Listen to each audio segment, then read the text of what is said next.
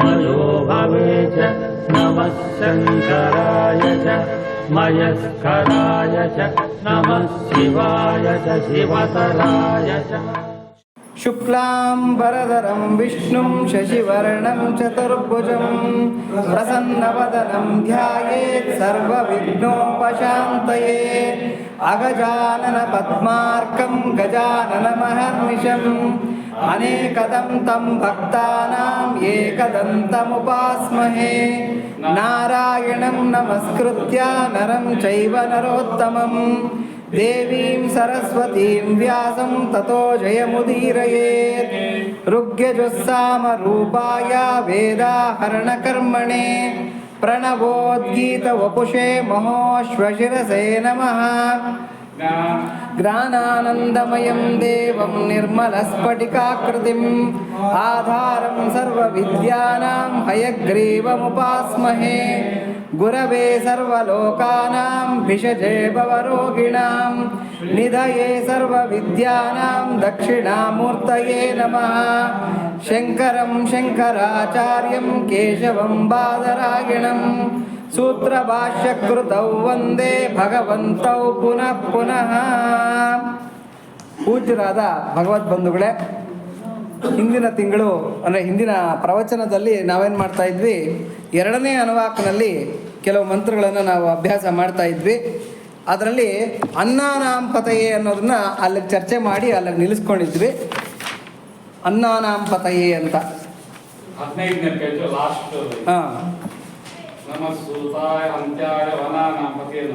ಅದರಲ್ಲಿ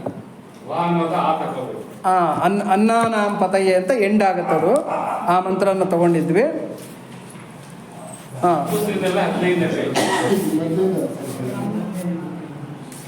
ಈಗ ಇನ್ನೊಂದ್ಸಲಿ ಫಸ್ಟಿಂದ ಹೇಳ್ಕೊಂಡ್ಬಿಡೋಣ. ಎರಡನೇ ಅನುವಾಕು ಪುಟ್ಟ ಅನುವಾಕ ಆಗಿರೋದ್ರಿಂದ ಅನುವಾಕ ಪೂರ್ತಿ ಹೇಳ್ಕೊಂಡ್ಬಿಡೋಣ. Page number 16 sir. ದೊಡ್ಡ ಪುಸ್ತಕದಲ್ಲಿ ಪೇಜ್ ನಂಬರ್ 16, 15. ಸಾಮಾನ್ಯಕ್ಕಷ್ಟೇ ಒಂದು ಪೇಜ್ ಹಿಂದೆ ಮುಂದೆ ಇರುತ್ತೆ. ನಮೋ ಹಿರಣ್ಯಬಾಹವೇ ಸೇನಾನ್ಯೇ ಸೇನಾನ್ಯೇ ದಿಶಾಂಚಪತಯೇ ನಮೋ ನಮೋ ವೃಕ್ಷೇಭ್ಯೋ ಹರಿಕೇಶೇಭ್ಯಃ ಪಶೂನಾಂ ಪತಯೇ ನಮೋ ನಮಃ ಸಸ್ಪಿಂಜರಾಯ ಋಷೀಮತೆ ಪತೀನಾಂ ಪತಯೇ ನಮೋ ನಮೋ ಬಬ್ಲುಷಾಯ ವಿವ್ಯಾಧಿನೇ ಅನ್ನಾನಾಂ ಪತಯೇ ನಮೋ. ಅದ ಮಧ್ಯೆ ಒಂದು ಎಸ್ ಇದೆ, ಅಲ್ಲಿ ನಾವು ದೀರ್ಘ ಹೇಳಿದಾಗ 2 ಪದ ಸೇರ್ಕೊಳುತ್ತೆ. ಅದನ್ನು ಬಿಡಿಸಿದ್ರೆ ಅನ್ನನಾಂ ಪತಯೇ ನಮೋ ಅಂತ ಆಗುತ್ತೆ. ನಮೋ ಬಬ್ಲುಷಾಯ ವಿವ್ಯಾಧಿನೇ ವಿವ್ಯಾಧಿನೇ ದಿ ಅಲ್ಲ ವಿ ವಿವ್ಯಾಧಿನೇ ಅನ್ನನಾಂ ಪತಯೇ ನಮೋ ನಮೋ ಹರಿಕೇಶಾಯೋಪವೀತಿನೇ ಪುಷ್ಟಾನಾಂ ಪತಯೇ ನಮೋ ನಮೋ ಭವಸ್ಯ ಹೇತ್ಯೈ ಜಗತಾಂ ಪತಯೇ ನಮೋ ನಮೋ ರುದ್ರಾಯ ತಥಾವಿನೇ ಕ್ಷೇತ್ರಾಣಾಂ ಪತಯೇ ನಮೋ ನಮಃ ಸೂತಾಯ ಹಂತ್ಯಾಯ ವನಾನಾಂ ಪತಯೇ ನಮೋ ನಮೋ ಮಂತ್ರಿಣೇ ವಾಣಿಜಾಯ ಕಕ್ಷಾಣಾಂ ಪತಯೇ ನಮೋ ನಮೋ ಭುವಂತಯೇ ವಾರಿವಸ್ಕೃತ ಔಷಧೀನಾಂ ಪತಯೇ ನಮೋ ನಮ ಉಚ್ಚೈರ್ಘೋಷಾಯ ಆಕ್ರಂದಯತೆ ಪತ್ತೀನಾಂ ಪತಯೇ ನಮೋ ನಮಃ ಕೃಷ್ಣವೀತಾಯ ಧಾವತೆ ಸತ್ವನಾಂ ಪತಯೇ ನಮಃ. ಇದು ಎರಡನೇ ಅನುವಾಕ. ಈ ಎರಡನೇ ಅನುವಾಕದಲ್ಲಿ ಅನ್ನಾನಾಂ ಪತಯೇ ನಮೋವರೆಗೂ ನಾವು ಹೇಳ್ಕೊಂಡಿದ್ವಿ. ಇದ್ರಲ್ಲಿ ಒಂದು ಲೈನ್ ಎಕ್ಸ್ಟ್ರಾ ಇದೆ ಸ್ವಾಮಿ. ಎಲ್ಲಿದೆ ಹೇಳಿ? ನಮೋ ರೋಹಿತಾಯ ಸ್ವಪತಯೇ ಅಂತಿದೆ ಇದ್ರ ಮೇಲೆ. ಅದೇನು ಅದ್ರಲ್ಲಿ ಬರಲಿಲ್ಲ. ಇದ್ರಲ್ಲಿ ಬರಲಿಲ್ವಾ? ಹಾಗಾದ್ರೆ ಮಿಸ್ ಆಗಿದೆ. ನಮೋ ರೋಹಿತಾಯ ಸ್ತಪತಯೇ ವೃಕ್ಷಾಣಾಂ ಪತಯೇ ನಮೋ. ಇದ್ರಲ್ಲಿ ಮಿಸ್ ಆಗ್ಬಿಟ್ಟಿದೆ. ಹಾಗಾದ್ರೆ ಕರೆಕ್ಟು. ಮಿಸ್ಸಿಂಗ್ ಇದೆ. ಪ್ರಿಂಟ್ ಮಿಸ್ಟೇಕ್ ಆಗಿರುತ್ತೆ. ಕರೆಕ್ಟ್. ಸ್ತಪತಯೇ ವೃಕ್ಷಾಣಾಂ ಪತಯೇ ನಮೋ ಅಂತ ಬಿಟ್ಟು ಕರೆಕ್ಟ್, ಅದು ಬರುತ್ತೆ. ಅದು ಬಂದಾಗ ಆ ಪುಸ್ತಕ ಇಸ್ಕೊಂತೀನಿ. ಅದು ಕರೆಕ್ಟ್ ಆಗಿದೆ. ಅದು ನಿತ್ಯ ಇದಕ್ಕೆ ಪಾರಾಯಣಕ್ಕೆ ಮಾಡಿರ್ತಾರೆ, ಅದು ಕರೆಕ್ಟ್ ಆಗಿರುತ್ತೆ. ಇದು ಮಾಮೂಲಿಯಾಗಿ ಕೊಟ್ಟಿರ್ತಾರೆ, ಮಿಸ್ ಆಗಿದೆ. ಅದೇ ಒರಿಜಿನಲ್ಲು. ಮೂರ್ತಿ ಚಿಕ್ಕದಾದರೂ ಕೀರ್ತಿ ದೊಡ್ಡದು. ಈಗ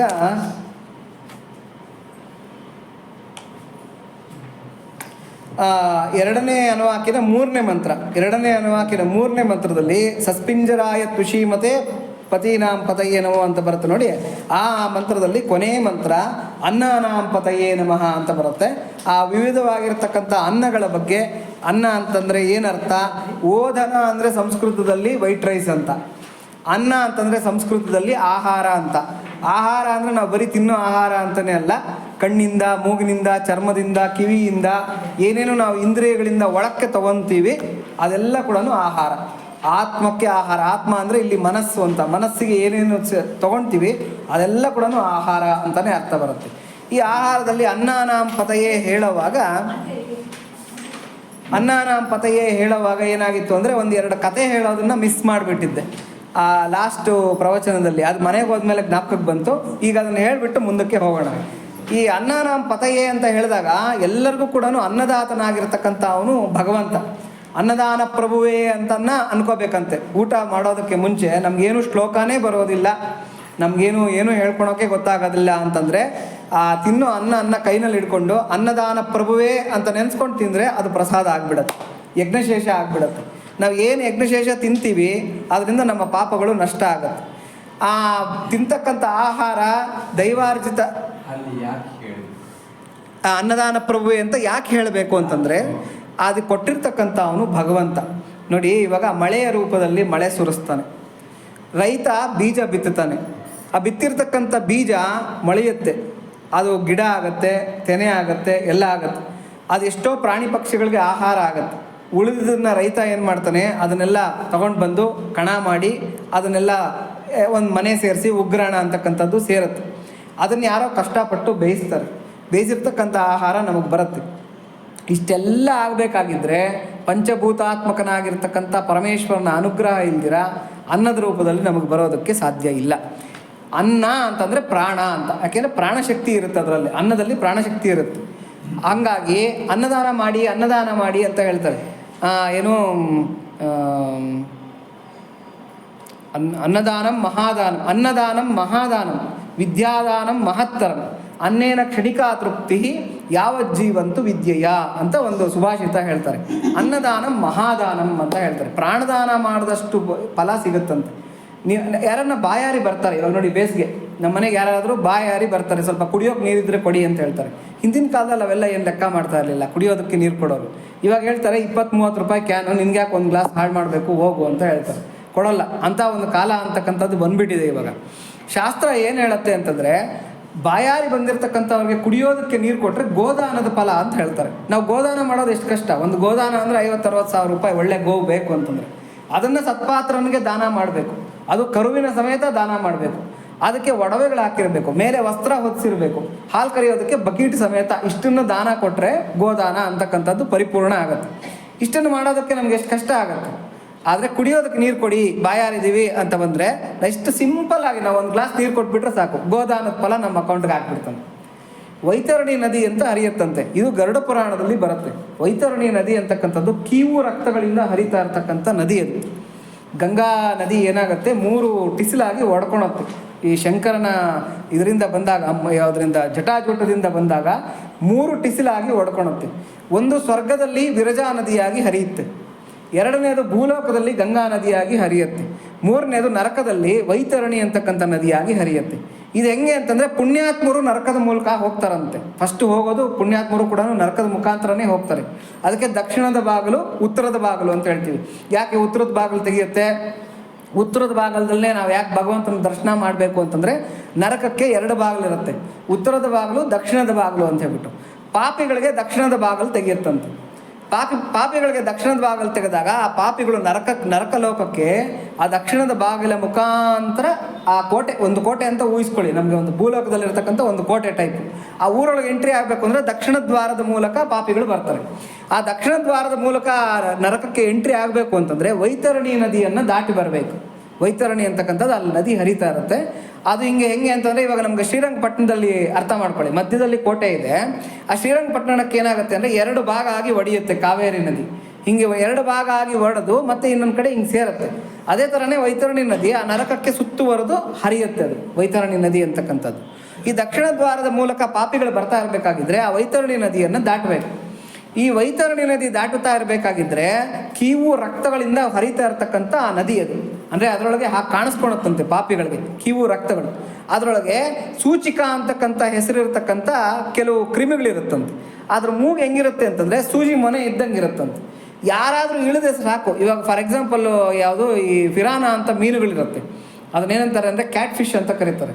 ಯಾರಾದರೂ ಇಳಿದ್ರೆ ಸಾಕು ಅದು ಕಂಡ ಕಿತ್ಕೊಂಡು ತಿನ್ಬಿಡುತ್ತೆ ಅಲ್ಲೇನೆ. ಅಂಥ ಒಂದು ಮೀನುಗಳಿರುತ್ತೆ, ಫಿರಾನ ಅಂತ ಕರೀತಾರೆ. ಆ ಥರ ಭಯಂಕರವಾಗಿರ್ತಕ್ಕಂಥ ಕ್ರೂರ ಜಾತಿಯ ಮೀನುಗಳು ಮತ್ತು ಕ್ರೂರವಾಗಿರ್ತಕ್ಕಂಥ ಮೂಗುಗಳಿರ್ತ ಕ್ರಿಮಿಗಳು ಅದರೊಳಗೆ ಇರುತ್ತಂತೆ ಆ ಒಂದು ನದಿನಲ್ಲಿ. ಅದನ್ನು ದಾಟೋದಕ್ಕೆ ಅಂತ ಪಾಪಿಗಳನ್ನು ಅಲ್ಲಿ ಕರ್ಕೊಂಬಂದಾಗ ಪಾಪಿಗಳಿಗೆ ಕೇಳ್ತಾನಂತೆ ಯಾರು ಯಮಭಟ್ರು. ಒಂದು ಪಾಪಿಗೆ 3 ಜನ ಯಮಭಟ್ರು ಇರ್ತಾರೆ ಕರ್ಕೊಂಬರೋದಕ್ಕೆ. ಒಬ್ಬನು ಹೊಡಿತಾ ಇರ್ತಾನೆ, ಒಬ್ಬನು ಗಾಳ ಹಾಕಿ ಎಳಿತಾ ಇರ್ತಾನೆ, ಇನ್ನೊಬ್ಬನು ಅವನನ್ನು ಕೈಗಳೆರಡು ಹಿಂದಕ್ಕೆ ಮಡಿಸಿ ಗುದ್ದಿ ಕರ್ಕೊಂಡು ಹೋಗ್ತಾರಂತೆ ನರಕಕ್ಕೆ. ಇದು ವರ್ಣನೆ ಇದರಲ್ಲಿ ಯಾವುದರಲ್ಲಿ ಗರುಡ ಪುರಾಣದಲ್ಲಿ ಬರ್ತಕ್ಕಂಥದ್ದು. ಅಲ್ಲಿಗೆ ಬಂದಾಗ ಅವ್ರನ್ನ ಕೇಳ್ತಾರಂತೆ, ಏನಪ್ಪ ವಿಶೇಷವಾಗಿ ನೀನೇನನ್ನ VIP ಪಾಸ್ ಏನನ್ನ ತೊಗೊಂಡಿದ್ದೀಯಾ? ಹಂಗೇನನ್ನ ಇದ್ದರೆ ನಿಂಗೆ ಇಲ್ಲಿ ದೋಣಿ ಕೊಡ್ತೀವಿ, ತೆಪ್ಪನೋ ದೋಣಿನೋ ಸಿಗುತ್ತೆ, ಅದಕ್ಕೆ ತಕ್ಕಂತೆ ABCD ಅಂತ ಇರುತ್ತೆ. ಆ ಕ್ಯಾಟಗರಿಗೆ ತಕ್ಕಂತೆ ನಿನಗೆ ಒಂದು ದೋಣಿ ಕೊಡ್ತೀವಿ.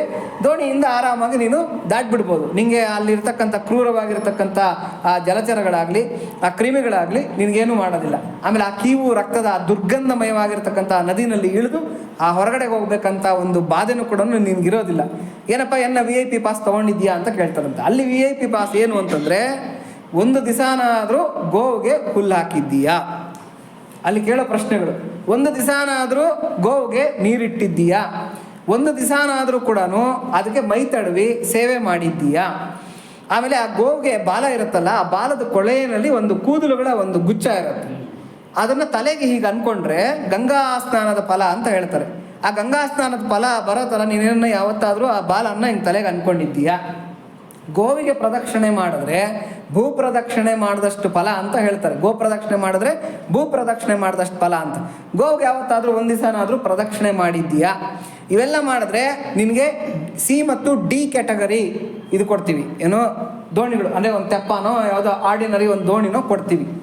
ಇನ್ನು B ಮತ್ತು A ಕ್ಯಾಟಗರಿ ಏನು ಅಂತಂದರೆ 1 ದಿವಸನಾದರೂ ಕೂಡ ಈ ಗೋವಿಗೆ ಏನಾಗಿರುತ್ತೆ ಅಂದರೆ ಈ ಒಂದು ಗಂಗಡೋಲು ಅಂತ ಕರೀತಾರೆ. ಅದನ್ನು ಕನ್ನಡದಲ್ಲಿ ಏನಂತಾರೆ ಅಂತಂದರೆ ಇದೊಂದು ಕುತ್ತಿಗೆ ಭಾಗದಲ್ಲಿ ಇರುತ್ತೆ. ಅದನ್ನು ಈ 10 ಬೆರಳುಗಳಲ್ಲಿ ಹೀಗೆ ಕೆರಿಬೇಕಂತ, ಅದನ್ನು ಹಿಂಗೆ ಇದು ಮಾಡ್ಬೇಕಂತ. ಆ ಥರ ನೀನೇನನ್ನ ಮಾಡಿದ್ದೀಯಾ? ಮಾಡಿಸ್ಕೊಳ್ಳುತ್ತೆ, ತುಂಬ ಇಷ್ಟ. ಆಮೇಲೆ ಅದನ್ನ ಯಾರು ಆ ಥರ ಮಾಡ್ತಾರೆ ಅವ್ರ ತಲೆ ಎಲ್ಲ ನಾಕುತ್ತದು. ಯಾಕಂದ್ರೆ ನಾನು ಮಾಡಿ ನೋಡಿದ್ದೀನಿ, ಅದು ಭಾಳ ಪ್ರೀತಿ ಇದು ಮಾಡುತ್ತೆ ಅದನ್ನು ಕೂಡ. ಹಂಗೇನನ್ನ ಮಾಡಿದ್ದೀಯಾ? ಆಮೇಲೆ ಗೋಶಾಲೆಗಳು ಕಟ್ಸಿದ್ದೀಯಾ? ಗೋಶಾಲೆಗಳಿಗೆ ಮೇಲ್ಗಡೆ ಚಾವಣಿಗಳು ಬಿಸಿಲು ಬೀಳ್ದಿರಾ ಮಳೆ ಬೀಳ್ದಿರಾ ಆ ಥರದ್ದನ್ನು ಹಾಕ್ಸಿದ್ದೀಯಾ? ಹಾಗೇನನ್ನ ಮಾಡಿದ್ರೆ ನಿಮಗೆ ಬಿ ಕ್ಯಾಟಗರಿ ದೋಣಿ ಸಿಗುತ್ತೆ ನಿನಗೆ. ಇನ್ನೊಂದು A ಕ್ಯಾಟಗರಿ ಇದೆ. A ಕ್ಯಾಟಗರಿ ಏನು ಅಂತಂದರೆ ಯಂತ್ರಚಾಲಿತವಾಗಿರತಕ್ಕಂಥ ದೋಣಿ. ನೀನು ಇಲ್ಲಿ ಕೂತ್ಕೊಂಡ್ರೆ ಸಾಕು, ಬರ್ರ ಅಂತ ಕರ್ಕೊಂಡೋಗಿ ಅಲ್ಲಿ ಸ್ಟೀಮ್ ಬೋಟ್ ಆ ಕಡೆ ಬಿಟ್ಬಿಡುತ್ತೆ ನಿನಗೆ. ವೈತರಣಿ ತೊಂದರೆ ಇರೋದಿಲ್ಲ ನಿನಗೆ.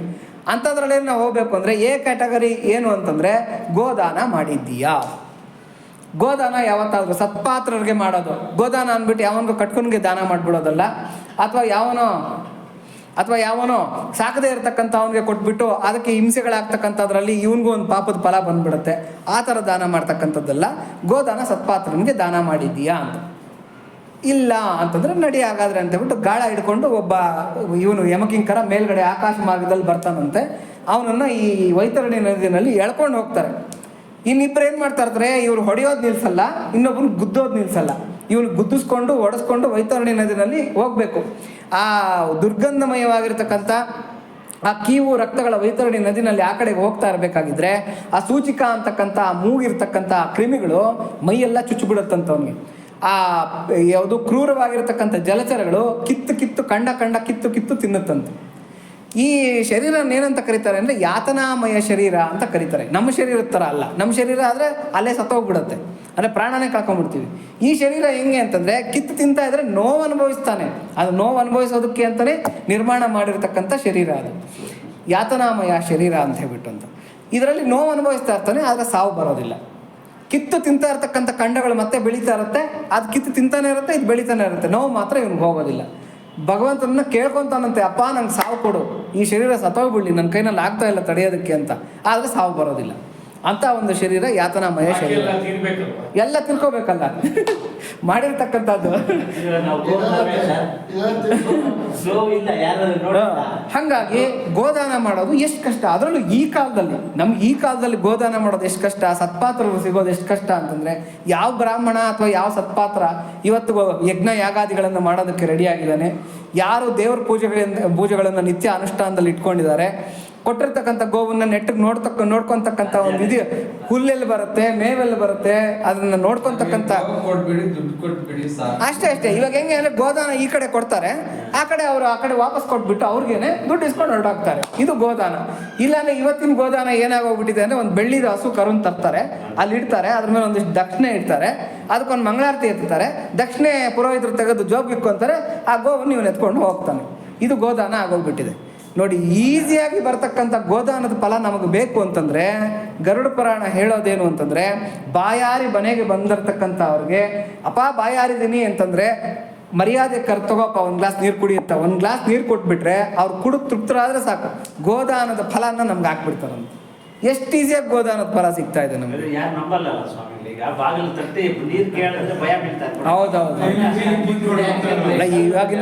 ಇವಾಗಿನ ಕಾಲನೂ ಹಾಗೆ ಆಗ್ಬಿಟ್ಟಿದೆ.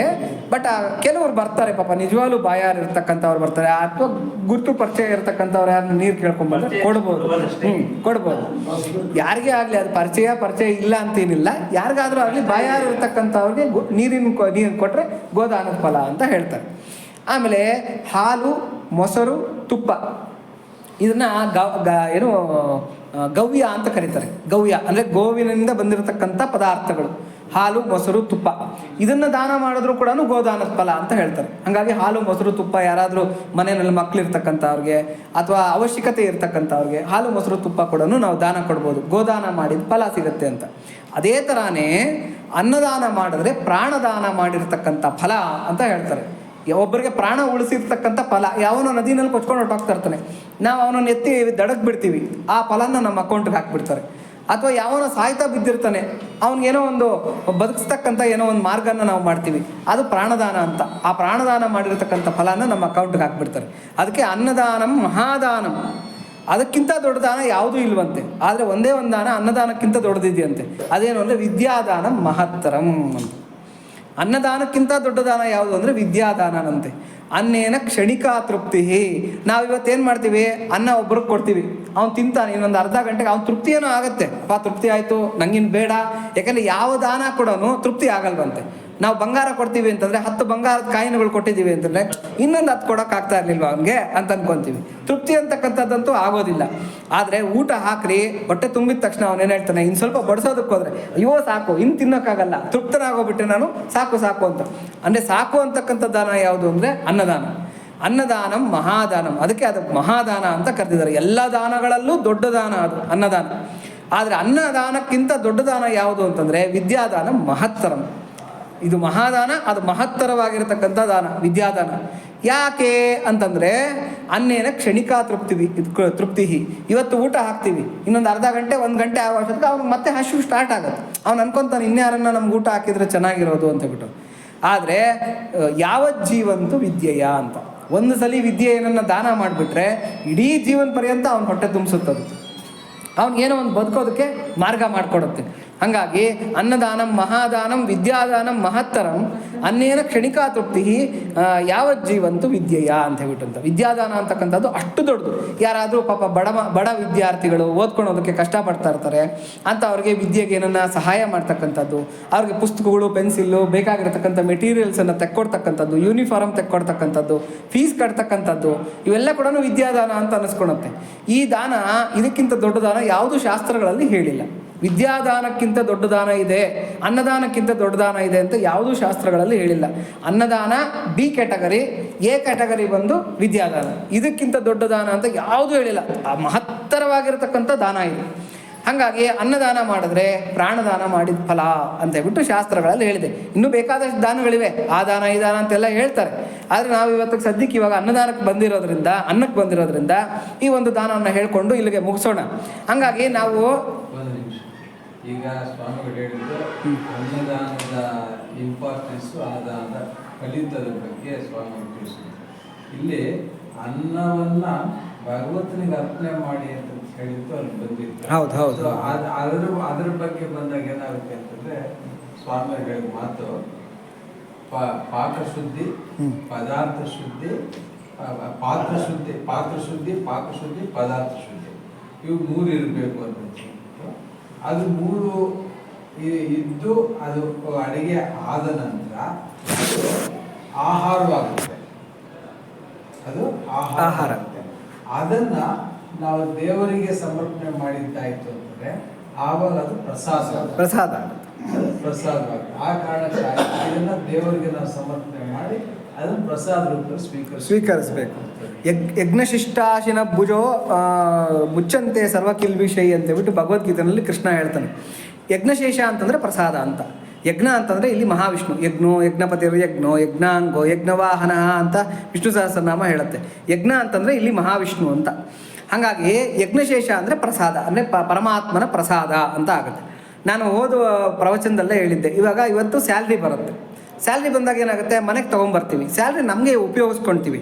ಆದರೆ ಮನೆಗೆ ತಂದಿದ ತಕ್ಷಣ ಅದರಲ್ಲಿ ಒಂದು 50 ರೂಪಾಯೋ 100 ರೂಪಾಯೋ ಯಾರಾದರೂ ಬಡಬಗ್ಗರಿಗೆ ಅಥವಾ ಬೇಕಾಗಿರ್ತಕ್ಕಂಥವ್ರಿಗೆ ಅಥವಾ ಅವಶ್ಯಕತೆ ಇರತಕ್ಕಂಥವ್ರಿಗೆ ಅದನ್ನು ಏನು ಅಂದರೆ ಪಾತ್ರ ತಿಳಿದು ಕೊಡಬೇಕು. ಇಲ್ಲಾಂದರೆ ಅಪಾತ್ರ ದಾನ ಆಗೋಗ್ಬಿಡುತ್ತೆ. ಪಾತ್ರ ತಿಳಿದು ಅದನ್ನು ಖರ್ಚು ಮಾಡಿದ್ರೆ ಉಳಿದಿದ ಅಷ್ಟು ಅಮೌಂಟ್ ಏನಾಗುತ್ತೆ, ಯಜ್ಞಶೇಷ ಆಗುತ್ತೆ. ಅದೇ ಪ್ರಸಾದ ಆಗೋಗ್ಬಿಡತ್ತದು. ಅದನ್ನು ನಾವು ಪ್ರಸಾದ ಪುಂಜಿಸ್ತೀವಿ ಹೊರತಾಗಿ ನಾವು ನಮ್ಮ ಸ್ಯಾಲ್ರಿನ ತಂದು ಎಂಜಾಯ್ ಮಾಡಿದ್ವಿ ಅಂತ ಆಗೋದಿಲ್ಲ. ಅದೇ ಥರನೇ ಅನ್ನನೂ ಕೂಡ, ಅನ್ನನ ನಾವು ಬೇಯಿಸಿದ್ದಾದ್ಮೇಲೆ ಅದಕ್ಕೆ ಉಪನಿಷತ್ತು, ಇದರಲ್ಲಿ ತೈತರಿಯ ಉಪನಿಷತ್ನಲ್ಲಿ ಹೇಳುತ್ತೆ, ಅನ್ನಂ ನನಿಂದ್ಯಾತ್ ತದ್ವ್ರತಂ ಅಂತ ಹೇಳ್ಬಿಟ್ಟು ಅಂತ. ಅನ್ನನ ಯಾವತ್ತೂ ಕೂಡ ಟೀಕೆ ಮಾಡಬಾರ್ದಂತೆ. ನಾವು ತಿನ್ನೋ ಅನ್ನನ ಇದು ಉಪ್ಪು ಸರಿ ಇಲ್ಲ, ಅದು ಸರಿ ಇಲ್ಲ, ಅವ್ನು ಸರಿಯಾಗಿ ಮಾಡಲಿಲ್ಲ, ಇನ್ನು ಸ್ವಲ್ಪ ಬೇಯಿಸ್ಬೇಕಾಗಿತ್ತು, ಇದ್ಯಾವುದೋ ಮೆಟೀರಿಯಲ್ಸ್ ಸರಿಯಾಗಿ ಹಾಕಿಲ್ಲ, ಇದಕ್ಕೆ ಬಾಸುಮತಿ ಹಾಕಬೇಕಾಗಿತ್ತು, ಹಿಂಗೆಲ್ಲ ನಿಂದೆ ಮಾಡಬಾರ್ದಂತೆ. ಅನ್ನಂ ನನಿಂದ್ಯಾತ್ ತದ್ವ್ರತಂ ಅನ್ನಂ ಬಹುಕುರ್ವೀತ ತದ್ವ್ರತಂ ಅಂತ ಹೇಳ್ತಾರೆ. ಅನ್ನನ ಯಾವತ್ತಿಗೂ ಕೂಡ ನಮಗಷ್ಟೇ ಬೇಯಿಸ್ಕೋಬಾರ್ದಂತೆ. ಅದನ್ನೇ ಭಗವದ್ಗೀತೆನಲ್ಲೂ ಕೂಡ ಹೇಳ್ತಾನೆ, ತಮಗೆ ತಾವೇ ಯಾರು ಅನ್ನನ ಬೇಯಿಸ್ಕೊತಾರೋ ಅವ್ರು ಪಾಪನ್ನೇ ತಿಂತಾರೆ ಅಂತ ಹೇಳ್ಬಿಟ್ಟು ಭಗವದ್ಗೀತೆನಲ್ಲಿ ಕೃಷ್ಣ ಬೈತಾನೆ. ಅನ್ನಂ ಬಹುಕುರ್ವೀತ ತದ್ವ್ರತಂ ಅಂದರೆ ನಾವು 3 ಜನ ಮನೆಯಲ್ಲಿ ಇದ್ದೀವಿ ಅಂತಂದರೆ 3 ಜನಕ್ಕೆ ಆಗಿ ಇನ್ನು ಸ್ವಲ್ಪ ಮಿಗೋ ಅಷ್ಟು ಅನ್ನನ ಮಾಡ್ಬೇಕಂತ. ಯಾಕೆ ಅಂದರೆ ಇದ್ದಕ್ಕಿದ್ದಾಗ ಯಾರೋ ಅತಿಥಿಗಳು ಬಂದುಬಿಡ್ತಾರೆ ಅಥವಾ ಹಸ್ದಿರ್ತಕ್ಕಂಥವ್ರು ಬರ್ತಾರೆ, ಏನಪ್ಪ ಸ್ವಲ್ಪ ಏನನ್ನ ಕೊಡ್ತೀಯಾ ಅಂತ ಹೇಳ್ಬಿಟ್ಟು ನಾವು 3 ಜನಕ್ಕೆ ಮಾಡ್ಕೊಂಡಿರ್ತೀವಿ. 3 ಜನಕ್ಕೆ ಮಾಡ್ಕೊಂಡಿರ್ತಕ್ಕಂಥದ್ದನ್ನು ನಾವು 3 ಜನಕ್ಕೆ ಇಟ್ಕೊಂಡ್ಬಿಟ್ಟು ಅವ್ನಿಗೆ ಇಷ್ಟೇ ಅಥವಾ ಮಿಕ್ಕಿರೋದು ಕೊಡೋಕ್ಕೂ ಕೂಡ ನಮ್ಮ ಹತ್ರ ಏನೂ ಇರೋದಿಲ್ಲ. ಕೆಲವ್ರು ಹೆಂಗೆ ಅಂತಾರೆ, ಬಳ್ದು ಹಾಕ್ಕೊಳೋದು ಮಿಕ್ಕೋಗುತ್ತೆ, ಆಮೇಲೆ ಬಿಸಾಕೋಕ್ಕೆ ಜಾಗ ಇಲ್ಲ, ಎಲ್ಲಿ ಡಸ್ಟ್ಬಿನ್ ಕೂಡ ಹಾಕೋಕ್ಕಾಗಲ್ಲ. ಹಾಗಾಗಿ ಹಾಕ್ಕೊಂಬಿಡ್ರಿ ಉಳಿದಿರೋ ಸಾರೆಲ್ಲ ಹಾಕ್ಕೊಂಬಿಡ್ರಿ, ಮಿಕ್ಕಿರೋ ಅನ್ನನೆಲ್ಲ ಹಾಕ್ಕೊಂಬಿಡ್ರಿ ಅಂತ ಬಳ್ದು ಹಾಕ್ಕೊಂಡು ಇದು ಮಾಡ್ಬಿಡ್ತಾರೆ. ನಮ್ಮಲ್ಲಿ ಹಿರಿಯರು ಏನು ಹೇಳ್ತಾ ಇದ್ರು, ರಾತ್ರಿ ಹೊತ್ತು ಅನ್ನದ ಪಾತ್ರೆ ಖಾಲಿ ಆಗಬಾರ್ದು, ಮಾಡಿರ್ತಕ್ಕಂಥ ಅಡುಗೆ ಪಾತ್ರೆ ಖಾಲಿ ಆಗಬಾರ್ದು. ಹಾಗೇನ ಬಳದು ಖಾಲಿ ಮಾಡಿದ್ರೆ ಮಹಾಲಕ್ಷ್ಮಿ ಬಳ್ಕೊಂಡು ಹೊರಟೋಗ್ತಾಳೆ ಮನೆಯಿಂದ ಅಂತ ಹೇಳ್ತಾರೆ. ಅದಕ್ಕೊಂದು 4 ಅಗಳಾದರೂ ಕೂಡ ಶಾಸ್ತ್ರಕ್ಕೊಂದು 4 ಅಗಳಾದರೂ ಅಲ್ಲಿ ಉಳಿಸಿರ್ತಾರೆ. ಆ ಮಾಡಿರ್ತಕ್ಕಂಥ ಪಾತ್ರೆಗಳನ್ನ ಸ್ವಲ್ಪ ಉಳಿಸ್ತಾರೆ. ಅದ್ರ ಅರ್ಥ ಏನು ಅಂದರೆ, ಅನ್ನಂ ಬಹುಕುರ್ವಿತ ಅಂತ ಯಾಕೆ ಹೇಳ್ತಾರೆ ಅಂದರೆ, ನಮ್ಮ 3 ಜನಕ್ಕಾಗಿ ಯಾರಾದರೂ ಬಂದರೆ ಅವ್ರಿಗೊಂದು ಇಡೀ ಹಾಕೋ ಅಷ್ಟನ್ನ ಇರಬೇಕು ಅಂತ ಹೇಳ್ಬಿಟ್ಟು ಅಂತ. ನೋಡಿ, ಇಲ್ಲಿ ಒಂದು ಕಥೆಯನ್ನು ಹೇಳ್ಕೊಳ್ಳೋಣ. ಏನು ಅಂತಂದರೆ, ರಾಜಸೂಯ ಯಾಗ ಮಾಡ್ತಾ ಇದ್ದಂತೆ, ಯಾರು ಯುಧಿಷ್ಠಿರ ರಾಜಸೂಯ ಯಾಗ ಮಾಡ್ತಾ ಇರಬೇಕಾಗಿದ್ದರೆ ಅಲ್ಲೇನಾಗುತ್ತೆ, ದಾನ ಮಾಡೋವಾಗ ಏನಾಗುತ್ತೆ, ನಾವು ನೀರಿನ ಮುಖಾಂತರ ದಾನ ಮಾಡ್ತೀವಿ. ಇವತ್ತಿಗೂ ಅದೇ, ಒಂದು ತುಳಸಿ ದಳ ಹಾಕ್ಕೊಂಡು ನೀರು ಹಾಕ್ಕೊಂಡು ನಾವು ದಾನದ ಮುಖಾಂತರ ಕೊಡ್ತೀವಿ. ಯಾಕೆ ಅಂತಂದರೆ ಈ ನೀರಿಗೆ ಮೆಮೊರಿ ಪವರ್ ಇರುತ್ತಂತ. ನಾವು ಅದಕ್ಕೆ ನೋಡಿ, ಇವಾಗ ಹಿಂದಿನ ಕಾಲದಲ್ಲಿ ಶಾಪ ಕೊಡಬೇಕಾದ್ರೆ ನೀರು ತೊಗೊಂಡು ಹಿಂಗೆ ಹಾಕೋರು, ನಿಂಗೆ ಹಿಂಗಾಗಲಿ ಅಂತ ಹೇಳ್ಬಿಟ್ಟು ವರ ಕೊಡಬೇಕಾಗಿದ್ರು ಕೂಡ ನೀರು ತೊಗೊಂಡು ಚುಮ್ಕರಿಸ್ತಾರೆ. ನೀವು ಇವಾಗ ನೋಡಿ, ಇವಾಗ ಪುಣ್ಯಾಹ ಮಾಡ್ತಾರೆ ಅಥವಾ ಎನ್ನ ಮಾಡ್ತಾರೆ, ಒಂದು ಹೂವಿನಲ್ಲಿ ನೀರಿನಲ್ಲಿ ಅದ್ದುಕೊಂಡು ಅದನ್ನೆಲ್ಲರ ಮೇಲೂ ಚುಮ್ಕರಿಸ್ತಾರೆ. ಯಾಕೆ ಪ್ರೋಕ್ಷಣೆ ಯಾಕೆ ಮಾಡ್ತಾರೆ ಅಂತಂದರೆ ನೀರಿಗೆ ಮೆಮೊರಿ ಪವರ್ ಇರುತ್ತಂತೆ. ಅದು ಮೆಮೊರಿನ ಕ್ಯಾರಿ ಓವರ್ ಮಾಡುತ್ತೆ, ಇಲ್ಲಿಂದ ಅಲ್ಲಿಗೆ ಅಲ್ಲಿಂದ ಇಲ್ಲಿಗೆ ಕ್ಯಾರಿ ಓವರ್ ಮಾಡುತ್ತೆ. ಹಾಗಾಗಿ ನೀರಿಗೆ ಆ ಪವರ್ ಇರುತ್ತೆ. ದಾನ ಮಾಡಬೇಕಾಗಿದ್ರೆ ಏನು ಮಾಡ್ತಾರೆ, ನಾನು ಇಂಥವನು ಅದು ಸಂಕಲ್ಪ ಹೇಳ್ಕೊತಾರೆ, ನಾನು ಇಂಥ ದಿವಸ ಇಂಥವನು ಇಂಥ ದಾನವನ್ನು ಕೊಡ್ತಾ ಇದ್ದೀನಿ, ತುಭ್ಯ ಮಹಾಂ ಸಂಪ್ರದತೆ ನಮ್ಮಮ್ಮ ಅಂತ ಹೇಳ್ಕೊಂಡು ತುಳಸಿ ದಳ ಹಾಕ್ಕೊಂಡು ನೀರು ಹಾಕ್ಕೊಂಡು ಅದನ್ನು ದಾನಿ ಕೈನಲ್ಲಿ ಬಿಡ್ತಾರೆ.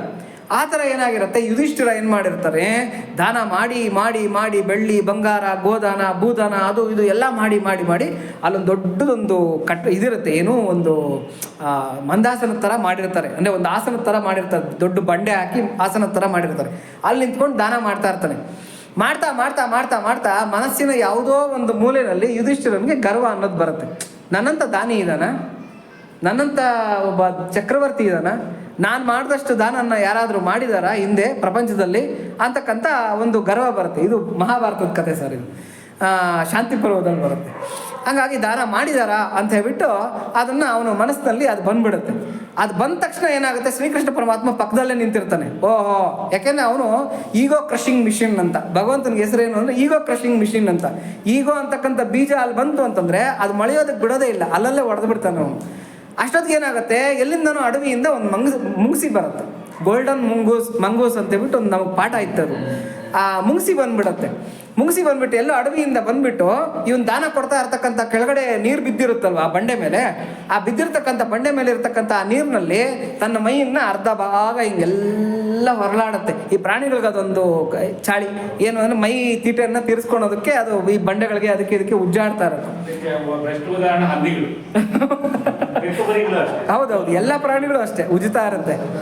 ಈ ಮನುಷ್ಯರಾಗಿ ಮಾಡ್ತಾ ಇರ್ತಾರೆ, ಗೋಕು ಅಂತ ಬಿಟ್ಟು ನಾವು ಒಂದು ಪ್ರಾಣಿನೇ ತಾನೆ. ಅದೇನು ಮಾಡುತ್ತೆ, ಒಂದು ಭಾಗನೆಲ್ಲ ಬಂಡೆ ಮೇಲೆ ಉಜ್ಜೋ ಅಷ್ಟೊತ್ತಿಗೆ ಅದು ನೋಡ್ತಾನೆ ಏನಾಗೋಗುತ್ತೆ, ಅದ್ರ ಒಂದು ಭಾಗ ಪೂರ್ತಿ ಬಂಗಾರ ಅಲ್ಲ, ಅದು ಆಕ್ಚುಲಾಗಿ ಹೇಳ್ಬೇಕು ಅಂತಂದ್ರೆ ಅದು ಆಗಿರುತ್ತೆ. ಒಂದು ಭಾಗ ಪೂರ್ತಿ ಬಲಭಾಗ ಪೂರ್ತಿ ಬಂಗಾರದ್ದಾಗಿರುತ್ತೆ ಆ ಬಂದಿರತಕ್ಕಂಥ ವಿಚಿತ್ರವಾಗಿರ್ತಕ್ಕಂಥ ಆ ಮುಂಗ್ಸಿ. ಇನ್ನೊಂದು ಭಾಗನ ಹಾಕಿ ಆ ಬಂಡೆ ಮೇಲೆಲ್ಲ ಉಜ್ಜುತ್ತೆ. ಆವಾಗ ಯುಧಿಷ್ಠಿರ ಕೇಳ್ತಾನೆ, ನೀನು ದೇವತೆನ, ರಾಕ್ಷಸನ, ಯಕ್ಷನ, ಗಂಧರ್ವನ? ನೀನು ನೋಡಿದ್ರೆ ವಿಚಿತ್ರವಾಗಿದ್ಯಾ, ನೋಡೋಕ್ಕೆ ಮುಂಗ್ಸಿ ಆಕಾರದಲ್ಲಿ ಇದ್ದೀಯಾ, ಆದರೆ ಒಂದು ಭಾಗ ಪೂರ್ತಿ ನಿಂದು ಬಂಗಾರದ್ದು, ಇನ್ನೊಂದು ಭಾಗ ಪೂರ್ತಿ ನೀನು ಮಾಮೂಲಿ ಮುಂಗ್ಸಿ ಥರ ಇದೆಯಾ, ಏನು ವಿಶೇಷ ಹೇಳು ಅಂತ. ಆ ಮುಂಗ್ಸಿ ಮಾತಾಡುತ್ತೆ. ಅದು ಹೇಳುತ್ತೆ, ಶಿಲೋಂಚ ವೃತ್ತಿ ಬ್ರಾಹ್ಮಣ ಅಂತ ಒಬ್ಬನಿದ್ದ, ಅವನು ಮಾಡಿರ್ತಕ್ಕಂಥ ದಾನದ ಫಲದ ನೀರಿರುತ್ತಲ್ವಾ, ಆ ನೀರಿನಲ್ಲಿ ನಾನು ಹೊರಳಾಡೋ ಅಷ್ಟೊತ್ತಿಗೆ ನನ್ನ ಅರ್ಧ ಭಾಗ ಬಂಗಾರ ಆಗೋಯ್ತು. ಆದರೆ ಇನ್ನೊಂದು ಭಾಗ ಹೊರಳಿಸ್ಕೊಡೋಣ ಅನ್ನೋ ಅಷ್ಟೊತ್ತಿಗೆ ನೀರಿರಲಿಲ್ಲ, ಅಲ್ಲಿ ಸ್ವಲ್ಪ ತ್ಯಾವ ಎಲ್ಲ ಆರೋಗ್ಬಿಟ್ಟಿತ್ತು. ಹಾಗಾಗಿ ಇನ್ನು ಅರ್ಧ ಭಾಗನೂ ಕೂಡ ಶರೀರದ ಅರ್ಧ ಭಾಗನ ಬಂಗಾರ ಮಾಡ್ಕೋಬೇಕು ಅಂತ ನಾನು ನೋಡ್ತಾ ಇದ್ದೀನಿ. ಎಂತೆಂಥ ಘಟಾನುಘಟಿಗಳು ದಾನ ಮಾಡಿರ್ತಕ್ಕಂಥ ಕಡೆಯೆಲ್ಲ ಹೋಗಿ ಹೊರಳಾಡಿದ್ದೀನಿ, ನನ್ನ ಇನ್ನೊಂದು ಭಾಗ ಬಂಗಾರ ಆಗಲಿಲ್ಲ. ಅದಕ್ಕೆ ಯುಧಿಷ್ಠಿರ ರಾಜಸೂಯ ಯಾಗ ಮಾಡ್ತಾ ಇದ್ದಾನೆ, ಮಹಾನುಭಾವ ದೊಡ್ಡ ದೊಡ್ಡ ದಾನಗಳನ್ನು ಕೊಡ್ತಾ ಇದ್ದಾನೆ ಅಂತ ಹೇಳಿದ್ರು. ಇಲ್ಲಿ ಬಂದು ನಾನು ಹೊರಳಾಡಿದೆ. ಏನಪ್ಪ ನಾನು ಕೊಟ್ಟಿರ್ತಕ್ಕಂಥ ದಾನದ ಫಲ ಏನು ಅಂತ ಕೇಳ್ತಾನೆ ಯುಧಿಷ್ಠಿರ. ಏನೂ ಇಲ್ಲ, 0 ಅಂತ ಹೇಳುತ್ತದು ಮುಂಗ್ಸಿ. ಯಾಕೆ ಅಂತಂದರೆ ನನ್ನ ಒಂದು ಕೂದಲು ಕೂಡ ಬಂಗಾರ ಆಗಲಿಲ್ಲ, ನೀನು ಕೊಟ್ಟಿರ್ತಕ್ಕಂಥ ದಾನದಲ್ಲಿ ನಾನು ನೀರಿನಲ್ಲಿ ಹೊರಳಾಡಿದ್ರೆ ನನ್ನ ಮೈ ಮೇಲೆ ಇರ್ತಕ್ಕಂಥ ಒಂದು ಕೂದಲು ಕೂಡ ಬಂಗಾರ ಆಗಲಿಲ್ಲ ಅಂತ ಹೇಳ್ತಾನೆ. ಅದನ್ನು ಕೇಳಿ ಆಶ್ಚರ್ಯ ಆಗ್ಬಿಡುತ್ತೆ ಯಾರಿಗೆ, ಯುಧಿಷ್ಠಿರನಿಗೆ. ಇಂಥ ದೊಡ್ಡ ದೊಡ್ಡ ದಾನಗಳನ್ನ ಮಾಡ್ತಾ ಇದ್ದೀನಿ ಚಕ್ರವರ್ತಿ ನಾನು, ಇದೇನಪ್ಪ ಹಿಂಗೆ ಅಂದ್ಬಿಡ್ತಾರಲ್ಲ, ಆಫ್ಟರ್ ಆಲ್ ಒಂದು ಮುಂಗ್ಸಿ ಬಂದ್ಬಿಟ್ಟು ಹಿಂಗೆ ಅಂದ್ಬಿಡ್ತಲ್ಲ ಅಂತ ಶ್ರೀಕೃಷ್ಣ ಪರಮಾತ್ಮ ನಗ್ತಾ ಇರ್ತಾನೆ. ಆವಾಗ ಯುಧಿಷ್ಠಿರ ಕೇಳ್ತಾನೆ, ಯಾರು ಶಿಲೋಂಚ ವೃತ್ತಿ ಬ್ರಾಹ್ಮಣ? ಇದು ಕೂಡ ಶಾಂತಿ ಪರ್ವದಲ್ಲಿ ಬರ್ತಕ್ಕಂಥದ್ದೇ. ಯಾರು ಶಿಲೋಂಚ ವೃತ್ತಿ ಬ್ರಾಹ್ಮಣ, ಅವನು ಎಂಥ ದಾನ ಮಾಡಿದ್ದ, ಅದ್ರ ವಿಶೇಷತೆ ಏನು ನನಗೆ ಹೇಳು ಅಂತ ಹೇಳ್ಬಿಟ್ಟಂತೆ. ಶಿಲೋಂಚ ವೃತ್ತಿ ಅಂತಂದರೆ ಏನು ಅಂದರೆ ಸಂಸ್ಕೃತದಲ್ಲಿ ಯಾರಿಗೂ ಹಾನಿ ಮಾಡ್ದಿರಾ, ಆ ಹಿಂದಿನ ಕಾಲದಲ್ಲಿ ಬೆಳೆಗಳೆಲ್ಲ ಬೆಳೆಯೋರು, ಹೊಲದಲ್ಲೆಲ್ಲ ಬೆಳೆಗಳು ಬೆಳೆಯೋರು, ಕಣಗಳನ್ನು ಮಾಡೋರು. ಆ ಬೆಳೆಗಳು ಬೆಳೆದು ರೈತ ಧಾನ್ಯವನ್ನು ತೊಗೊಂಡು ಹೋಗಿದ್ದಾದ್ಮೇಲೆ, ಕಣಗಳಲ್ಲಿ ಕಣ ಮಾಡಿ ಆ ಇದನ್ನೆಲ್ಲ ಧಾನ್ಯನ್ನೆಲ್ಲ ರೈತ ತೊಗೊಂಡು ಹೋಗಿದ್ದಾದ್ಮೇಲೆ ಇವರು ಒಂದು ಬುಟ್ಟಿನೋ ಮರನೋ ಎತ್ಕೊಂಡು ಹೋಗಿ ಅಲ್ಲಿ ಉದುರಿರ್ತಕ್ಕಂಥ ಕಾಳುಗಳನ್ನು, ಯಾರಿಗೂ ಬೇಡದೇ ಇರತಕ್ಕಂಥ ಕಾಳುಗಳನ್ನು ಆರಿಸ್ಕೊಳೋರು. ಅದನ್ನು ತೊಗೊಂಡು ಬಂದು ಮನೆಯಲ್ಲಿ ಅದನ್ನು ಕುಟ್ಟಿ ಎಲ್ಲ ಅದನ್ನು ಶುದ್ಧಿ ಮಾಡಿ ಅದರಲ್ಲಿ ಏನನ್ನ ಧಾನ್ಯ ತಿನ್ನೋ ಅಂಥದ್ದನ್ನು ಸಿಕ್ಕಿದ್ರೆ ಅದರಲ್ಲಿ ಒಂದಷ್ಟು ಹಿಟ್ಟನ್ನು ಮಾಡ್ಕೊಳ್ತಕ್ಕಂಥದ್ದು, ತಿನ್ನೋದಕ್ಕೆ ಹಿಟ್ಟನ್ನು ಮಾಡ್ಕೊತಕ್ಕಂಥದ್ದು. ಆ ಹಿಟ್ಟಿನಲ್ಲಿ ಏನೋ ಒಂದು ಆಹಾರ ಪದಾರ್ಥ ಮಾಡಿಕೊಂಡು ಅದನ್ನು ತಿಂತಕ್ಕಂಥ ವ್ರತ ಇಟ್ಕೊಂಡಿರ್ತಕ್ಕಂಥವನೇ ಅವನು ಶಿಲೋಂಚ ವೃತ್ತಿ ಬ್ರಾಹ್ಮಣ. ಅಂದರೆ ಶಿಲೋಂಚ ವೃತ್ತಿ ಮಾಡ್ತಾ ಇದ್ದ ಒಬ್ಬ ಬ್ರಾಹ್ಮಣ ಇದ್ದ. ಅವನೇನು ಮಾಡ್ತಾನೆ, ಆ ಶಿಲೋಂಚ ವೃತ್ತಿಯಿಂದ ಸಂಪಾದನೆ ಮಾಡಿರ್ತಕ್ಕಂಥ ಒಂದು ಆಹಾರ ಪದಾರ್ಥಗಳನ್ನು ಮನೆಗೆ ತಂದಿರ್ತಾನೆ. ಅಂದರೆ ಆ ಕಾಳು ಕಡಿನ ತಂದ್ಕೊಂಡಿರ್ತಾನೆ. ಹೆಚ್ಚು ಕಡಿಮೆ 20-25 ದಿವಸದಿಂದ ಅವ್ರ ಮನೆಯಲ್ಲಿ ಯಾರಿಗೂ ಕೂಡ ಊಟ ಇರೋದಿಲ್ಲ. ಮಗ ಸೊಸೆ ಇರ್ತಾಳೆ, ಈತ ಮತ್ತು ಈತನ ಹೆಂಡತಿ ಇರ್ತಾರೆ. ಟೋಟಲ್ 4 ಜನ ಇರ್ತಾರೆ ಮನೆಯಲ್ಲಿ. 4 ಜನರಿಗೂ ಕೂಡ ಆಹಾರ ಇರಲ್ಲ 20-25 ದಿವಸದಿಂದ. ಯಾಕೆಂದ್ರೆ ಈ ಒಂದು ವ್ರತ ಆ ಥರದ ಕಡೆಯಿಂದನೇ ತಗೊಂಬರ್ಬೇಕು ಅಂತ, ದಾನ ಕೇಳಲ್ಲ, ಎಲ್ಲೂ ಸಂಪಾದನೆ ಮಾಡಲ್ಲ, ಈ ಥರದೊಂದು ಪರಿಸ್ಥಿತಿ. ಕಡೆಗೆಲ್ಲ ತಂದ್ಕೊಂಡಿರ್ತಾನೆ, ಅದನ್ನೆಲ್ಲ ಶುದ್ಧೀಕರಣ ಮಾಡಿ ಅವರ ಹೆಂಡತಿ ಏನು ಮಾಡಿರ್ತಾಳೆ, ಒಂದಷ್ಟು ಹಿಟ್ಟನ್ನು ಸಂಪಾದನೆ ಮಾಡಿ, ಎಷ್ಟೋ ಒಂದು ಅಚ್ಚೇರೋ ಅಷ್ಟು, ಮುಕ್ಕಾಲು ಅಚ್ಚೇರೋ ಅಷ್ಟು ಅಂದ್ಕೊಳ್ಳಿ, ಅಷ್ಟೊಂದು ಹಿಟ್ಟನ್ನು ಸಂಪಾದನೆ ಮಾಡಿ ಅದರಲ್ಲಿ ಏನು ಮಾಡಿರ್ತಾಳೆ, ಒಂದಷ್ಟು ಏನೋ ಒಂದು ಹುರಿಟ್ಟು ಥರ ಮಾಡಿ ಆ ಹುರಿಟ್ಟನ್ನು 4 ಜನ ಎಲೆಗೆ ಹಾಕ್ಕೊಂಡಿರ್ತಾರೆ. ಇನ್ನೇನು ತಿನ್ನಬೇಕು ಅಂತ ಹೇಳ್ಬಿಟ್ಟು ಅಂತ ಪ್ರೋಕ್ಷಣೆ ಮಾಡಿ ಸುತ್ತ ಕಟ್ಟಿ ತಿನ್ನಬೇಕು. ಅಷ್ಟೊತ್ತಿಗೆ ಏನಾಗುತ್ತೆ, ಒಬ್ಬ ಬ್ರಾಹ್ಮಣ ಮನೆ ಮುಂದಕ್ಕೆ ಬರ್ತಾನೆ. ಅಂದರೆ ಬ್ರಾಹ್ಮಣ ಅಂತಂದರೆ ಆಹಾರಾರ್ಥಿ ಮನೆ ಮುಂದಕ್ಕೆ ಬರ್ತಾನೆ. ಮನೆ ಮುಂದಕ್ಕೆ ಬಂದುಬಿಟ್ಟು ಭವತಿ ಭಿಕ್ಷಾಂದೇಹಿ ಅಂತ, ನಾನು ನೋಡಿ 3 ದಿವಸದಿಂದ ನಂಗೆ ಊಟ ಇಲ್ಲ, ತುಂಬ ಹಿಂಸೆ ಪಡ್ತಾ ಇದ್ದೀನಿ. ಇವ್ರಿಗೆ 25 ದಿವಸದಿಂದ ಊಟ ಇಲ್ಲ, ಇದನ್ನು 3 ದಿವಸದಿಂದ ನಂಗೆ ಊಟ ಇಲ್ಲ, ಭಾಳ ಆಹಾರಕ್ಕಾಗಿ ಅಪಹಾಪಿಸ್ತಾ ಇದ್ದೀನಿ, ಏನನ್ನ ತಿನ್ನೋದಕ್ಕೆ ಕೊಡಿ ಅಂತ ಹೇಳ್ಬಿಟ್ಟು. ಈ ಬ್ರಾಹ್ಮಣ ಏನು ಮಾಡ್ತಾ ಇರ್ತಾನೆ, ಆ ಶಿಲೋಂಚ ವೃತ್ತಿ ಬ್ರಾಹ್ಮಣ ತಿಂತಾ ಇರ್ತಕ್ಕಂಥ ಎಲೆಯನ್ನು ತೊಗೊಂಡು ಬಂದುಬಿಟ್ಟು, ಆ ಬಾಪ ಒಳಗೆ ಬಾ ಕೂತ್ಕೊ ಅಂತ ಹೇಳ್ಬಿಟ್ಟು ಆತನಿಗೆ ಕುಡಿಯೋಕೆ ನೀರು ಅದೆಲ್ಲ ಕೊಟ್ಟು ಮರ್ಯಾದೆ ಮಾಡಿ ತನ್ನ ಎಲೆಯನ್ನು ಎತ್ಕೊಂಡು ಹೋಗಿ ಆತನ ಮುಂದೆ ಇಟ್ಬಿಡ್ತಾನೆ. ಆತ ಏನು ಮಾಡ್ತಾನೆ, ಇರೋದೇ ಇಷ್ಟಿಟ್ಟು ಎಲ್ಲ ತಿನ್ಬಿಟ್ಟು ಆತ ಹೇಳ್ತಾನೆ, ನನಗೆ ಹೊಟ್ಟೆ ತುಂಬಲಿಲ್ಲ, ಇನ್ನು ಸ್ವಲ್ಪ ಏನನ್ನ ಕೊಡ್ರಿ ಅಂತ ಹೇಳ್ಬಿಟ್ಟು. ಆವಾಗ ಏನು ಮಾಡ್ತಾಳೆ, ಆ ಬ್ರಾಹ್ಮಣನ ಹೆಂಡತಿ ಇರ್ತಾಳೆ, ಅವಳೇನು ಮಾಡ್ತಾಳೆ, ಇನ್ನು ಅರ್ಧಾಂಗಿ, ಗಂಡ ತಿಂದೇ ಇದ್ಮೇಲೆ ನಾನು ಹೆಂಗೆ ತಿನ್ನಲಿ ಅಂತ ಹೇಳ್ಬಿಟ್ಟು ಆ ಎಲೆಯನ್ನು ತೊಗೊಂಡು ಬಂದು ಮುಂದೆ ಇಟ್ಬಿಡ್ತಾಳೆ. ಅದನ್ನು ತಿಂತಾನೆ, ನಂಗೆ ಇನ್ನೂ ಹೊಟ್ಟೆ ತುಂಬಲಿಲ್ಲ, ಇನ್ನು ಸ್ವಲ್ಪ ಬೇಕು ಅಂತ ಕೇಳ್ತಾನೆ. ಆಮೇಲೆ ಏನಾಗುತ್ತೆ, ಮಗ ಕೊಟ್ಬಿಡ್ತಾನೆ, ಕಡೆಗೆ ಸೊಸೆನೂ ಕೊಟ್ಬಿಡ್ತಾಳೆ. ಸೊಸೆ ಕೊಟ್ಟಾಗ ಆ ಬ್ರಾಹ್ಮಣ ಮನಸ್ಸಿನಲ್ಲಿ ಪ್ರಾರ್ಥನೆ ಮಾಡ್ಕೊತಾನೆ, ಭಗವಂತ ನಾನು ಮಾಡ್ತಾ ಇರೋದೇ ಶಿಲೋಂಚ ವೃತ್ತಿ, ನನ್ನ ಹತ್ರ ಏನೋ ಸಿಕ್ಕಿರ್ತಕ್ಕಂಥ ನ್ಯಾಯಾರ್ಜಿತವಾಗಿ ಸಿಕ್ಕಿರ್ತಕ್ಕಂಥ ಈ ಧಾನ್ಯದಲ್ಲಿ ಏನು ಸಿಕ್ಕಿದೆಯೋ ಆ ಆಹಾರ ಪದಾರ್ಥನ ಸಮರ್ಪಣೆ ಮಾಡಿದ್ದೀನಿ.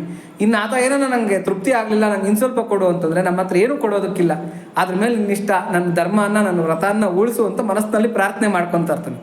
ಅಷ್ಟೊತ್ತಿಗೆ ಆ ಬ್ರಾಹ್ಮಣ ತೇಗ್ಬಿಟ್ಟು ನೀರು ಕುಡಿದು, ಬಾ ನನಗೆ ತುಂಬ ಹಸಿದು ಬಿಟ್ಟಿದ್ದೆ, 3 ದಿವಸದಿಂದ ಆಹಾರ ಇರಲಿಲ್ಲ, ಇವತ್ತು ಒಳ್ಳೆ ಊಟ ಕೊಟ್ರಿ, ನಾನು ಸಂತೃಪ್ತನಾದೆ ಅಂತ ಹೇಳ್ಬಿಟ್ಟು ಅಂತ.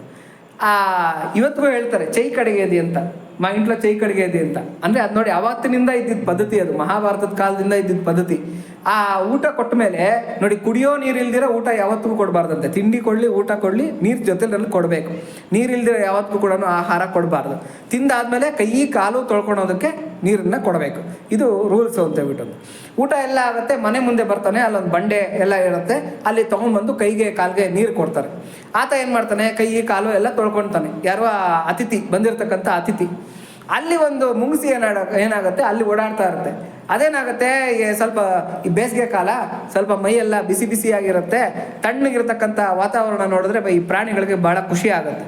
ಹಂಗಾಗಿ ಏನಾಗುತ್ತೆ, ಆ ಒದ್ದೆ ಆಗಿರ್ತಕ್ಕಂಥ ಬಂಡೆ ಮೇಲೆ ಬಂದು ಅರ್ಧ ಭಾಗ ಹಿಂಗೆಲ್ಲ ಉಜ್ಕೊಳೋ ಅಷ್ಟೊತ್ತಿಗೆ ಅದರ ಬಲಭಾಗ ಪೂರ್ತಿ ಬಂಗಾರದ್ದಾಗೋಗುತ್ತೆ.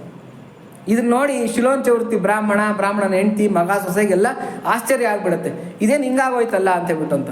ಆವಾಗ ಅವ್ರು ಕೇಳ್ಕೊತಾರೆ, ನೀವು ಬಂದಿರ್ತಕ್ಕಂಥ ಅವ್ರೇನೋ ನೋಡಿದ್ರೆ ಸಾಮಾನ್ಯರ ಥರ ಕಾಣ್ತಾ ಇಲ್ಲ, ಯಾರು ನೀವು, ಯಾಕೆ ನಮ್ಮ ಮನೆಗೆ ಈ ಆತಿಥ್ಯಕ್ಕೋಸ್ಕರ ಬಂದ್ರಿ ಅಂತ ಹೇಳ್ಬಿಟ್ಟು ಅಂತ.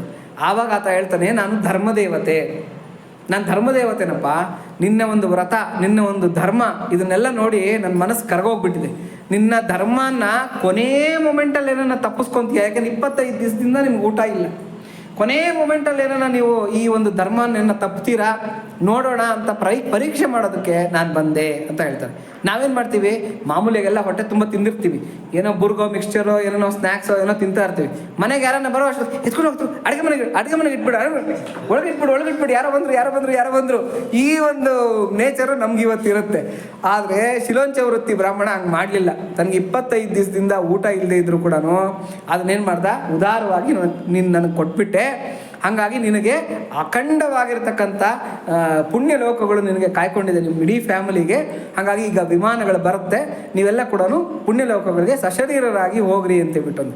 ಸಶರೀರರಾಗಿ ಅವರೆಲ್ಲ ಕೂಡ 4 ಜನನು ಪುಣ್ಯ ಲೋಕಗಳಿಗೆ ಹೋಗ್ತಾರೆ. ಅದು ಅಖಂಡ, ಅಂದರೆ ಕಲ್ಪಾಂತದವರೆಗೂ ಕೂಡ ಇವರು ಸುಖೋಪಭೋಗಗಳನ್ನ ಅನುಭವಿಸೋದು. ಆ ಥರದ ಒಂದು ವರನ್ನ ಧರ್ಮದೇವತೆ ಕೊಡ್ತಾನೆ. ಇದು ಮಹಾಭಾರತದಲ್ಲಿ ಬರ್ತಕ್ಕಂಥ ಕತೆ, ಅಂದರೆ ಅನ್ನದಾನದ ಪುಣ್ಯ. ಈ ಕಥೆಯನ್ನು ಮುಗಿಸಿ ಹೇಳ್ಬಿಟ್ಟು, ಅಪ್ಪ ನೀನು ಇಂತಿಂಥ ದೊಡ್ಡ ದಾನಗಳನ್ನೆಲ್ಲ ಮಾಡ್ತಾ ಇದ್ದೀರ ಯುಧಿಷ್ಠಿರ, ನನಗೇನು ಇನ್ನೇನು ಮೈಯೆಲ್ಲ ನಂದು ಬಂಗಾರದಾಗೋಗುತ್ತೆ ಅಂದ್ಕೊಂಡು ಬಂದೆ, ಇಲ್ಲಿ ನೋಡೋರು ನಾನೊಂದು ಕೂದಲು ಕೂಡ ಬಂಗಾರ ಆಗಲಿಲ್ಲ, ನೀನು ಮಾಡಿರ್ತಕ್ಕಂಥ ದಾನದಲ್ಲಿ ಏನು ಸತ್ತಿಲ್ಲ, ಅಂದರೆ ಏನು ಸತ್ವ ಇಲ್ಲ, ಪ್ರಯೋಜನ ಇಲ್ಲ, ಬರೀ ಜೀರೋ ಜೊಳ್ಳು ಅಂತ ಹೇಳ್ಬಿಟ್ಟು ಬೈದ್ಬಿಟ್ಟು ಹೊರಟೋಗುತ್ತೆ. ಆವಾಗ ಯುಧಿಷ್ಠಿರನಿಗೆ ಅಹಂಕಾರ ಅಂತಕ್ಕಂಥದ್ದು ಹೋಗುತ್ತೆ. ಅಂದರೆ ದಾನ ಮಾಡುವಾಗ ಶ್ರದ್ಧೆಯ ದೇಯಂ ಅಶ್ರದ್ಧೆಯ ನ ದೇಯಂ ಅಂತ ಇದು ಮಂತ್ರ ಹೇಳುತ್ತೆ, ಉಪನಿಷತ್ ಮಂತ್ರ. ಅಂದರೆ ಏನೇ ಕೊಡಬೇಕಾಗಿದ್ರು ಕೂಡ ಶ್ರದ್ಧೆಯಿಂದ ಕೊಡ್ರಿ, ಅಶ್ರದ್ಧೆಯಿಂದ ಕೊಡಬೇಡಿ ಅಂತ. ಯಾಕೆಂದರೆ ಭಿಕ್ಷುಕರು ಇರೋದ್ರಿಂದ ನಮ್ಗೆ ಆ ಪುಣ್ಯ ಸಿಗ್ತಾ ಇದೆ. ಭಿಕ್ಷುಕರು ಬಂದರೆ ಏನಾ ತಗ ಅಂತ ಒಂದು 10 ರೂಪಾಯಿ ಅಥವಾ ಒಂದು 5 ರೂಪಾಯಿ ಬಿಸಾಕೋದು, ಈ ಥರ ಅಶ್ರದ್ಧೆಯಿಂದ ಮಾಡಿದ್ರೆ ಆ ದಾನದ ಫಲ ನಮಗೆ ಸಿಗಲ್ಲ. ಶ್ರದ್ಧೆಯಿಂದ ಕೊಡ್ಬೇಕು. ಯಾಕೆಂದ್ರೆ ನೀವಿರೋದ್ರಿಂದ ನಮ್ಗೆ ಈ ಪುಣ್ಯ ದಕ್ತಾ ಇದೆಯಪ್ಪ, ನೀವು ಇಸ್ಕೊತಾ ಇರೋದ್ರಿಂದ ನಮ್ಗೆ ಈ ಪುಣ್ಯ ದಕ್ತಾ ಇದೆ ಅಂತ ಹೇಳ್ಬಿಟ್ಟು ಶ್ರದ್ಧೆಯಿಂದ ಕೊಡಬೇಕಂತೆ. ಆಮೇಲೆ ಯಾರೋ ಆರ್ತಿಗಳು ಯಾರೋ ಬರ್ತಾರೆ, ನಮ್ಗೇನೋ ಈ ಥರ ತೊಂದರೆ ಇದೆ ಸ್ವಾಮಿ, ಏನೋ ಹಿಂಗೆ ಸಹಾಯ ಮಾಡಿ ಅಂತ ಕೇಳ್ತಾರೆ. ಆವಾಗ ಅವರನ್ನು ಬೈದು ಅಂದು ಎಲ್ಲ ಮಾಡಿ ಅವ್ರನ್ನ ಮನಸ್ಸು ನೋಯಿಸಿ ಟೀಕೆ ಮಾಡಿ ನಾವು ಅದನ್ನು ಮಾಡಬಾರ್ದು. ಅದು ಮಾಡಿದ ಫಲ ಹೋಗುತ್ತೆ. ಹಾಗಾಗಿ ಶ್ರದ್ಧೆಯಿಂದ ಕೊಡಬೇಕು, ಅಶ್ರದ್ಧೆಯಿಂದ ಕೊಡಬಾರ್ದು. ಇವೆಲ್ಲ ವೇದ ಹೇಳ್ತಾ ಇರ್ತಕ್ಕಂಥ ಮಾತು. ನಾವು ಗೊತ್ತಿಲ್ದಿರೋನೇ ಎಷ್ಟೋ ತಪ್ಪುಗಳನ್ನು ಮಾಡಿಬಿಡ್ತಾ ಇರ್ತೀವಿ. ಮನೆಗಳ ಮುಂದೆ ಬರ್ತಕ್ಕಂಥವ್ರನ್ನ ನೋಯಿಸೋದು, ಈ ಥರದ್ದೆಲ್ಲ ಮಾಡ್ತಾ ಇರ್ತೀವಿ. ಹಾಗಾಗಿ ಹಂಗೇನು ಮಾಡಬಾರ್ದು ಅಂತ. ಆಮೇಲೆ ಅಪಾತ್ರದಾನ ಯಾವತ್ತಿಗೂ ಕೂಡ ಮಾಡಬಾರ್ದು. ಅಪಾತ್ರದಾನ ಮಾಡಿದ್ರೆ ಏನಾಗುತ್ತೆ ಅಂದರೆ ಅವ್ನು ಮಾಡ್ತಕ್ಕಂಥ ಪಾಪ ಕಾರ್ಯದಲ್ಲಿ ಅರ್ಧ ಭಾಗ ನಮಗೆ ಬರುತ್ತೆ. ಯಾರು ದಾನ ಮಾಡಿರ್ತಾನೋ, ಇವಾಗ ಮನೆ ಮುಂದೆ ಬರ್ತಾನೆ, ಸ್ವಾಮಿ ತುಂಬ ಕಷ್ಟ ಸ್ವಾಮಿ, ನೆನ್ನೆಯಿಂದ ಊಟ ಇಲ್ಲ ಸ್ವಾಮಿ, ನೋಡಿ ಸ್ವಾಮಿ ನನ್ನ ಬಾಧೆ ಹಿಂಗಾಗ್ಬಿಟ್ಟಿದೆ ಸ್ವಾಮಿ, ಹಂಗೆ ಸ್ವಾಮಿ ಹಿಂಗೆ ಸ್ವಾಮಿ. ನಮ್ಗೇನೋ ಮನಸ್ಸು ಕರಗ್ಬಿಟ್ಟು ಒಂದು 50 ರೂಪಾಯಿ ಕೊಡ್ತೀವಿ, ಅಲ್ಲೆಲ್ಲ ನಾವು ಹೋಟ್ಲಲ್ಲಿ ಊಟ ಮಾಡ್ಕೊಂಡು ಹೋಗಪ್ಪ ಅಂತೇಳ್ಬಿಟ್ಟು ಅಂತ. ಅವ್ನು ಅದನ್ನ ಎತ್ಕೊಂಡು ಕ್ಲೀನಾಗಿ ಬಾರ್ ಹತ್ರಕ್ಕೆ ಹೋಗ್ತಾನೆ. ಬಾರ್ ಹತ್ರಕ್ಕೆ ಹೋಗ್ಬಿಟ್ಟು 50 ರೂಪಾಯಿಗೆ ಏನೋ ಒಂದು ಕ್ವಾಟ್ರ ಗಿಟ್ರ ಏನೋ ಬರುತ್ತೋ ತೊಗೊಂಡು ಕುಡಿದ್ಬಿಟ್ಟು ಹೋಗ್ತಾನೆ. ಹಾಗಾಗಿ ಅವ್ನು ಕುಡಿದಿದ್ರ ಫಲದಲ್ಲಿ ಅರ್ಧ ಭಾಗ ಇವನಿಗೆ ಯಾವನು 50 ರೂಪಾಯಿ ಕೊಟ್ಟಿರ್ತಾನೋ ಅವನಿಗೆ ಬರುತ್ತೆ.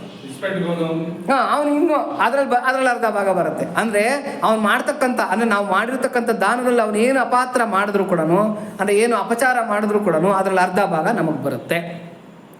ಅದಕ್ಕೊಂದು ಕತೆ ಬರುತ್ತೆ ಪುರಾಣಗಳಲ್ಲಿ. ಏನು ಅಂತಂದರೆ, ಒಬ್ಬನು ಕಟುಕ, ಅಂದರೆ ಕಟುಕ ಅಂದರೆ ಗೊತ್ತಲ್ವ, ಪ್ರಾಣಿಗಳನ್ನು ಕಡಿತಕ್ಕಂಥ ಅವನೇನು ಮಾಡ್ತಾನೆ, ಒಳ್ಳೆ ಬೇಸಿಗೆ ಕಾಲದಲ್ಲಿ ಅವ್ನಿಗೆಲ್ಲೋ ಒಂದು ಗೋವು ಸಿಕ್ಬಿಟ್ಟಿರುತ್ತೆ, ಹಸು ಸಿಕ್ಬಿಟ್ಟಿರುತ್ತೆ.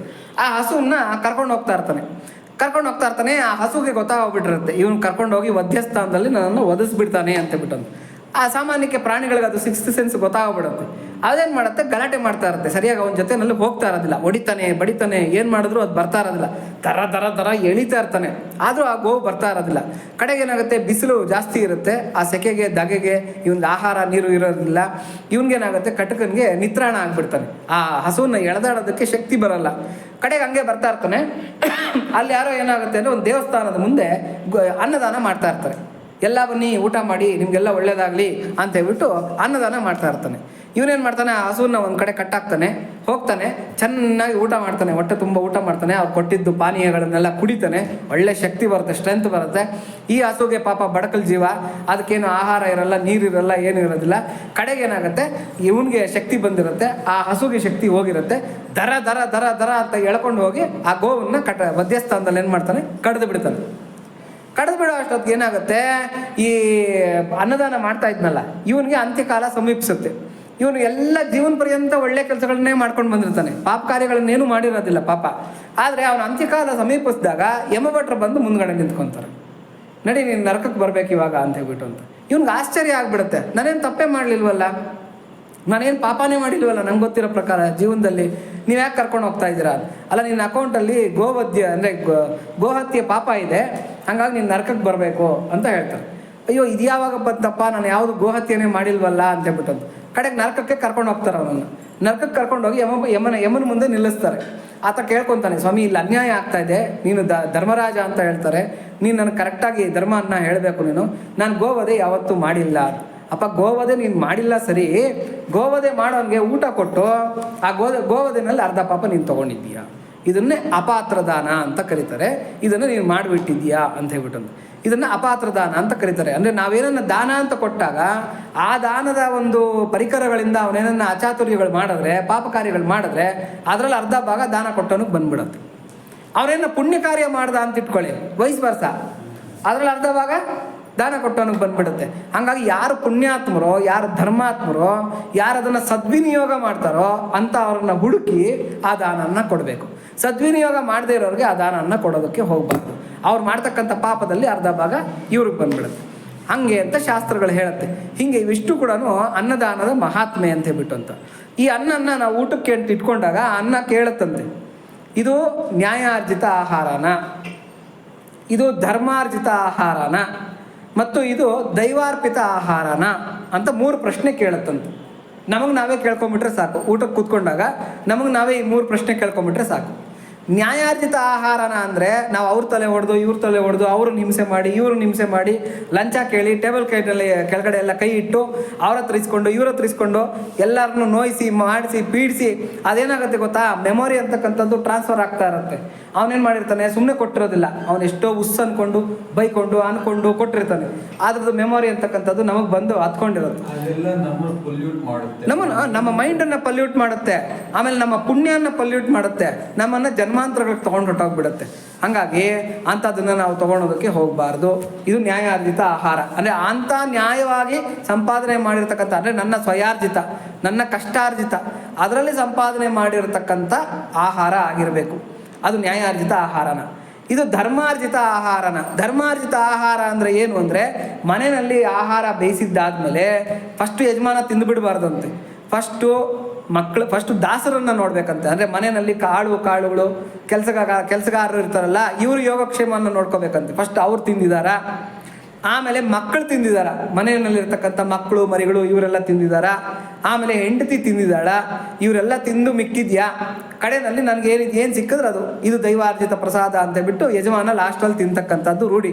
ಇವತ್ತಿಗೆ ಏನಾಗೋಗ್ಬಿಟ್ಟಿದೆ ಅಂದರೆ ಫಸ್ಟ್ ಯಜಮಾನ ತಿಂದಾಕ್ಬಿಡ್ತಾನೆ, ವಯಸ್ಸು ಬರ್ತ, ಆಮೇಲೆ ಹೆಂಡತಿ ತಿಂತಾಳೆ, ಆಮೇಲೆ ಮಕ್ಕಳು ತಿಂತಾಳೆ, ಕಡೆಗೆ ಉಳಿದಿದ್ರೆ ಕಾಳುಗಳಿಗೆ ಹಾಕೋದು. ಇದು ಈ ಥರ ಆಗೋಗ್ಬಿಟ್ಟಿದೆ. ಹಾಗಾಗಿ ಇದು ಧರ್ಮಾರ್ಜಿತ ಆಹಾರ ಅಂತ. ಅಂದರೆ ಎಲ್ಲರೂ ತಿಂದು ಕಡೆಗೆ ಉಳಿದು ನನ್ನ ಪಾಲು ಅಂತ ಬಂದಿರತಕ್ಕಂಥ ಆಹಾರನ ಇದು ಧರ್ಮಾರ್ಜಿತ ಆಹಾರ.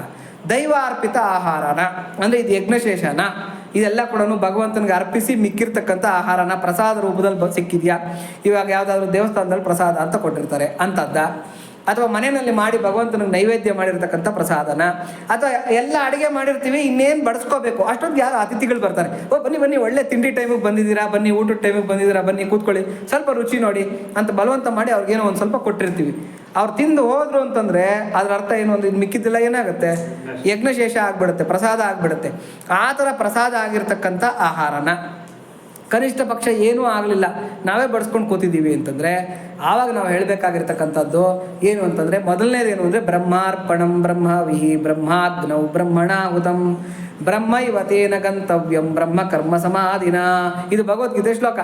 ಇದರ ಅರ್ಥ ಏನು ಅಂತಂದರೆ, ನೋಡಪ್ಪ, ಅರ್ಪಿಸ್ತಾ ಇರ್ತಕ್ಕಂಥ ಆಹಾರ ಬ್ರಹ್ಮ, ಇದು ಬೇರೆ ಅಲ್ಲ, ಬ್ರಹ್ಮ. ಇದು ತಿಂತಾ ಇರ್ತಕ್ಕಂಥ ನಾನು ಬ್ರಹ್ಮ, ತಿಂತಾ ಇರ್ತಕ್ಕಂಥ ಕ್ರಿಯೆ ಬ್ರಹ್ಮ, ಒಳಗಡೆ ಜಠರಾಗ್ನಿಗೆ ಹೋಗಿ ಬಿದ್ದು ಅದು ಪಚನ ಆಗುತ್ತಲ್ಲ ಆ ಕ್ರಿಯೆನೂ ಕೂಡ ಬ್ರಹ್ಮನೇ.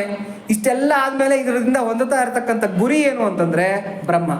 ನಾನು ಬ್ರಹ್ಮನನ್ನು ಪಡ್ಕೊಳೋದಕ್ಕೋಸ್ಕರ ಇಷ್ಟು ಕೆಲಸ ಮಾಡ್ತಾ ಇದ್ದೀನಿ ಅಂತ ಹೇಳ್ತಾರೆ. ನಮ್ಮಲ್ಲಿ ನೋಡಿ, ಈ ಆಹಾರ ತಿಂತೀವಲ್ಲ, ಈ ಒಂದು ಪದ್ಧತಿನ ಯಜ್ಞ ಅಂತ ಕರೀತಾರೆ. ಅದಕ್ಕೆ ಊಟಕ್ಕೆ ಕೂತ್ಕೊಂಡಾಗ ಬರೀ ನೆಲದ ಮೇಲೆ ಕೂತ್ಕೊಂಡು ಊಟ ಮಾಡಬಾರ್ದು, ಚಾಪೆನೋ ಮಣೆನೋ ಹಾಕ್ಕೋಬೇಕು ಅಂತ ಹೇಳ್ತಾರೆ. ಯಾಕೆಂದರೆ ಯಜ್ಞಕ್ಕೆ ನಾವು ಬರೀ ನೆಲದ ಮೇಲೆ ಕೂತ್ಕೊಂಡು ಮಾಡಬಾರ್ದು ಅಂತ ಹೇಳ್ಬಿಟ್ಟು ಅಂತ. ಹಾಗಾಗಿ ಚಾಪೆನೋ ಮಣೆನೋ ಹಾಕ್ಕೋಬೇಕು. ಯಾಕೆಂದ್ರೆ ನಮ್ಮಲ್ಲಿ ಬರ್ತಕ್ಕಂಥ ಆ ಪ್ರಾಣಶಕ್ತಿನ ಭೂಮಿ ಹೀರ್ಕೊಂಬಿಡುತ್ತಂತೆ. ಹಾಗಾಗಿ ಬಹಳ ಕಷ್ಟ ಆಗುತ್ತೆ. ಹಾಗಾಗಿ ಚಾಪೆ ಹಾಕ್ಕೋಬೇಕು. ಆಮೇಲೆ ಏನು ಮಾಡ್ತೀವಿ, ಫಸ್ಟ್ ನಾವು ಒಂದು ಉದ್ದರಣೆ ನೀರನ್ನು ತೊಗೋಬೇಕು. ಯಾಕೆಂದರೆ ಈ ಜಠರದ್ದು ಈ ಅನ್ನನಾಳದಿಂದ ಏನಾಗಿರುತ್ತೆ ಅಂದರೆ ಈ ಥರ ಲ್ಯಾಪ್ ಆಗಿರುತ್ತಂತೆ, ಅಂದರೆ ಒಂದಕ್ಕೊಂದು ಡ್ರೈ ಆಗಿಬಿಟ್ಟು ಮೆತ್ಕೊಂಬಿಟ್ಟಿರುತ್ತಂತೆ. ಅದಕ್ಕೆ ದೊಡ್ಡವ್ರು ಏನು ಹೇಳ್ತಾರೆ ಅಂದರೆ, ಫಸ್ಟು ಊಟ ಮಾಡೋದಕ್ಕೆ ಮುಂಚೆ 1 ಡ್ರಾಪ್ ನೀರನ್ನು ಕುಡೀರಿ. ಅದನ್ನೇನು ಅಂತಂದರೆ ಅಮೃತೋಪಸ್ತರಣಮಸಿ ಸ್ವಾಹ ಅಂತ ಹೇಳ್ತಾರೆ. ಉಪಸ್ತರಣ ಅಂದರೆ ಹಾಸು ಅಂತ. ನಾನು ಅಮೃತದ ಹಾಸನ್ನು ಹಾಸ್ತಾ ಇದ್ದೀನಿ ಅಂತ ಹೇಳ್ಬಿಟ್ಟು ಅಂತ. ವೆಲ್ಕಮ್ ಡ್ರಿಂಕ್ ಕೊಡೋದು.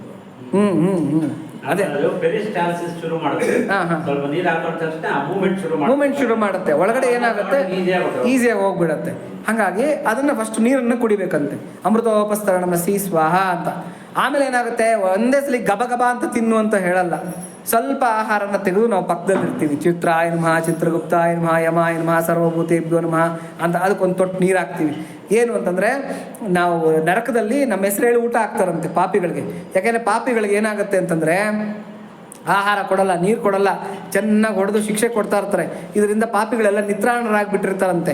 ಆವಾಗ ನಾವು ಈ ಥರ ಆಹಾರನ ಪಕ್ಕದಲ್ಲಿ ಇಡ್ತೀವಲ್ಲ, ಯಮನ ಹೆಸರು ಹೇಳಿ ಇಡ್ತಕ್ಕಂಥ ಆಹಾರ, ಯಮಂಗೆ ಚಿತ್ರಗುಪ್ತನಿಗೆ ಅಂತ ಇಟ್ಟಿರ್ತಕ್ಕಂಥ ಆಹಾರನ ಅಲ್ಲಿ ಪಾಪಿಗಳಿಗೆ ನಮಗೆ ಊಟ ನಮ್ಮ ಹೆಸರು ಹೇಳಿ ಊಟ ಕೊಡ್ತಾರಂತೆ. ಇಂಥವ್ರು ನಿಮಗೆ ಊಟ ಕೊಟ್ಟಿದ್ದಾರೆ, ಇದನ್ನು ನೀವು ತೊಗೊಳ್ಳಿ ಅಂತ ಹೇಳ್ಬಿಟ್ಟು ಅಂತ. ಇದರಲ್ಲಿ ಶಾಸ್ತ್ರ ಏನು ಹೇಳುತ್ತೆ ಅಂದರೆ, ಹಬ್ಬದ ಊಟ ದಿನನಿತ್ಯದ ಊಟ ಇರುತ್ತಲ್ಲ, ಆವತ್ತು ಮಾತ್ರ ನಾವು ಪಕ್ಕಕ್ಕೆ ಇಡಬೇಕು. ಆ ಎಲೆ ಪಕ್ಕದಲ್ಲಿ ಬಲಗಡೆಗೆ ಇಡಬೇಕು. ಅದನ್ನು ಪಾಪಿಗಳಿಗೆ ಊಟ ಹಾಕ್ತಾರಂತೆ. ಈ ತಿಥಿ ಊಟಗಳು ನಡೆಯುತ್ತಲ್ಲ ಮನೆಯಲ್ಲಿ ಪಿತೃಕಾರ್ಯಗಳು ನಡೆದಿರ್ತಕ್ಕಂಥ ಆಹಾರನ ಯಾವತ್ತಿಗೂ ಕೂಡ ಪಕ್ಕದಲ್ಲಿ ಇಡಬಾರ್ದು, ಬಲಗಡೆ ಪಕ್ಕದಲ್ಲಿ ಇಡಬಾರ್ದು. ಆ ಆಹಾರನ ಕೊಡಬಾರ್ದು ಅವ್ರಿಗೆ ಅಂತ. ಹಾಗಾಗಿ ಅದನ್ನು ಇಡ್ತೀವಿ. ಅದಾದ್ಮೇಲೆ ಏನು ಮಾಡ್ತೀವಿ, ಗಬ ಗಬ ಅಂತ ಒಂದೇ ಸಲ ತಿನ್ನಲ್ಲ. ಪ್ರಾಣಾಯ ಸ್ವಾಹ, ಅಪಾನಾಯ ಸ್ವಾಹ, ವ್ಯಾನಾಯ ಸ್ವಾಹ, ಉದಾನಾಯ ಸ್ವಾಹ, ಸಮಾನಾಯ ಸ್ವಾಹ, ಬ್ರಹ್ಮಣೇ ಸ್ವಾಹ ಅಂತಬಿಟ್ಟು ಈ ಮೂರನ್ನ ಇದನ್ನ ಗೋಮುದ್ರೆ ಅಂತ ಕರೀತಾರೆ, ಗೋಮುಖ ಮುದ್ರೆ ಅಂತ ಕರೀತಾರೆ. ನಾವು ಕುಂಕುಮಾರ್ಚನೆ ಮಾಡಬೇಕಾದ್ರೂ ಹೀಗೆ ಮಾಡ್ತೀವಿ, ಅಥವಾ ಒಂದು ಉದ್ಧರಣೆ ದೇವರಿಗೆ ತೀರ್ಥ ಕೊಡಬೇಕಾದ್ರೂ ಹೀಗೆ ಕೊಡ್ತೀವಿ. ಇದನ್ನ ಗೋಮುಖ ಮುದ್ರೆ ಅಂತ, ಇದು ಪವಿತ್ರವಾಗಿರತಕ್ಕಂಥ ಮುದ್ರೆ ಅಂತ ಹೇಳ್ಬಿಟ್ಟು ಅಂತ. ಈ ಮುದ್ರೆನಲ್ಲಿ ಈ 3 ಬೆರಳಿನಲ್ಲಿ ನಾವೇನು ಮಾಡ್ತೀವಿ, 5 ಸಲ ಆಹಾರನ ಹಾಕ್ಕೊಂತೀವಿ ಬಾಯಿಗೆ. ಅದನ್ನು 3 ಅಗಳು ಅಥವಾ 4 ಅಗಳು ಸ್ವಲ್ಪ ಸ್ವಲ್ಪ ಹಾಕ್ಕೊಂತೀವಿ. ಅದೇನಾಗುತ್ತೆ, ಇದು ಕೂಡ ಸೈಂಟಿಫಿಕ್ಕು. ಒಂದೇ ಸಲ ಗಬ ಗಬ ಅಂತ ತಿನ್ಬಿಟ್ರೆ ನೋಡಿ, ಸಾಮಾನ್ಯಕ್ಕೆ ನೋಡಿರ್ತೀವಿ, ಯಾರೋ ಕೆಲವರು ಹಸಿವಾಗ್ಬಿಟ್ಟಿರುತ್ತೆ, ಗಬ ಗಬ ಗಬ ಅಂತ ತಿಂತಾರೆ. 2 ತುತ್ತು ತಿನ್ನೋಷ್ಟೊತ್ತಿಗೆ ಏಕ್ ಅಂತ ಇದು ಬಂದ್ಬಿಡುತ್ತೆ, ಬಿಕ್ಕಳಿಗೆ ಬಂದ್ಬಿಡುತ್ತೆ, ಒದ್ದಾಡ್ತಾ ಇರ್ತಾರೆ, ನೀರಿಗೋಸ್ಕರ ಒದ್ದಾಡ್ತಾ ಇರ್ತಾರೆ. ಹಂಗೆ ಆಗಬಾರ್ದು ಅಂತ ಹೇಳ್ಬಿಟ್ಟು ದೊಡ್ಡವ್ರು ಏನು ಮಾಡಿದರೆ, ಫಸ್ಟ್ 5 ಸಲ ಚಿಕ್ಕದಾಗಿ ತಗೋಪ್ಪ ಅಂತ ಹೇಳ್ಬಿಟ್ಟು ಅಂತ. ಅದನ್ನು ತೊಗೊಂಡಿದ್ದಾದ್ಮೇಲೆ ಆಮೇಲೆ ಮಾಮೂಲಿ ಊಟ ಮಾಡಬೇಕು. ಕಬಳೆ ಕಬಳೆ ಗೋವಿಂದ ನಾಮ ಸಂಕೀರ್ತನಂ ಅಂತ ಹೇಳ್ತಾರೆ. ಕಬಳೆ ಕಬಳೆ ಅಂದರೆ ತುತ್ತು, ಕಬಳೆ ಅಂದರೆ ತುತ್ತು ಅಂತ. ಪ್ರತಿ ತುತ್ತಿಗೂ ಕೂಡ ಭಗವನ್ನಾಮ ಇಲ್ದಿರ ತಿನ್ನಬಾರ್ದು. ಯಾಕೆಂದ್ರೆ ನಾವಿವಾಗ ನೋಡಿ ಆಹುತಿ ಹಾಕ್ತೀವಿ ಯಜ್ಞಕ್ಕೆ, ಇಂದ್ರ ಯಸ್ವಾಹ ಇಂದ್ರ ಯತನ್ನಮಮ ಅಂತ ಹೇಳ್ತೀವಿ. ವಿಷ್ಣವೇ ಸ್ವಾಹ ವಿಷ್ಣವೇ ಪರಮಾತ್ಮನ ಇದನ್ನಮಮ ಅಂತ ಹೇಳ್ತೀವಿ. ಅಂದರೆ ಪ್ರತಿ ಆಹುತಿಗೂ ನಾವು ಭಗವಂತನ ಹೆಸರು ಹೇಳ್ತಾ ಇರ್ತೀವಿ. ಹಂಗೇನೆ ಕಬಳೆ ಕಬಳೆ ಗೋವಿಂದ ನಾಮ ಸಂಕೀರ್ತನಂ ಅಂತ, ಭಗವಂತನ ಹೆಸರು ಇಲ್ದಿರ ಒಂದು ತುತ್ತು ಕೂಡ ಬಾಯಿಗೆ ಹಾಕಬಾರ್ದು. ಹಂಗೆ ತಿಂದಾಗ ಏನಾಗುತ್ತೆ, ಒಳಗಡೆ ಜಠರಾಗ್ನಿಗೆ ನಾವು ಇದು ಹವಿರ್ಭಾಗಗಳನ್ನು ಅರ್ಪಿಸ್ದಂಗೆ ಆಗುತ್ತೆ. ಎಲ್ಲ ಆದಮೇಲೆ ಫುಲ್ ಊಟ ಎಲ್ಲ ಮುಗೀತು ಅಂತಂದಮೇಲೆ ಮತ್ತೆ ಇನ್ನೊಂದು ಉದ್ಧರಣೆಯಷ್ಟು ನೀರನ್ನು ತೊಗೊತೀವಿ. ಅದನ್ನೇನು ಕರೀತಾರೆ, ಅಮೃತೋ ಪಿದಾನಮಸಿ ಸ್ವಾಹ ಅಂತ ಹೇಳ್ತಾರೆ. ಅಮೃತದ ಹಾಸ ಆಯಿತು ಫಸ್ಟು, ಆಮೇಲೆ ಅಮೃತಮಯವಾಗಿರ್ತಕ್ಕಂಥ ಆಹಾರ ಪ್ರಸಾದವನ್ನು ತಿಂದಿದ್ದಾಯಿತು. ಅದಾದಮೇಲೆ ಅಮೃತದ ಮುಚ್ಚಳ ಹಾಕ್ತಾ ಇದ್ದೀನಿ ಅದಕ್ಕೆ ಅಂತ. ಕೆಳಗಡೆ ಹಾಸು, ಮೇಲ್ಗಡೆ ಮುಚ್ಚಳ, ಇದನ್ನು ಹಾಕ್ತಾ ಇದ್ದೀನಿ. ಇದು ಊಟದ ಕ್ರಿಯೆ ಅಂತ ಹೇಳ್ತಾರೆ. ಹಾಗಾಗಿ ಈ ಊಟದ ಕ್ರಿಯೆಯನ್ನು ಮಾಡಬೇಕು ಅಂತ ಹೇಳ್ಬಿಟ್ಟು ಅಂತ, ಈ ಥರ ಊಟದ ಕ್ರಿಯೆಯನ್ನು ಮಾಡಬೇಕು. ಇದೆಲ್ಲ ಕೂಡ ಪದ್ಧತಿಗಳು. ಅಪಾತ್ರದಾನ ಮಾಡಬಾರ್ದು, ಹೀಗೆ ಅನ್ನೇ ಸ್ವಲ್ಪ ವಿವರವಾಗಿ ಹೇಳ್ತಾ ಇದ್ದೀನಿ, ಯಾಕೆಂದರೆ ವಿಷಯ ಎಲ್ಲ ಗೊತ್ತಾಗಲಿ ಅಂತ ಹೇಳ್ಬಿಟ್ಟು ಅಂತ ಈ ಥರ ಎಲ್ಲ ಹೇಳ್ತಾರೆ. ಇನ್ನೊಂದೇನೋ ವಿಷಯ ಮರ್ತೀನಿ ನಾನು, ಅದೇ ನರಕದ್ದು ಹೇಳ್ತಾ ಇದ್ದೆ. ನರಕದಲ್ಲಿ ದಕ್ಷಿಣ ದ್ವಾರ ಉತ್ತರ ದ್ವಾರದ ಬಗ್ಗೆ ಹೇಳ್ತಾ ಇದ್ದೆ. ಈ ದಕ್ಷಿಣ ದ್ವಾರದಲ್ಲಿ ಈ ಥರ ಕರ್ಕೊಂಡು ಹೋಗ್ತಾರಂತೆ. ಯಾವುದಕ್ಕೆ, ಈ ವೈತರಣಿ ನದಿಗೆ ಪುಣ್ಯಾತ್ಮರನ್ನ ಉತ್ತರ ದ್ವಾರದಿಂದ ಕರ್ಕೊಂಬರ್ತಾರಂತೆ. ಉತ್ತರ ದ್ವಾರದಿಂದ ಕರ್ಕೊಂಬಂದ್ರೆ ಇದು ಪನ್ನೀರಿನ, ಈ ಕಡೆ ಏನೋ ಕೀವು ರಕ್ತದ ನದಿ, ಈ ಕಡೆ ಸುಗಂಧಮಯವಾಗಿರ್ತಕ್ಕಂಥ ಪನ್ನೀರಿನ ನದಿ ಹರಿಯತ್ತಂತೆ. ಆ ವೈತರಣಿ ಅದೇ ಒಂದೇ ನದಿನೇ ಆ ಕಡೆ ಹಂಗೆ ಹರಿಯತ್ತಂತೆ. ಅಲ್ಲಿ ಅಪ್ಸರ ಸ್ತ್ರೀಯರು, ದೇವಾನ ದೇವತೆಗಳು ಅಂದರೆ ದೇವತಾ ಪುರುಷರು ಎಲ್ಲ ಕೂಡ ಇವ್ರಿಗೆ ಸ್ವಾಗತಕ್ಕೆ ಅಂತ ನಿಂತಿರ್ತಾರಂತೆ. ಎಲ್ಲಿ, ಉತ್ತರ ದ್ವಾರದಲ್ಲಿ ನಿಂತ್ಕೊಂಡಿರ್ತಾರಂತೆ. ಸಾಕ್ಷಾತ್ ಭಗವಂತ ಮಹಾವಿಷ್ಣು ಅಲ್ಲಿ ಕಾಲು ತೊಳೆಯೋದಕ್ಕೆ ಅಂತ ನಿಂತಿರ್ತಾನಂತೆ. ಯಾರಿಗೆ, ಬರ್ತಾ ಇರ್ತಕ್ಕಂಥ ಭಕ್ತರಿಗೆ, ಸಜ್ಜನರಿಗೆ ಕಾಲು ತೊಳೆಯೋಕೆ ನಿಂತಿರ್ತಾನಂತೆ. ಅರ್ಥ ಮಾಡ್ಕೊಳ್ಳಿ, ಯಾರು ನಿಂತಿರೋದು, ಸಾಕ್ಷಾತ್ ಭಗವಂತ ಬರ್ತಾ ಇರ್ತಕ್ಕಂಥ ಮಹಾನ್ ಭಾವರುಗಳಿಗೆ ಕಾಲು ತೊಳೆಯೋದಕ್ಕೆ ಅಂತ ನಿಂತಿರ್ತಾರಂತೆ. ಈ ಯಮ ದಕ್ಷಿಣ ದ್ವಾರದಲ್ಲಿ ಬರ್ತಾರಲ್ಲ ಪಾಪಿಗಳು, ಇಲ್ಲಿ ದಕ್ಷಿಣ ದ್ವಾರದಿಂದ ಬರೋ ಅಷ್ಟೊತ್ತಿಗೆ 18 ಕೈಗಳಿಂದ ಕಬ್ಬಿಣದ ಆಯುಧಗಳನ್ನು ಹಿಡ್ಕೊಂಡು, ಎತ್ತಿ ಹಿಡಿದಿರತಕ್ಕಂಥ ಆಯುಧಗಳನ್ನು ಹಿಡ್ಕೊಂಡು, ಕಪ್ಪನೆಯ ಶರೀರನಂತೆ, ಕೆಂಪನೆಯ ಕಣ್ಣುಗಳಂತೆ, ಆದ್ರಿಂದ ಹೆದರಿಸ್ತಾನಂತೆ. ಬರೋ ಅಷ್ಟೊತ್ತಿಗೆ, ಏಯ್ ಯಾರು ನೀನು, ಎಲ್ಲಿ ಬಂದೆ, ಏನು ಮಾಡಿದ್ದೀಯಾ ಅಂತ ಹೇಳ್ಬಿಟ್ಟು ಹೆದರಿಸ್ತಾನಂತೆ ಈ ಕಡೆ ದಕ್ಷಿಣ ದ್ವಾರದಲ್ಲಿ ಬರೋರಿಗೆ. ಉತ್ತರ ದ್ವಾರದಲ್ಲಿ ಬರ್ತಾ ಇರ್ತಕ್ಕಂಥವ್ರಿಗೆ ಮಹಾವಿಷ್ಣು ಕಾಲು ತೊಳೆಯೋದಕ್ಕೆ ಅಂತ ರೆಡಿಯಾಗಿದ್ದರೆ ಈ ಯಮ ಏನು ಮಾಡ್ತಾ ಇರ್ತಾನೆ ಅಂದರೆ, ತನ್ನ ಮೇಲಿನ ಚೌಕನ್ನು ತೆಗೆದು ಸೊಂಟಕ್ಕೆ ಸುತ್ತಕೊಂಡು, ನಮ್ಮಲ್ಲಿ ಏನು ಹೇಳ್ತಾರೆ ಅಂದರೆ, ಸೊಂಟಕ್ಕೆ ಬಟ್ಟೆ ಸುತ್ತಿದ್ರೆ ದಾಸ ಅಂತ, ತಲೆಗೆ ಬಟ್ಟೆ ಸುತ್ತಿದ್ರೆ, ಪೇಟ ಸುತ್ತಿದ್ರೆ ಯಜಮಾನ ಅಂತ. ಹಾಗಾಗಿ ಈ ಸೊಂಟಕ್ಕೆ ಬಟ್ಟೆ ಸುತ್ತಕೊಂಡು ನೀರು ತಂದು ಹಾಕ್ತಾ ಇರ್ತಾನಂತೆ ಸೈಲೆಂಟಾಗಿ. ಜೋರು ತಪ್ಪಲಿಗೆ ನೀರು ತಂದು ಹಾಕ್ತಾ ಇರ್ತಾನಂತೆ. ಯಾಕೆ, ಭಗವಂತನಿಗೆ ಕಾಲು ತೊಳೆಯೋದಕ್ಕೆ ನೀರು ಬೇಕಲ್ವಾ. ಆ ನೀರು ತಗೊಂಬರ್ತಕ್ಕಂಥ ದಾಸತ್ವವನ್ನು ಯಾರೋ ಯಮ ಮಾಡ್ತಾ ಇರ್ತಾನಂತೆ. ಇದು ಗರುಡ ಪುರಾಣದಲ್ಲಿ ಬರ್ತಕ್ಕಂಥ ವರ್ಣನೆ. ಹಾಗಾಗಿ ಏನು ಗೊತ್ತಾಗುತ್ತೆ ಅಂತಂದರೆ, ಅದಕ್ಕೆ ನಮ್ಮಲ್ಲಿ ಏನು ಹೇಳ್ತಾರೆ, ಉತ್ತರ ದ್ವಾರ ತೆಗೆಯುತ್ತೆ ಭಗವಂತ. ಉತ್ತರ ದ್ವಾರದಲ್ಲಿ ಬಂದು ನಮ್ಮನ್ನು ಹಿಂಗೆ ಕರಿತಾ ಇರ್ತಾನೆ, ಬಾಬಾ ಅಂತ ಹೇಳ್ಬಿಟ್ಟು ಅಂತ. ಉತ್ತರ ದ್ವಾರದಿಂದ ನಾವು ಹೋಗಬೇಕು ಅಂತ. ಅಂದರೆ ಪುಣ್ಯಾತ್ಮರೆಲ್ಲ ಉತ್ತರ ದ್ವಾರದಲ್ಲಿ ಬರ್ತಾರೆ, ಪಾಪಿಗಳೆಲ್ಲ ದಕ್ಷಿಣ ದ್ವಾರದಲ್ಲಿ ಬರ್ತಾರೆ. ಇದು ವರ್ಣನೆ ಈ ಗರುಡ ಪುರಾಣದಲ್ಲಿ ಬರ್ತಕ್ಕಂಥದ್ದು. ಅದೊಂದು ಪಾಯಿಂಟ್ ಹೇಳೋದು ಮರ್ತ್ಬಿಟ್ಟಿದ್ದೆ, ಹಾಗಾಗಿ ಹೇಳಿದೆ. ಸಿದ್ಧ ಸಮಾಜ ಯೋಗದಲ್ಲಿ ಕ್ಯಾಂಪ್ ಕರ್ಕೊಂಡು ಹೋದಾಗ ಆ ಕ್ಯಾಂಪ್ ಲಾಸ್ಟ್ ದಿನ ಏನ್ ಮಾಡ್ತಾರೆ ಅಂದ್ರೆ, ಫಸ್ಟ್ ಮೋಷನ್ ಹಾಕಿ ಎನಿಮಾ ತರ ಊಟ ಕೊಡೋದಿಲ್ಲ. ಆಮೇಲೆ ಈ ಗುರುಗಳೆಲ್ಲ ಕಾಲ್ ತೊಳಿತಾರೆ, ನಾರಾಯಣ ದೇವ್ರ ಹೆಸರು ಹೇಳ್ಕೊಂಡು ಎಲ್ಲರೂ ತೊಳ್ತಾರೆ ಅಲ್ವಾ. ದೇವ್ರ ತೊಳ್ದಂಗ ಆಗ್ಬಿಟ್ಟು ಎಲ್ಲರೂ ಹೇಳ್ತಾರೆ. ಒಂಥರ ಅದೊಂದು ಅನುಭವ. ಯುಧಿಷ್ಠಿರ ಮಹಾಭಾರತದಲ್ಲಿ ರಾಜಸೂಯ ಯಾಗ ಮಾಡ್ತಾ ಇರ್ತಾನೆ. ರಾಜಸೂಯ ಯಾಗ ಮಾಡ್ತಾ ಇದ್ರೆ ಬಂದಿರತಕ್ಕಂಥವ್ರಿಗೆಲ್ಲ ಒಂದೊಂದು, ಇವಾಗ ದುರ್ಯೋಧನನಿಗೆ ಏನು ಕೊಟ್ಟಿರ್ತಾನೆ ಅಂದರೆ ಕೋಶಾಧಿಕಾರಿಯಾಗಿ ಕೊಟ್ಟಿರ್ತಾನೆ, ಅಂದರೆ ಬಂದಿರತಕ್ಕಂಥ ಗಿಫ್ಟ್ಗಳನ್ನೆಲ್ಲ ಇಸ್ಕೊಂಡಲ್ಲಿ ಅವನು ಅದೇ ಹೊಟ್ಟೆ ಹೊರದೋಗೋದು ದುರ್ಯೋಧನನಿಗೆ. ಇಷ್ಟೊಂದು ಗಿಫ್ಟ್ಗಳು ಈ ಥರ ಎಲ್ಲ ಬಂದ್ಬಿಡ್ತಾ ಇದ್ದನಿಗೆ ಅಂತ ಕೋಶಾಧಿಕಾರಿಯಾಗಿ ದುರ್ಯೋಧನನಿಗೆ ಕೊಟ್ಟಿರ್ತಾರೆ. ಒಬ್ಬೊಬ್ರಿಗೂ ಒಂದೊಂದು ಕೆಲಸ ಕೊಟ್ಟಿರ್ತಾರೆ, ನೀವು ಇದು ನೋಡ್ಕೊಳ್ಳಿ, ನೀವು ಇದು ನೋಡ್ಕೊಳ್ಳಿ, ನೀವು ಇದು ನೋಡ್ಕೊಳ್ಳಿ ಅಂತ. ಆದರೆ ಶ್ರೀಕೃಷ್ಣ ಪರಮಾತ್ಮನಿಗೆ ಕೆಲಸ ಕೊಡೋದಕ್ಕೆ ಯುಧಿಷ್ಠಿರನಿಗೆ ಆಗೋದಿಲ್ಲ. ಯಾಕೆಂದರೆ ತನ್ನ ಆರಾಧ್ಯ ದೈವ ಏನು ಕೊಡೋದು ಈತನಿಗೆ ಕೆಲಸ ಅಂತ ಹೇಳ್ಬಿಟ್ಟು ಅಂತ. ಆದರೆ ಶ್ರೀಕೃಷ್ಣ ಏನು ಮಾಡ್ತಾನೆ, ನನಗೇನು ಕೆಲಸ ಕೊಡಲಿಲ್ಲ ಅಂತ ಹೇಳ್ಬಿಟ್ಟು ತಾನೇ ಒಂದು ಕೆಲಸ ಹುಡುಕೊಂತಾನೆ. ಏನು ಮಾಡ್ತಾನೆ ಅಂದರೆ ಬರೋ ಅತಿಥಿಗಳಿಗೆ ಕಾಲು ತೊಳ್ಕೊಂಡು ನಿಂತಿರ್ತಾನೆ, ದ್ವಾರದಲ್ಲಿ ಹೋಗ್ಬಿಟ್ಟು ಕಾಲು ತೊಳ್ಕೊಂಡು ನಿಂತಿರ್ತಾನೆ. ಭೀಷ್ಮಾಚಾರ್ಯರಿಗೆ ಕೇಳ್ತಾನೆ ಯುಧಿಷ್ಠಿರ, ಆಯಿತು ಎಲ್ಲ ಆಯಿತು, ಕಾರ್ಯಕ್ರಮ ಎಲ್ಲ ಮುಗೀತು, ಹೋಮ ಎಲ್ಲ ಮುಗೀತು, ಇವಾಗ ಯಾರಿಗೆ ನಾವು ಈ ಪಾದಪೂಜೆ ಅಂತ ಮಾಡ್ತಾರೆ, ಪ್ರತಿ ಒಂದು ಕಾರ್ಯಕ್ರಮ ಆದಾಗಲೂ ಪಾದಪೂಜೆ ಅಂತ ಮಾಡ್ತಾರೆ. ಯಾರಿಗೆ ನಾನು ಮೊದಲನೇ ಪಾದಪೂಜೆ ಮಾಡಬೇಕು, ಯಾರು ಹಿರಿಯರು ನೀವೇ ಹೇಳಿ ಅಂತಂದರೆ ಅಗ್ರಪೂಜೆ ಅಂತ ಕರೀತಾರೆ ಅದನ್ನು. ಆ ಅಗ್ರಪೂಜೆ ಯಾರಿಗೆ ಮಾಡಬೇಕು ಅಂತಂದರೆ, ನೋಡಪ್ಪ ಕೃಷ್ಣ ಪರಮಾತ್ಮನಿಗೆ ಮಾಡು ಅಂತ ಹೇಳ್ತಾರೆ. ಆ ಸಭೆಯೆಲ್ಲ ಹುಡುಕಾಡಿದ್ರು ಕೃಷ್ಣ ಪರಮಾತ್ಮ ಸಿಗೋದಿಲ್ಲ. ಕಡೆಗೆ ಎಲ್ಲೋಗಿದ್ದಾನೆ ಅಂತ ಹುಡ್ಕೊಂಬಂದ್ರೆ ದ್ವಾರದಲ್ಲಿ ನಿಂತ್ಕೊಂಡು ಬರೋರಿಗೆ ಕಾಲು ತೊಳಿತಾರೆ ಇರ್ತಾನೆ. ಯುಧಿಷ್ಠಿರ ಕೇಳ್ತಾನೆ, ಯಾಕಪ್ಪ ನಮ್ಮಲ್ಲಿ ದಾಸದಾಸಿಯರೆಲ್ಲ ಬೇಕಾದಷ್ಟು ಜನ ಇದ್ದಾರೆ, ನೀನು ಯಾಕೆ ಈ ಕೆಲಸ ಮಾಡ್ತಾ ಇದೀಯಾ ಅಂತ ಹೇಳ್ಬಿಟ್ಟು. ಅಲ್ಲ, ನೀನು ಎಲ್ಲರಿಗೂ ಒಂದೊಂದು ಕೆಲಸ ಒಪ್ಪಿಸಿದ್ಯಾ, ನನಗೇನು ಕೊಟ್ಟಿರಲಿಲ್ಲ, ಯಾವ ಕೆಲಸ ಬಾಕಿ ಇದೆ ಅಂತ ನೋಡ್ಕೊಂಬಂದೆ, ಈ ಕೆಲಸ ಬಾಕಿ ಇತ್ತು ನಾನು ಮಾಡ್ತಾ ಇದ್ದೀನಿ ಅಂತ ಹೇಳ್ಬಿಟ್ಟು ಅಂತ. ಹಂಗಾಗಿ ನಿಗರ್ವಿಗಳಾಗಿರ್ಬೇಕು ಯಾವತ್ತೂ ಕೂಡ. ಅಂಥ ಭಗವಂತನೇ ಆ ಕೆಲಸ ಮಾಡಿದ್ಮೇಲೆ ನೋಡಿ, ಕಾಲು ತೊಳೆಯೋದು, ಮನೆಗೆ ಬಂದವ್ರಿಗೆ ಕಾಲು ತೊಳೆಯೋದು ಭಕ್ತಿಯಿಂದ, ಆಮೇಲೆ ಊಟ ಮಾಡಿದ್ದಾದ್ಮೇಲೆ ಎಂಜಲೆಲೆ ಎತ್ತೋದು, ಇವೆರಡೂ ಕೂಡ ಮಹಾಪುಣ್ಯ ಕಾರ್ಯ, ಎಲ್ರಿಗೂ ಸಿಗ್ತಕ್ಕಂಥದ್ದಲ್ಲ. ಆ ಊಟ ಮಾಡಿದ್ದ ಎಂಜಲೆಲೆಗಳನ್ನು ಎತ್ತುತ್ತೀವಲ್ಲ, ದೊಡ್ಡ ದೊಡ್ಡ ಯಾಗಫಲ ಅಂತ ಹೇಳ್ತಾರೆ. ಅಶ್ವಮೇಧ, ವಾಜಪೇಯ ಅಂತೆಲ್ಲ ಕರೀತಾರೆ. ಅಂತ ಮಹಾ ಯಾಗಗಳು ಮಾಡಿರ್ತಕ್ಕಂಥ ಫಲ ಇವರ ಒಂದು ಅಕೌಂಟ್ಗೆ ಬಿದ್ದೋಗುತ್ತಂತೆ. ಎಲ್ಲ ಮಾಡೋದಕ್ಕೆ ರೆಡಿ ಇರ್ತಾರೆ, ಎಲೆ ಹಾಕ್ತಾರೆ, ಬಡಿಸ್ತಾರೆ, ಎಲ್ಲ ಮಾಡ್ತಾರೆ. ಆದರೆ ಎಂಜಲೆಲೆ ಎತ್ತೋಕೆ ಯಾರೂ ರೆಡಿ ಆಗಿರೋದಿಲ್ಲ. ಹಾಗಾಗಿ ಗರ್ವ ಅಂತಕ್ಕಂಥದ್ದು ಪಡಬಾರ್ದು ಅಂತ ಪರಮಾತ್ಮನೇ ಆ ಕೆಲಸ ಮಾಡಿದಾಗ ನಾವು ಎಷ್ಟರವರು ಅಂತ ಹೇಳ್ಬಿಟ್ಟು ಅಂತ. ಇದೆಲ್ಲ ಕೂಡ ಅನ್ನದ ಮಹಾತ್ಮೆ. ಅದಕ್ಕೆ ಅನ್ನನಾಂ ಪತಯೇ ನಮಃ ಅಂತ ಬರುತ್ತೆ. ಅನ್ನದ ಅಧಿಪತಿಯಪ್ಪ ನೀನು ಅಂತ ಹೇಳ್ಬಿಟ್ಟು ಅಂತ. ಈ ಮೊದಲು ನಾವು ಚಿಕ್ಕ ಮದುವೆ ಮಾಡಿದ್ರೆ ಆ ಊಟ ಮಾಡ್ತೀವಿ ಎಲೆಗಳನ್ನ ಗಂಡು ಹೆಣ್ಣು ಕೆನ್ನಲ್ಲಿ ಎತ್ತಿಸ್ತಾ ಇದ್ರು. ಪುಣ್ಯ ಅಂತ. ಹೌದು, ಕೆಲವರು ಮಾಡ್ತಾರೆ, ಈಗ ಕೆಲವರು ಮಾಡೋದಿಲ್ಲ ಸರ್. ಇವತ್ತಿನ ಕಾಲ ಏನಾಗ್ಬಿಟ್ಟಿದ್ದಾರೆ, ನಮ್ಮನೆಗಳಲ್ಲಿ ಹೆಂಗೆ ಅಂತಂದರೆ, ನಮ್ಮನೆಗಳಲ್ಲಿ ಮದುವೆ ಮಾಡಿಸಿದ್ರೆ ಅವ್ರಿಗೆ ಎದ್ದು ಬಗ್ಗಿ ಬಂದವ್ರಿಗೆಲ್ಲ ಕಾಲಿಗೆ ನಮಸ್ಕಾರ ಮಾಡಬೇಕು. ಎಲ್ರಿಗೂ ಅವ್ರಿಗೆ ಕಾಲಿಗೆ ನಮಸ್ಕಾರ ಮಾಡು, ಇವ್ರಿಗೆ ಕಾಲಿಗೆ ನಮಸ್ಕಾರ ಬಂದು ಎಷ್ಟು ಜನ ಹಿರಿಯರು ಇದಕ್ಕೆ ಬಂದರೆ, ಮದುವೆಗೆ ಬಂದರೆ ಅವ್ರಿಗೆಲ್ಲ ಕಾಲುಗಳಿಗೆ ನಮಸ್ಕಾರ ಮಾಡು ಅವ್ರು ಸೊಂಟ ಬಿದ್ದೋಗಿರೋದು ನಮಸ್ಕಾರ ಮಾಡಿ ಮಾಡಿ ಮಾಡಿ ಮಾಡಿ ಅಷ್ಟು ಒಂದು ಕತೆ ಇಟ್ಬಿಡೋರು ಅವಾಗ ಹಿಂದಿನ ಕಾಲಕ್ಕೆ. ಈಗಿನ ಕಾಲದಲ್ಲಿ ಹೆಂಗೆ ಅಂದರೆ, ನವ ವಧುವರ್ರಿಗೆ ಸೊಂಟವೇ ಬಗ್ಗಲ್ಲ, ನಮಸ್ಕಾರ ಮಾಡು ಅಂದರೆ ಹಿಂಗಂತಾರೆ, ಹಿಂಗೆ ಇಷ್ಟೇ ಅವರು. ನಾವು ಊಹೆ ಮಾಡ್ಕೋಬೇಕು, ಆಯ್ತಪ್ಪ ನೀನು ಕಾಲು ಮುಟ್ಟಿ ನಮಸ್ಕಾರ ಮಾಡಿದ್ಯಾ ಅಂತ ನಾವು ಭಾವಿಸ್ಕೊತಾ ಇದ್ದೀವಿ ಅಂತ ಹೇಳ್ಬಿಟ್ಟು ಅಂತ ಒಂದು ಪರಿಸ್ಥಿತಿ ಬಂದ್ಬಿಟ್ಟಿದೆ. ಈಗಿನ ಕಾಲದ ಹುಡುಗರು ಹಂಗಾಗ್ಬಿಟ್ಟಿದ್ದಾರೆ.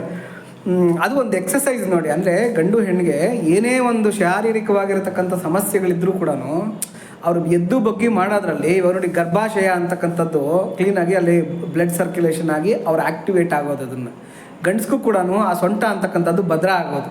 ಇವತ್ತು ಸೊಂಟವೇ ಭದ್ರವಾಗಿರೋದಿಲ್ಲ. ಯಾರು ನೆಟ್ಟಗೆ ಕೂತ್ಕೊಂಡವ್ರು ಇವಾಗ ಯಾರು ಕೂತ್ಕೊಳ್ಳೋಕೆ ಆಗಲ್ಲ. ಮನೆಗಳಲ್ಲಿ ಈ ಥರದ್ದೇನೋ ಒಂದು ಚೇರುಗಳಿರುತ್ತೆ, ಅವ್ರಿಗೆ ಹೆಣ ಬಿದ್ದಂಗೆ ಬಿದ್ದಿರ್ತಾರೆ. ಅವ್ನು ಟಿ ವಿ ನೋಡ್ಬೇಕಾದ್ರೂ ಹೆಣ ಬಿದ್ದಂಗೆ ಇರ್ತಾನೆ, ತಿನ್ಬೇಕಾದ್ರೂ ಹಾಗೆ ಇರ್ತಾನೆ. ಮನೆಯಲ್ಲಿ ಹೆಂಗೆ ಆಯ್ತಾ ಹಿಂಗೆ easy chair, correct address easy chair, ಹೀಗೆ ಬಿದ್ದಿರ್ತಾರೆ ಅವರು.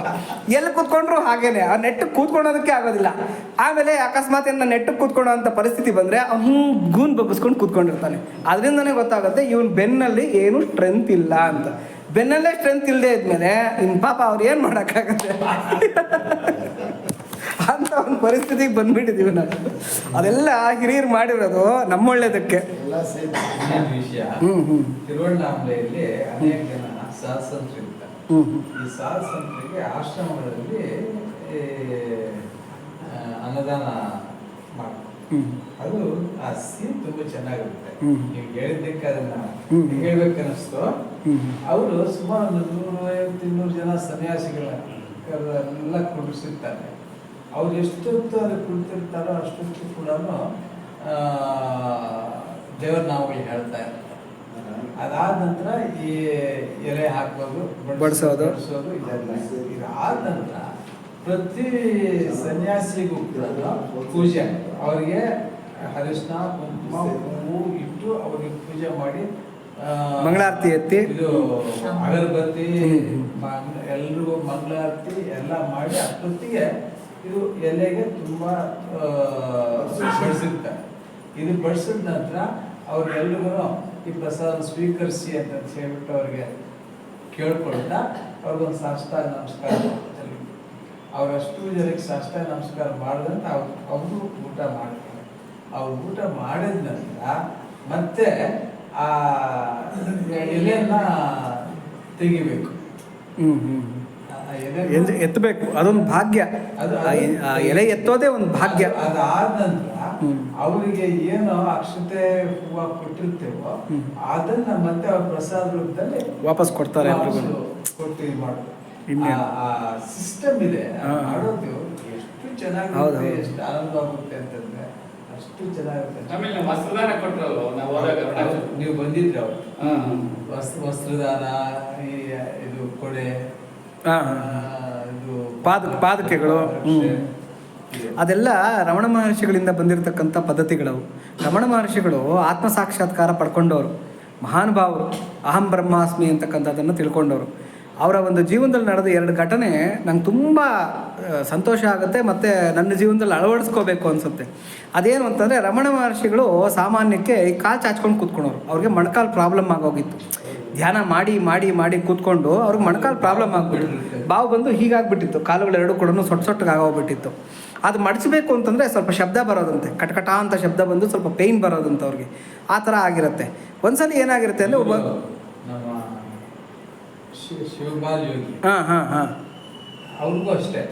ಅವ್ರು ಆಲ್ಮೋಸ್ಟ್ 20 years ಏನೋ ತಪಸ್ಸು ಕುತ್ಕೊಂಡ್ಬಿಟ್ಟು ಅದಾದ ನಂತರ ತಪಸ್ಸಿಂದ ಆಚೆ ಬರೋಷ್ಟೊತ್ತಿಗೆ ಅವ್ರಿಗೆ ಇಲ್ಲಿಂದ ಕಂಪ್ಲೀಟ್ ಸಣ್ಣಬಿಟ್ಟು ಅವ್ರ ಬಾಡಿ ವೆಯ್ಟ್ ನ ಆ ಕಾಲುಗಳು ತಡೆಯಕ್ಕಾಗಲ್ಲ ಇರಲಿಲ್ಲ. ಸೊ ಅವ್ರನ್ನ ಎತ್ಕೊಂಡೇ ಹೋಗ್ತಾ ಇರ್ತಿದ್ರು ಶಿವಪಾಲ್ ಯೋಗಿ ಅವ್ರನ್ನ. ರಾಗಿಗುಡ್ಡ ಹತ್ರ ಒಂದು ಆಶ್ರಮ ಎಲ್ಲ ಇದೆ. ಹೌದು ಹೌದು. ಅವ್ರು ಎತ್ಕೊಂಡೇ ಹೋಗ್ತಾ ಇದ್ರು. ನಡಿಲಿಕ್ಕೆ ಆಗ್ತಾರೆ. ರಮಣರಾದ್ರು ಪಾಪ ನಡೀತಾ ಇದ್ರು ಕಷ್ಟಪಟ್ಟು. ಅವ್ರು ನಡೆಯೋಕೆ ಕೂಡ ಆಗ್ತಾರೆ. ನಡೆಯೋಕೆ ಕೂಡ ಆಗ್ತಾರೆ. ಸ್ವಾಮಿ ಕೈ ಹಿಂಗೆ ಇರುತ್ತೆ. ಈಗ ಆಗೋಗ್ಬಿಟ್ಟಿದೆ ಅವ್ರ ಕೈ. ಕಡೆಗೆ ಇವರು ರಮಣ ಮಹರ್ಷಿಗಳು ಕೂತ್ಕೊಂಡಿರ್ತಾರೆ. ಒಬ್ಬ ವಿದೇಶಿ ಮಹಿಳೆ ಬಂದಿರ್ತಾಳೆ. ವಿದೇಶಿ ಮಹಿಳೆ ಬಂದಿದ್ರೆ ಆಕೆಗೆ ಟೈಟ್ ಡ್ರೆಸ್ ಹಾಕ್ಕೊಂಡ್ಬಂದಿರ್ತಾಳೆ. ಆಮೇಲೆ ವಿದೇಶಿಗರಿಗೆ ಹೆಂಗೆ ಅಂದರೆ ನೆಲದ ಮೇಲೆ ಹೆಂಗೆ ಕೂತ್ಕೋಬೇಕು ಅಂತ ಗೊತ್ತಾಗೋದಿಲ್ಲ. ಆಕೆ ಏನು ಮಾಡಿರ್ತಾಳೆ ಅಂತಂದರೆ, ರಮಣ ಮಹರ್ಷಿಗಳ ಕಡೆನೇ ಕಾಲು ಚಾಚ್ಕೊಂಡು ಕೂತಿರ್ತಾಳೆ. ರಮಣ ಮಹರ್ಷಿಗಳು ಕೂತಿರ್ತಾರೆ. ರಮಣ ಮಹರ್ಷಿಗಳು ನೋಡ್ತಾ ಇದ್ದಂಗೆ ಯಾರೋ ಬಂದು ಆಶ್ರಮದವ್ರು ಬೈದ್ಬಿಡ್ತಾರೆ. ಏನಮ್ಮ ನಿಂಗೆ ಸ್ವಲ್ಪ ಅನ್ನೋ ಗೊತ್ತಾಗೋದಿಲ್ವಾ? ಭಗವಾನರು ಕೂತ್ಕೊಂಡಿದ್ದಾರೆ, ಭಗವಾನರ ಕಡೆಗೆ ಕಾಲು ಚಾಚ್ಕೊಂಡು ಕೂತ್ಕೊಂತೀಯಾ ಅಂತ ಬೈತಾರೆ. ಎಷ್ಟು ಮಹಾ ಪಾಪ ಅಂತ ಹೇಳ್ಬಿಟ್ಟು ಅಂತ. ಕಡೆಗೆ ಆಕೆಗೆ ಹೆಂಗೆ ಕೂತ್ಕೋಬೇಕು ಅಂತ ಗೊತ್ತಾಗಲ್ಲ. ಸ್ವಲ್ಪ ನಾಚಿಕೆ ಪಡ್ತಾಳೆ. ಕಡೆಗೆ ಇವರೇ ಯಾರೋ ಅಕ್ಕಪಕ್ಕದಲ್ಲಿರೋರು ತೋರಿಸ್ತಾರೆ, ಹೀಗೆ ಕೂತ್ಕೊಳ್ಳಿ ಅಂತ ಕಷ್ಟಪಟ್ಕೊಂಡು ಏನೋ ಮಾಡ್ಕೊಂಡು ಕೂತ್ಕೊತಾಳೆ. ಮಾರನೇ ಸಹ ರಮಣ ಮಹರ್ಷಿಗಳು ಬರ್ತಾರೆ. ರಮಣ ಮಹರ್ಷಿಗಳು ಬಂದುಬಿಟ್ಟು ಅವ್ರು ಕಾಲು ಚಾಚ್ಕೊಂಡು ಕೂತ್ಕೊಳೋದಿಲ್ಲ. ಆ ಕಾಲು ಆಗದೇ ಇದ್ರೂ ಕೂಡ ಕಟಕಟ ಅಂತ ಶಬ್ದ ಮಾಡಿಸ್ಕೊಂಡು ಅದನ್ನು ಮಡಚ್ಕೊಂಡು ಏನೋ ಬಾಧೆ ಬಿದ್ದುಕೊಂಡು ಕೂತ್ಕೊತಾರೆ. ಎಲ್ಲರೂ ಹೋಗಿ ಹೇಳ್ತಾರೆ, ಯಾಕೆ ಭಗವಾನ್ರೇ ನಿಮ್ಗೆ ಆಗೋದಿಲ್ಲ ಕಾಲು ಮಡ್ಚ್ಕೊಳೋದಕ್ಕೆ ಅನ್ನೋದು ಗೊತ್ತಲ್ವಾ? ನೀವು ಕಾಲು ಚಾಚ್ಕೊಂಡೇ ಕೂತ್ಕೊಳ್ಳಿ ಪರವಾಗಿಲ್ಲ ಅಂತ. ಅಲ್ಲಪ್ಪ, ಭಗವಾನ್ರ ಕಡೆಗೆ ಕಾಲು ಚಾಚಿದ್ರೆ ಮಹಾಪಾಪ ಅಂತ ಹೇಳ್ತಾ ಇದ್ರಲ್ವಾ? ನಾನು ಕಾಲು ಚಾಚ್ಕೊಂಡು ಕೂತ್ಕೊಂಡ್ರೆ ಅದೇ ಪಾಪ ನನಗೂ ಬರುತ್ತೆ ತಾನೆ. ಅದಕ್ಕೆ ನಾನು ಏನನ್ನ ಮಾಡಿ ಕಾಲು ಮಡ್ಚ್ಕೊಳಕ್ಕಾಗತ್ತಾ ಅಂತ ಪ್ರಯತ್ನ ಪಡ್ತಾ ಇದ್ದೀನಿ ಅಂತ ಹೇಳ್ತಾರೆ ರಮಣ ಮಹರ್ಷಿಗಳು. ಭಗವಂತ ಇದ್ದಾನೆ ಅಂದರೆ ಇವ್ರು ಹೇಳಿದ್ದು ರಮಣ ಮಹರ್ಷಿಗಳು ಅಂತ, ಭಗವಾನ್ರು ಅಂತ ಹೇಳಿದ್ದು. ರಮಣ ಮಹರ್ಷಿಗಳು ಅರ್ಥ ಮಾಡ್ಕೊಂಡಿದ್ದು ಭಗವಂತ ಅಂತ. ಹಾಗಾಗಿ ನಾನು ಚಾಚ್ಕೊಳಕ್ಕಾಗೋದಿಲ್ಲ, ಯಾಕಂದ್ರೆ ನಿಮ್ಮಲ್ಲೂ ಭಗವಂತ ಇದ್ದಾನೆ ಅಂತ ಹೇಳ್ಬಿಟ್ಟು ಅಂತ. ಇದೊಂದು ಸಂದರ್ಭ ನಡೆಯುತ್ತೆ. ಎರಡನೇ ಸಂದರ್ಭ ಏನಂದರೆ, ಒಂದ್ಸಲಿ ರಮಣ ಮಹರ್ಷಿಗಳು ಕಾಲು ಚಾಚ್ಕೊಂಡು ಮಲಗಿರ್ತಾರೆ. ಮಲಗಿದ್ರೆ ಶಿಷ್ಯ ಬಂದು ಒಂದೇ ಸಮ ಕಾಲು ಒತ್ತಾ ಇರ್ತಾನೆ ರಮಣ ಮಹರ್ಷಿಗಳಿಗೆ. ಇವ್ರು ಹೇಳ್ತಾರೆ, ಯಾಕಪ್ಪ ಊಟದ ಟೈಮ್ ಆಯಿತು, ಊಟಕ್ಕೆ ಹೋಗ್ದಿರ ನೀನು ಇಲ್ಲೇನು ಮಾಡ್ತಾ ಇದೀಯಾ? ಅಲ್ಲ, ನಿಮ್ಮ ಕಾಲು ಒತ್ತಾ ಇದ್ದೀನಿ. ಯಾಕೆ ಒತ್ತಾ ಇದೀಯಾ ಅಂತ ರಮಣ ಮಹರ್ಷಿಗಳು ಕೇಳ್ತಾರೆ. ಅಲ್ಲ, ನಿಮ್ಮ ಕಾಲು ಒತ್ತೋದು ಎಷ್ಟು ಪುಣ್ಯ, ನಿಮ್ಮ ಕಾಲು ಒತ್ತಿದ್ರೆ ಎಷ್ಟು ಪುಣ್ಯ ಬರುತ್ತೆ, ಹಾಗಾಗಿ ನಾನು ಕಾಲು ಒತ್ತಾ ಇದ್ದೀನಿ. ಓ ಹಾಗ, ಒತ್ತು ಅಂತ ಹೇಳ್ತಾರೆ. ಕಡೆಗೆಲ್ಲ ಒತ್ತಾರೆ. ಇನ್ನೊಂದ್ಸಲ ಯಾವಾಗ ರಮಣ ಮಹರ್ಷಿಗಳು ಕೂತ್ಕೊಂಡು ಎಲ್ಲರೂ ನೋಡ್ತಾ ಇದ್ದಂಗೆ ಅವ್ರ ಕಾಲು ಅವರೇ ಒತ್ಕೊತಾ ಇರ್ತಾರೆ. ಹಿಂಗೆ ಯಾಕೆ ಕಾಲು ನೋವ್ತಾ ಇದೆಯಾ, ಏನನ್ನ ಇದಾಗಿದೆಯಾ, ಯಾಕೆ ನಿಮ್ಮ ಕಾಲು ನೀವೇ ಒತ್ಕೊತಾ ಇದ್ದೀರಾ? ಇಲ್ಲ, ನನ್ನ ಶಿಷ್ಯ ನಿನ್ನೆ ಹೇಳ್ದ ನನ್ನ ಕಾಲು ಒತ್ತಿದ್ರೆ ಮಹಾಪುಣ್ಯ ಬರುತ್ತೆ ಅಂತ ಬಿಟ್ಟು ಅಂತ. ಆ ಪುಣ್ಯ ಏನೋ ನನಗೂ ಸ್ವಲ್ಪ ಬರಲಿ ಅಂತ ಒತ್ಕೊತಾ ಇದ್ದೀನಿ ಅಂತ.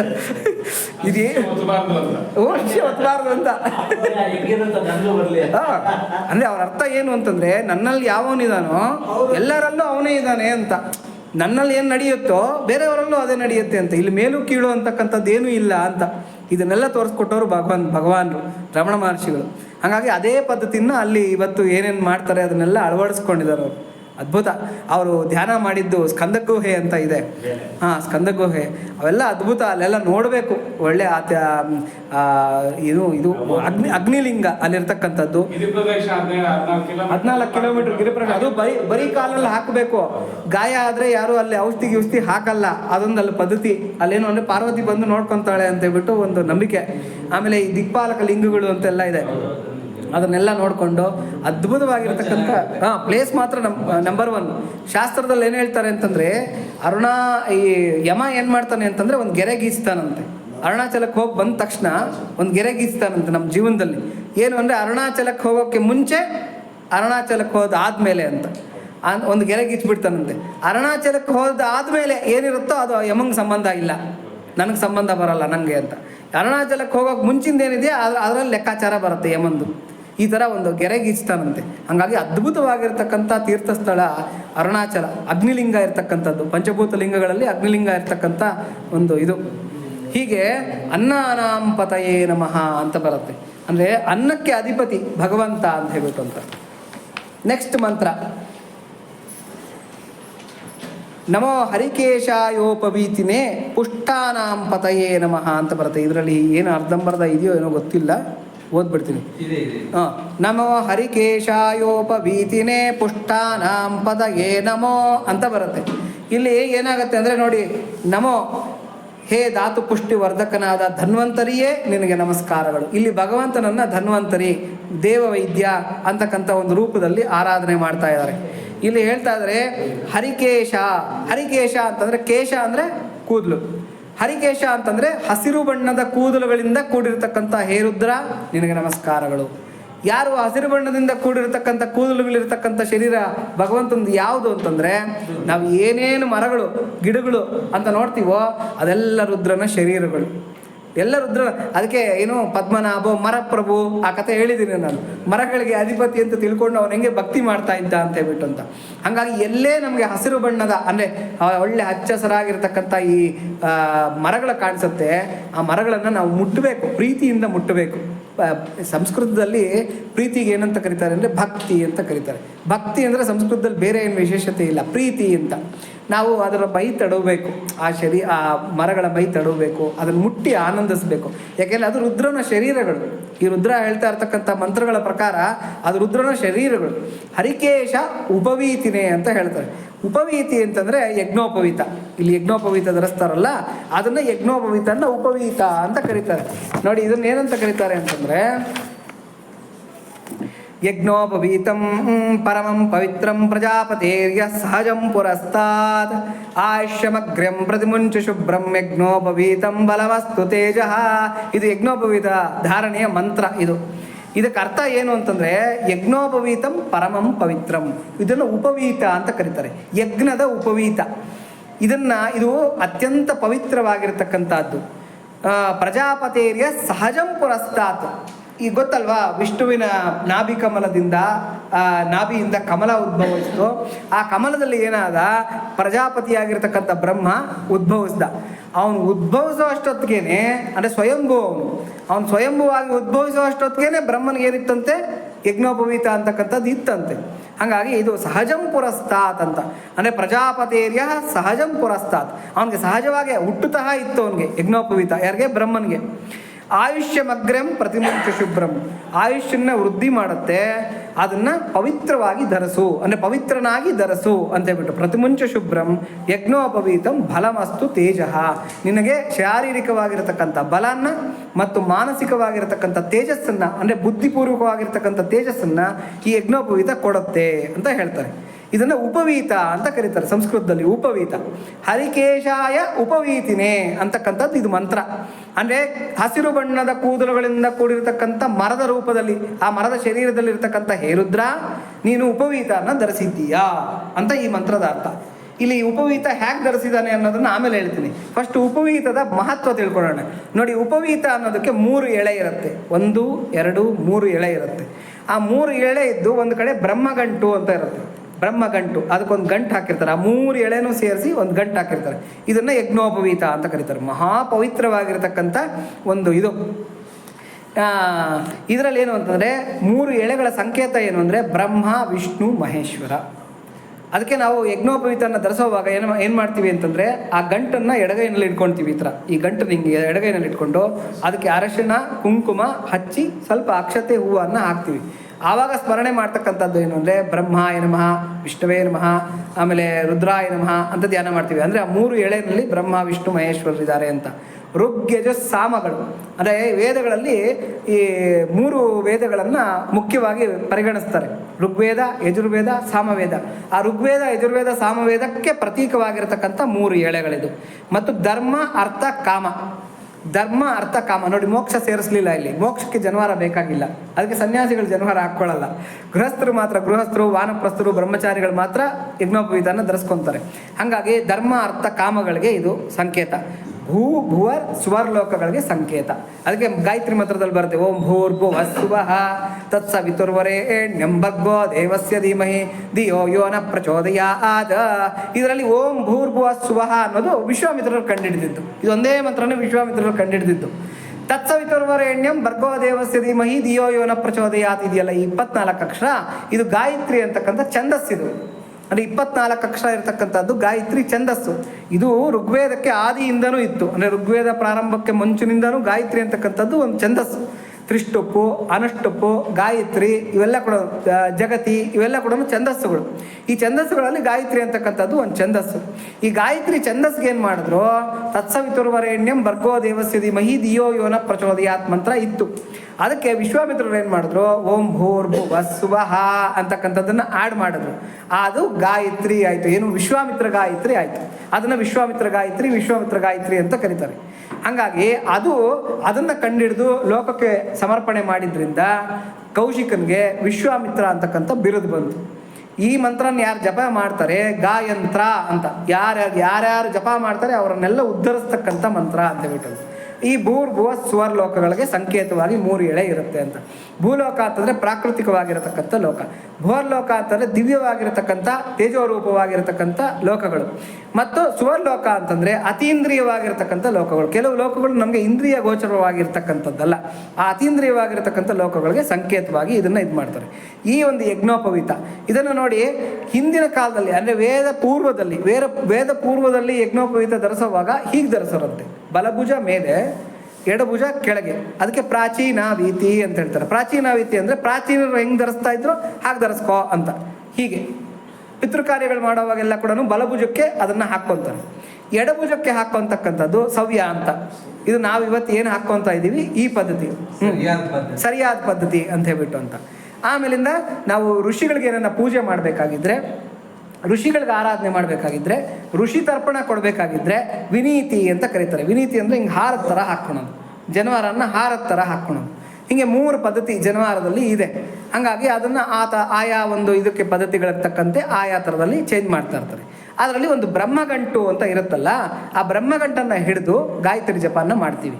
ಗಾಯತ್ರಿ ಜಪದ ಅಷ್ಟೂ ಫಲ ಆ ಬ್ರಹ್ಮಗಂಟನಲ್ಲಿ ಆವಾಹನೆ ಆಗಿರುತ್ತೆ. ಅಂದರೆ ಆ ಗಾಯತ್ರಿ ಜಪದ ಫಲ ಅದರೊಳಗೆ ಆವಾಹನೆ ಆಗಿರುತ್ತೆ. ಬ್ರಹ್ಮಗಂಟನ್ನು ಯಾವತ್ತೂ ಕೂಡ ನಾಭಿಯೇ ಕೆಳಗೆ ಹೋಗದಿರ ನೋಡ್ಕೋಬೇಕು. ನಾಭಿ ಇರುತ್ತಲ್ಲ, ನಾಭಿ ಪ್ರದೇಶದಿಂದ ಕೆಳಗಡೆಗೆ ಬ್ರಹ್ಮಗಂಟು ಯಾವತ್ತೂ ಕೂಡ ಹೋಗ್ಬಾರ್ದು.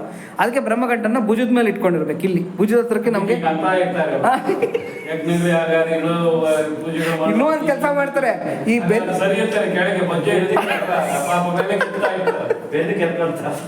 ಬೆನ್ನಿಗೆ ಸೊಳ್ಳೆ ಕಚ್ಚಬಾರದ ಜಾಗ ಕಚ್ಚಿಬಿಟ್ಟಿರುತ್ತೆ, ಕೆರ್ಪಡಕ್ಕೆ ಕೈ ಅಂದಲ್ಲ.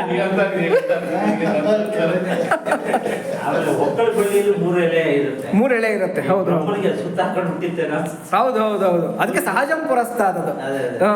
ಪ್ರಜಾಪತಿರ್ಯ ಸಹಜಂ ಪುರಸ್ತಾತ್ ಅಂತ ಹೇಳ್ಬಿಟ್ಟು. ಅದಕ್ಕೆ ಯಾವುದೇ ಕಾರಣಕ್ಕೂ ಹೊಕ್ಕಳಿಂದ ಕೆಳಗಡೆಗೆ ಬ್ರಹ್ಮಗ್ರಂಥಿ ಹೋಗ್ಬಾರ್ದು. ಆ ಥರ ನೋಡ್ಕೋಬೇಕು ಅಂತ ಹೇಳ್ಬಿಟ್ಟು ಬ್ರಹ್ಮಗ್ರಂಥಿನ ಯಾವತ್ತೂ ಕೂಡ ಇಲ್ಲಿ ಭುಜದ ಮೇಲೆ ಇಟ್ಕೊಂಡಿರ್ತಾರೆ. ಆ ಭುಜದ ಮೇಲೆ ಇಟ್ಕೊಂಡ್ರು ಕೂಡ ಅದು ತಿರುಗ್ತಾ ಅವಾಗ ಇಲ್ಲಿ ಹಿಂದಕ್ಕೋ ಮುಂದಕ್ಕೋ ಬಂದ್ಬಿಡುತ್ತೆ. ಆವಾಗ ಸರ್ ಹೇಳ್ದಂಗೆ ಹಿಂಗೆ ಸರ್ ಮಾಡ್ಕೊಂತ ಇರ್ತಾರೆ ಅದನ್ನ. ಅದು ಹಿಂಗೆ ಕುತ್ತಿಗೆಗೆ ಇದು ಹಾಕೊಂಡು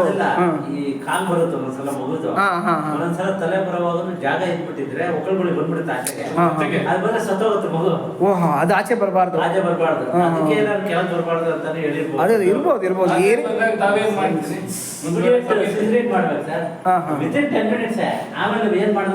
ಉಪಯೋಗ ಆಗಲ್ಲ. ನೋಡಿ ಎಕ್ಸ್ಟರ್ನಲ್ ಟೆಂಪರೇಚರ್ಗೆ ಕೊಲಾಪ್ಸ್ ಆಗ್ಬಿಡುತ್ತೆ. ಅಂಬಿಕಲ್ ಪೇನ್, ಬ್ಲಡ್ ಸರ್ಕ್ಯುಲೇಷನ್ ಆಗಲ್ಲ, ನಿಂತೋಗುತ್ತೆ. ಅದಕ್ಕೆ ನೋಡಿ, ಏನೇ ಮಾಡಿದ್ರು ನಮ್ಮಲ್ಲೆಲ್ಲ ಸೈಂಟಿಫಿಕ್ ಆಗಿರುತ್ತೆ, ಪ್ರತಿಯೊಂದು ಸೈನ್ಸು. ಅದಕ್ಕೆ ಇಲ್ಲಿ ಪ್ರಜಾಪತಿಯರಿಗೆ ಸಹಜಂ ಪುರಸ್ತಾತ್ ಅಂತ ಹೇಳ್ತಾರೆ. ಅಂದರೆ ಹೊಕ್ಕಳು ಬಳ್ಳಿ ಅದೇನು ಸುತ್ಕೊಂಡೇ ಹುಟ್ಟಿದ್ನೋ ಏನೋ ಬ್ರಹ್ಮ, ಅದಕ್ಕೋಸ್ಕರನೇ ಹಂಗೆ ಹೇಳ್ತಾರೋ ಏನೋ, ಸಹಜವಾಗಿತ್ತಂತ ಅವನಿಗೆ ಯಜ್ಞೋಪವೀತ. ಹಾಗಾಗಿ ಈ 3 ಎಳೆ ಇರ್ತಕ್ಕಂಥದ್ದು ಯಜ್ಞೋಪವೀತ. ಇಲ್ಲಿ ಹೇಳ್ತಾ ಇರ್ತಕ್ಕಂಥ ಮಂತ್ರಕರ್ತ ಏನು ಅಂತಂದರೆ ನೋಡಿ, ಹರಿಕೇಶಾಯ ಉಪವೀತಿನೇ ಅಂತ ಹೇಳ್ತಾರೆ. ಅಂದರೆ ಹಸಿರು ಬಣ್ಣದ ಕೂದಲುಗಳಿಂದ ಕೂಡಿರ್ತಕ್ಕಂಥ ಮರಗಳ ಶರೀರದಲ್ಲಿರ್ತಕ್ಕಂಥ ಹೇ ರುದ್ರ, ನೀನು ಉಪವೀತಿಯಾಗಿದ್ದೀಯ. ಅಂದರೆ ಜನವಾರನ ಧರಿಸ್ಕೊಂಡಿದ್ದೀಯ ನೀನು ಅಂತ ಹೇಳ್ತಾ ಇದ್ದಾರೆ. ಇದೇನು ಮರಗಳ ಜನವಾರ ಎಲ್ಲಿರುತ್ತೆ ಅಂತಂದರೆ ಅದಕ್ಕೆ ಲತಾ ಗುಲ್ಮಗಳು ಬಳ್ಳಿಗಳು ಹಬ್ಕೊಂಡಿರುತ್ತೆ. ಆ ಲತಾ ಗುಲ್ಮಗಳು ಬಳ್ಳಿಗಳು ಹಿಂಗೆ ಹಬ್ಕೊಂಡಿರುತ್ತಲ್ಲ ಮರಕ್ಕೆ, ಅದನ್ನು ಇಲ್ಲಿ ಉಪವೀತಿ ಅಂತ ವರ್ಣಿಸ್ತಾ ಇದ್ದಾರೆ. ಅಂದರೆ ಹಸಿರು ಬಣ್ಣದ ಕೂದಲುಗಳಿಂದ ಕೂಡಿದೆ ನಿನ್ನ ಶರೀರ, ಮರಗಳ ರೂಪದಲ್ಲಿದ್ದೀಯಾ, ಅದೇ ಮರಗಳಿಗೆ ಹಬ್ಕೊಂಡಿರ್ತಕ್ಕಂಥ ಬಳ್ಳಿಗಳು ಕೂಡ ನೀನು ಧರಿಸಿರ್ತಕ್ಕಂಥ ಉಪವೀತ ಅದು. ಹಾಗಾಗಿ ಹರಿಕೇಶಾಯ ಉಪವೀತಿನೇ ಪುಷ್ಟಾನಾಂ ಪತಯೇ ನಮಃ. ನೀನೇನು ಸಾಮಾನ್ಯನೇನಪ್ಪ, ಪುಷ್ಟಾನಾಂ ಪತಯೇ ನಮಃ.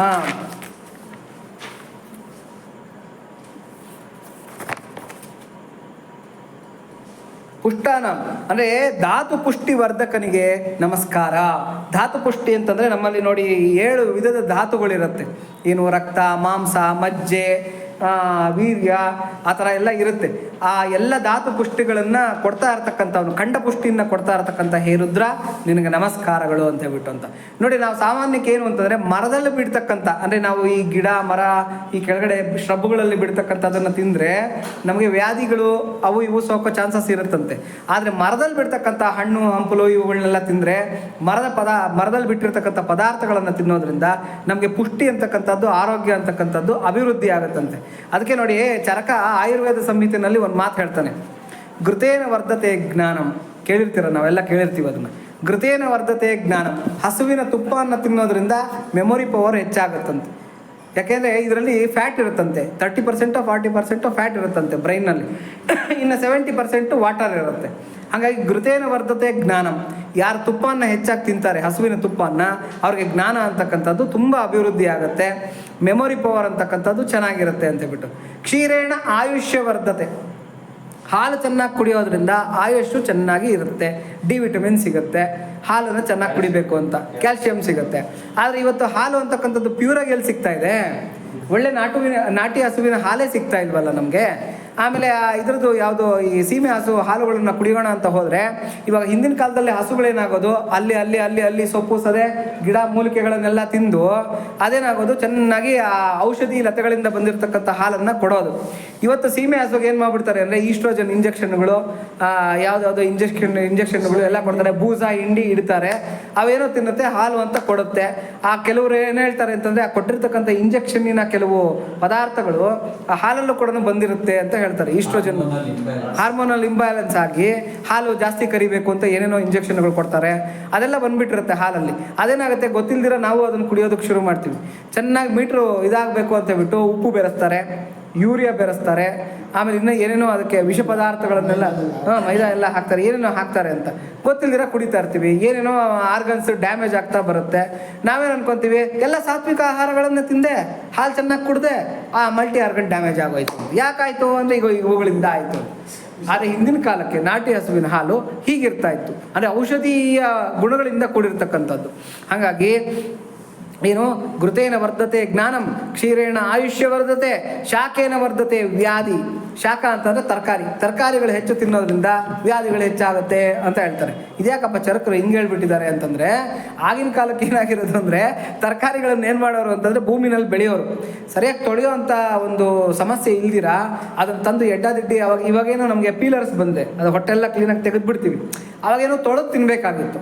ಏನು ನಮ್ಮ ನೀರಿನಲ್ಲಿ ಹಂಗಂಗೆ ತೊಳೆಯೋರು ತಿನ್ಬಿಡೋರು, ಅದು ಬ್ಯಾಕ್ಟೀರಿಯಲ್ ಇನ್ಫೆಕ್ಷನ್ಗಳು, ಅವು ಇವು ವೈರಲ್ ಇನ್ಫೆಕ್ಷನ್ಗಳು ಇವೆಲ್ಲ ಆಗ್ಬಿಡೋದು. ಹಾಗಾಗಿ ಶಾಖೇನ ವರ್ಧತೆ ವ್ಯಾಧಿ, ಯಾರು ತರಕಾರಿ ಹೆಚ್ಚಾಗಿ ಬಳಸ್ತಾರೆ ಅವ್ರಿಗೆ ವ್ಯಾಧಿಗಳು ಹೆಚ್ಚಾಗುತ್ತೆ ಅಂತಕ್ಕಂಥದ್ದು. ಮಾಂಸೇಣ ವರ್ಧತೆ ಅಂತ ಹೇಳ್ಬಿಟ್ಟು, ಯಾರಿಗೆ ಖಂಡಪುಷ್ಟಿ ಬೇಕೋ, ಮಾಂಸಖಂಡಗಳು ಚೆನ್ನಾಗಿ ಬಲಿಬೇಕೋ ಅಂಥವ್ರು ಮಾಂಸ ತಿನ್ನಬೇಕು ಅಂತ ಹೇಳ್ತಾರೆ. ಇದು ಚರಕ ಹೇಳಿರ್ತಕ್ಕಂಥ ಮಾತು. ಇದು ಕಲಿಯುಗಕ್ಕೆ ವರ್ಜ ಅಲ್ವಾ? ನಮ್ಮಂಥವ್ರ ಪಾಪ ಎಷ್ಟು ನೊಂದ್ಕೊತೀವಿ. ಅದಕ್ಕೆ ನಾವೇನು ಮಾಡಿಬಿಟ್ಟಿದ್ದೀವಿ ಅಂತಂದರೆ, ಮಾಂಸೇಣ ವರ್ಧತೆ ಅಂತ. ಮಾಷ ಅಂದರೆ ಉದ್ದು, ಮಾಷ ಅಂದರೆ ಉದ್ದು, ಮಾಂಸಂ ಮಾಷೇಣ ವರ್ತತೆ. ಯಾರು ಉದ್ದು ಚೆನ್ನಾಗಿ ತಿಂದರೆ ಅವ್ರಿಗೆ ಮಾಂಸ ಕಂಡ ಪುಷ್ಟಿ ಚೆನ್ನಾಗಿ ಸಿಗುತ್ತೆ ಅಂತ ಹೇಳ್ಬಿಟ್ಟು ಅದಕ್ಕೆ ವಡೆಗಳು ಮಾಡ್ಕೊಂಡು ಚೆನ್ನಾಗಿ ತಿನ್ನೋದು ಮನೆಯಲ್ಲಿ. Even scientifically it is proved. ಹಾಂ ಹಾಂ 100 grams protein ಮಟ ಅಲ್ಲ ಮಾಂಸದಲ್ಲಿ ಹ್ಮ್. ಎಷ್ಟು ಪ್ರೋಟೀನ್ ಇದೆಯೋ ಹಾ. ಅಷ್ಟು ಒಂದು ಉದ್ದಿನ ವಡೆಯಲ್ಲಿ ಬೇಕಾದಷ್ಟು ಪ್ರೋಟೀನ್ಸ್ ಇರುತ್ತೆ. ಇದೆ. ಉದ್ದಿನಲ್ಲಿ ಅಷ್ಟು ಶಕ್ತಿ ಇರುತ್ತೆ. ಅಷ್ಟಿದೆ. ಹಂಗಾಗಿ ಅದನ್ನು ಚೇಂಜ್ ಮಾಡಿರ್ಬೋದು. ಅದ್ರ ಮಾಂಸೇಣ ವರ್ಧತೆ ಅಂತಕ್ಕಂಥದ್ದನ್ನು ಮಾಷೇಣ ವರ್ಧತೆ ಅಂತ ಚೇಂಜ್ ಮಾಡ್ಕೊಂಡಿದ್ದಾರೆ ಅದನ್ನು. ಅದಕ್ಕೆ ಇದು ಬರುತ್ತಲ್ಲ. ಮೊಳಕೆ ಕಾಳಲ್ಲಿ ಜಾಸ್ತಿ ಇರ್ತಾವೆ. ಹಾ, ಮೊಳಕೆ, ಹಾ. ಪ್ರೋಟೀನ್ ಹಾ, ಹಾ. It is more richer than ಹಾಂ ಹಾಂ ನೋಡಿ, ಹಂಗಾಗಿ ಇವಾಗ ನೋಡಿ, ಆನೆ ಬಲಿಷ್ಠವಾಗಿರ್ತಕ್ಕಂಥ ಪ್ರಾಣಿ ಕಾಡಲ್ಲಿ. ಆದರೆ ಆನೆ ಯಾವತ್ತೂ ಮಾಂಸಾಹಾರ ತಿನ್ನಲ್ಲ, ಅದು ಬರೀ ಸಸ್ಯಾಹಾರನೇ ತಿಂತಕ್ಕಂಥದ್ದು. ಹಾಗಾಗಿ ಅಂದರೆ ಎಷ್ಟೋ ಮಾಂಸಾಹಾರ ತಿಂದೇ ಇರತಕ್ಕಂಥ ಸಸ್ಯಾಹಾರ ಪ್ರಾಣಿಗಳು ಎಷ್ಟೋ ದೃಢಕಾಯವಾಗಿರ್ತಕ್ಕಂಥ, ಇವಾಗ ಖಡ್ಗ ಮೃಗ ಇದೆ, ಆ ಥರದ್ದು ಬೇಕಾದಷ್ಟಿದೆ. ಮಾಂಸ ತಿಂದಿರನೇ ದಷ್ಟಪುಷ್ಟವಾಗಿರ್ತಕ್ಕಂಥದ್ದು. ಆಮೇಲೆ ಚಾಲಾಕಿಯಾಗಿರ್ತಕ್ಕಂಥದ್ದು ಕೂಡ ಸಸ್ಯಾಹಾರಿ ಪ್ರಾಣಿಗಳೇ. ಇವಾಗ ನೋಡಿ, ಮೊಲ, ಜಿಂಕೆ ಇವೆಲ್ಲ ಎಷ್ಟು ಆ್ಯಕ್ಟಿವ್ ಆಗಿರುತ್ತೆ.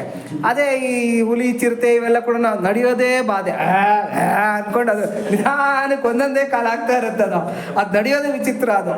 ಹಾಗಾಗಿ ಆಮೇಲೆ ಅದಕ್ಕೆ ಡೈಜೆಸ್ಟಿವ್ ಸಿಸ್ಟಮು ಅಷ್ಟೇನಂತೆ ತುಂಬ ಶಾರ್ಟ್ ಇರುತ್ತಂತೆ.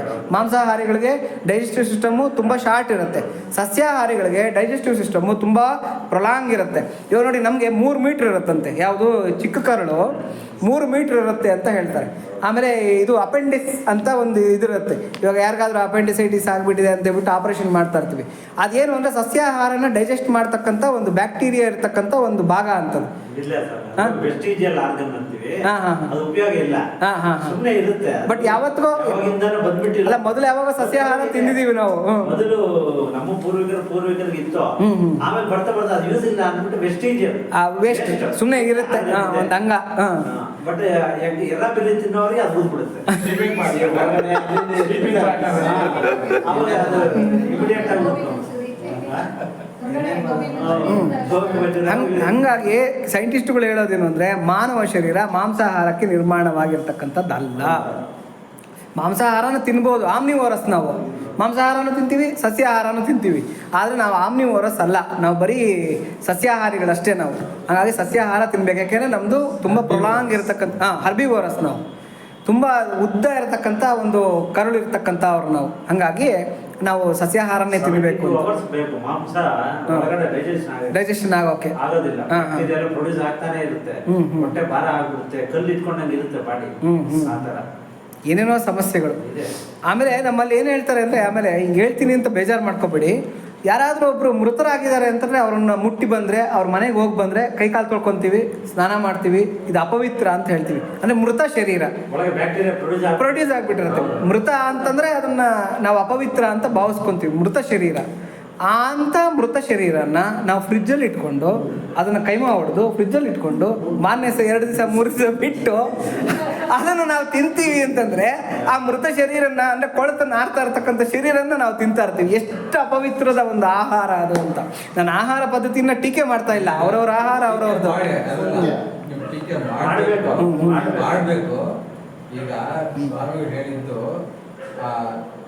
ಮನುಷ್ಯನ ಶರೀರದಲ್ಲಿ ಪ್ರಾಣ ಹೋದ ತಕ್ಷಣ, ಮನುಷ್ಯನೇ ಅಲ್ಲ, ಹೌದು, any animal for that matter, ಆ ಪ್ರಾಣ ಹೋದ ತಕ್ಷಣ ರೈಗರ್ ಮಾರ್ಟಿಸ್ ಅಂತಾರೆ. ಆ ರೈಗರ್ ಮಾರ್ಟಿಸ್ ಬರೋಷ್ಟೊತ್ತಿಗೆ ಬಾಡಿ ಟೈಟ್ ಆಗುತ್ತೆ ಇಮ್ಮಿಡಿಯೇಟ್. ಆಮೇಲೆ ಸ್ವಲ್ಪ ವಿತಿನ್ 1 hour ಅಂದ್ರೆ ಕೈ ಕಾಲು ಸ್ವಲ್ಪ ನಾವು ಬೆಂಡ್ ಮಾಡ್ಬೋದು. ಆಮೇಲೆ ಫುಲ್ ಟೈಟ್ ಆಗೋಗುತ್ತೆ and the body starts bloating. ಊದೋದಕ್ಕೆ ಶುರುವಾಗುತ್ತೆ. ಕ್ಲಾಸ್ಟ್ರಿಡಿಯಂ ಅಂತ ಇರುತ್ತೆ ಸರ್, ಕ್ಲಾಸ್ಟ್ರಿಡಿಯಂ ಬೆಸಿಲೆ ಅಂತ. ಅದೇನು ಮಾಡುತ್ತೆ, ಗ್ಯಾಸ್ ಪ್ರೊಡ್ಯೂಸ್ ಮಾಡುತ್ತೆ. ನಾವು ಪೋಸ್ಟ್ ಮಾರ್ಟಮ್ ಮಾಡಿದಾಗ ಓಪನ್ ಮಾಡಿ ಬುಸ್ಸಲ್ಲಿ ಬಂದ್ಬಿಡುತ್ತೆ. ನಾವು ಅಷ್ಟೇ ಈ ಚಿತೆಗೆ ಏರಿಸ್ತೀವಲ್ಲ, ಚಿತೆಗೆ ಏರಿಸಿ ಬೆಂಕಿ ಹಚ್ಚಿದಾಗ ವಿಚಿತ್ರ ಶಬ್ದಗಳು ಬರ್ತವೆ. ಅಂತ ಹೇಳ್ಬಿಟ್ಟಂತ ಒಳ್ಳೆ ಈ ಪಿಶಾಚಿಗಳು ದೆವ್ವಗಳು ಎಲ್ಲ ಕೂಗ್ತಾ ಇದೆಯೋ ಅನ್ನೋಂಗೆ. ಹೌದೌದು, ಆಗ್ದಿರಾ? ಹೌದೌದು. ಆ ಚಿತೆಗೆ ಏರಿಸಿದಾಗ ಕಾಲುಗಳಿಗೆ ಬೇರೆ ಬೇರೆ ಆಗ್ಬಿಡುತ್ತೆ. ಆಮೇಲೆ ಕೆಲವು ಶವಗಳು ಎದ್ದು ಕೂತ್ಕೊಳತ್ತಂತೆ, ಬೆನ್ನು ಬೆಂಡ್ ಆಗ್ಬಿಟ್ಟು ಎದ್ದು ಕೂತ್ಕೊಂತಕ್ಕಂಥ ಶವಗಳು ಇರುತ್ತಂತೆ. ಆಮೇಲೆ ಈ ಬ್ರಹ್ಮರಂಧ್ರ ಒಡೆಯೋದು ಅಂತಾರೆ, ಡಬ್ ಅಂತ ಹೇಳ್ಬಿಟ್ಟು ಅಂತ. ಅದು ಸುಳ್ಳದು, ಅದು ಬೊಂಬೆ ಎತ್ಕೊಂಡು ಹೋಗಿರ್ತೀವಲ್ಲ ನಾವು, ಅದು ಒಡೆಯೋ ಸೌಂಡ್ ಅದು. ನಾನು ಯಾಕೆಂದ್ರೆ ಯಾವಾಗ ಚಿತೆ ದೂರಿದ್ರು ಕೂಡ ಅಲ್ಲಿ ತುಂಬ ಅಬ್ಸರ್ವ್ ಮಾಡ್ತೀನಿ, ಅಲ್ಲಿ ನಿಂತ್ಕೊಂಡು ಅಬ್ಸರ್ವ್ ಮಾಡ್ತಾ ಇರ್ತೀನಿ. ನನ್ನ ಮಗನೂ ಕರ್ಕೊಂಡು ಹೋಗ್ತೀನಿ, ಬಾರ ನೋಡಿ ಮಿಂತಿ ಅಂತ ಹೇಳ್ಬಿಟ್ಟು ಅಂತ. ಹೆಂಗೆ ಸುಡುತ್ತೆ ಶರೀರ, ಯಾಕೆಂದ್ರೆ ಅದು ಗ್ಯಾಸ್, ಅದು ವಿಚಿತ್ರ ಸೌಂಡ್ಗಳು ಬರುತ್ತೆ, ವಿಚಿತ್ರ. ಬಟ್ ಭಯ ಇರ್ತಕ್ಕಂಥವ್ರು ಯಾರನ್ನ ಹೋಗಿ ನಿಂತ್ಕೊಂಡ್ರೆ ಅಂತನೂ ತುಂಬ ಭಯ ಬಿದ್ದೋಗ್ತಾರೆ. ಇದು ಯಾವುದೋ ಪಿಶಾಚಿನ ದೆವ್ವನೋ ಕೂಗ್ತಾ ಇದೆ ಅಂತ ಹೇಳ್ಬಿಟ್ಟು ಅಂತ ಅಷ್ಟು ವಿಚಿತ್ರ ಸೌಂಡ್ಗಳು ಬರುತ್ತೆ. ಅದು ಹೇಳಿ ಸರ್, ಏನೋ ಹೇಳ್ತಾ ಇದ್ದೀವಿ. ಎಂಪ್ಟಿ ಸ್ಪೇಸಸ್ ಅಂತ ಇರುತ್ತೆ ಹೊಟ್ಟೆಯಲ್ಲಿ, ತಲೆಯಲ್ಲಿ, ಕಣ್ಣಿನ ಭಾಗ, ಅದೇ ಆಕಾಶ. ಅಲ್ಲೆಲ್ಲ ಗಾಳಿ ತುಂಬಿಡುತ್ತೆ. ಇಮಿಡಿಯೇಟ್ ಬೆಸಿಲ ಏನ್ ಮಾಡುತ್ತೆ, ಗ್ಯಾಸ್ ಪ್ರೊಡ್ಯೂಸ್ ಮಾಡ್ಬಿಡುತ್ತೆ. ಅವೆಲ್ಲ ಪಟ ಹೊಡೆದೋಗ್ಬಿಡ್ತಾವೆ ಒಳಗಡೆ ಸುಟ್ಟಾಗ. ಅದೇ ಹಂಗಾಗಿ ಮಾನವ ಶರೀರ ಅಂತಕ್ಕಂಥದ್ದು 3 ಕಾಸಿಗೆ ಬೆಲೆ ಇಲ್ಲ. ಯಾರೋ ಒಬ್ಬರು ಕೇಳಿದ್ರಂತೆ ಮಾನವ ಶರೀರಕ್ಕೆ ಎಷ್ಟು ಬೆಲೆ ಇದೆ ಅಂತ ಹೇಳ್ಬಿಟ್ಟು ಅಂತ. ಆತ ಹೇಳದ್ನಂತೆ, ನೋಡಪ್ಪ ನೀನು ಹಿಂಗೆ ನಡ್ಕೊಂಡು ಹೋಗ್ತಾ ಇರುವಾಗ ನೀನು ಚೊಪ್ಲಿ ಕಿತ್ತೋಗ್ಬಿಡುತ್ತೆ. ನೀನೇನು ಹೇಳ್ತೀಯಾ, ಎದುರು ಮನೆ ಯಾರೋ ಅಕ್ಕಪಕ್ಕದಲ್ಲಿರತಕ್ಕಂಥ ಮನೆಯವ್ರಿಗೆ, ಸ್ವಾಮಿ ನಿಮ್ಮ ಜಗಲಿನಲ್ಲಿ ನಮ್ಮದು ಚಪ್ಪಲಿ ಕಿತ್ತೋಗ್ಬಿಟ್ಟಿದೆ, ನಿಮ್ಮ ಜಗಲಿ ಕೆಳಗಡೆ ಒಂಚೂರು ನಾನು ಚಪ್ಪಲಿ ಬಿಟ್ಟು ಹೋಗ್ತೀನಿ, ನಾಳೆ ಬಂದು ಎತ್ಕೊಂಡು ಹೋಗ್ತೀನಿ ಅಂದರೆ ಆಯ್ತು ಬಿಟ್ಟು ಹೋಗಪ್ಪ ಅಂತ ಹೇಳ್ತಾರೆ. ಅದೇ ಯಾರೋ ಹೋಗ್ತಾ ನಮ್ಮ ಜೊತೆಯವ್ರು ಯಾರೋ ಸತ್ತೋಗ್ಬಿಟ್ಟಿರ್ತಾರೆ, ಅವ್ರ ಶವನ ಎತ್ಕೊಂಡು ಹೋಗ್ಬಿಟ್ಟು ಅವ್ರ ಮನೆ ಜಗಲಿ ಮೇಲೆ ಇಟ್ಬಿಟ್ಟು ಬೆಳಗ್ಗೆ ಬಂದು ಎತ್ಕೊಂಡು ಹೋಗ್ತೀನಿ ಅಂತಂದರೆ ಫಸ್ಟ್ ಎತ್ತೋ ಅಂತ ಹೇಳಿ ನಿನ್ನ ಯಾವನು ಹೇಳಿದ್ದಿಲ್ಲ ತಗೊಂಬಂದು ಇಡು ಅಂತ ಬಿಟ್ಟು. ಅದೇ ಚಪ್ಪಲಿ ಕಿತ್ತೋಗಿರೋ ಚಪ್ಪಲಿಗಿರೋ ಬೆಲೆ ಕೂಡ ಮನುಷ್ಯನ ಶರೀರಕ್ಕೆ ಇಲ್ಲ ಅಂತ. ವಿದ್ಯಾಪ್ರಕಾಶ್ ಸ್ವಾಮಿ ಹೇಳಿದ್ರೆ ಇವ್ರು ಸ್ವಾಮಿಯವರು ಬಾಬಾವರು ಹೇಳಿದ್ದಾರೆ. ಈಗ ಒಬ್ಬ ರಾಜ ಒಬ್ಬ ಸನ್ಯಾಸಿಗೆ ಬಂದಿದ್ರೆ ಸನ್ಯಾಸಿಗೆ ತಲೆ ಮಾಡಿ ನಮಸ್ಕಾರ ಮಾಡಿ ಇದು ಮಾಡ್ತಾರೆ. ಅದನ್ನ ಆ ಮಂತ್ರಿ ನೋಡ್ತಾರೆ.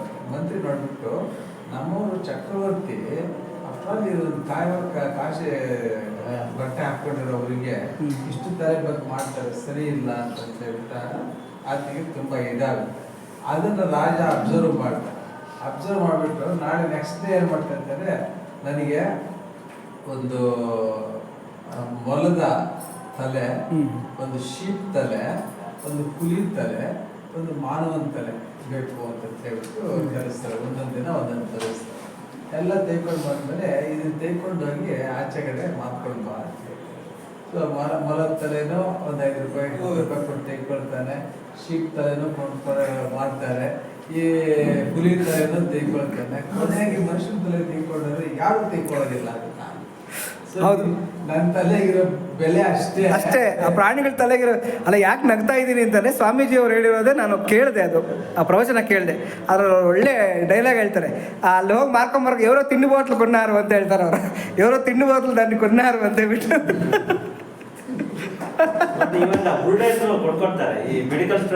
ಹೌದೌದು, ಬುರುಡೆ, ಮೂಳೆಗಳು, ಶವಗಳು ಎಲ್ಲ ಕೊಡ್ಕೊಂತಾರೆ.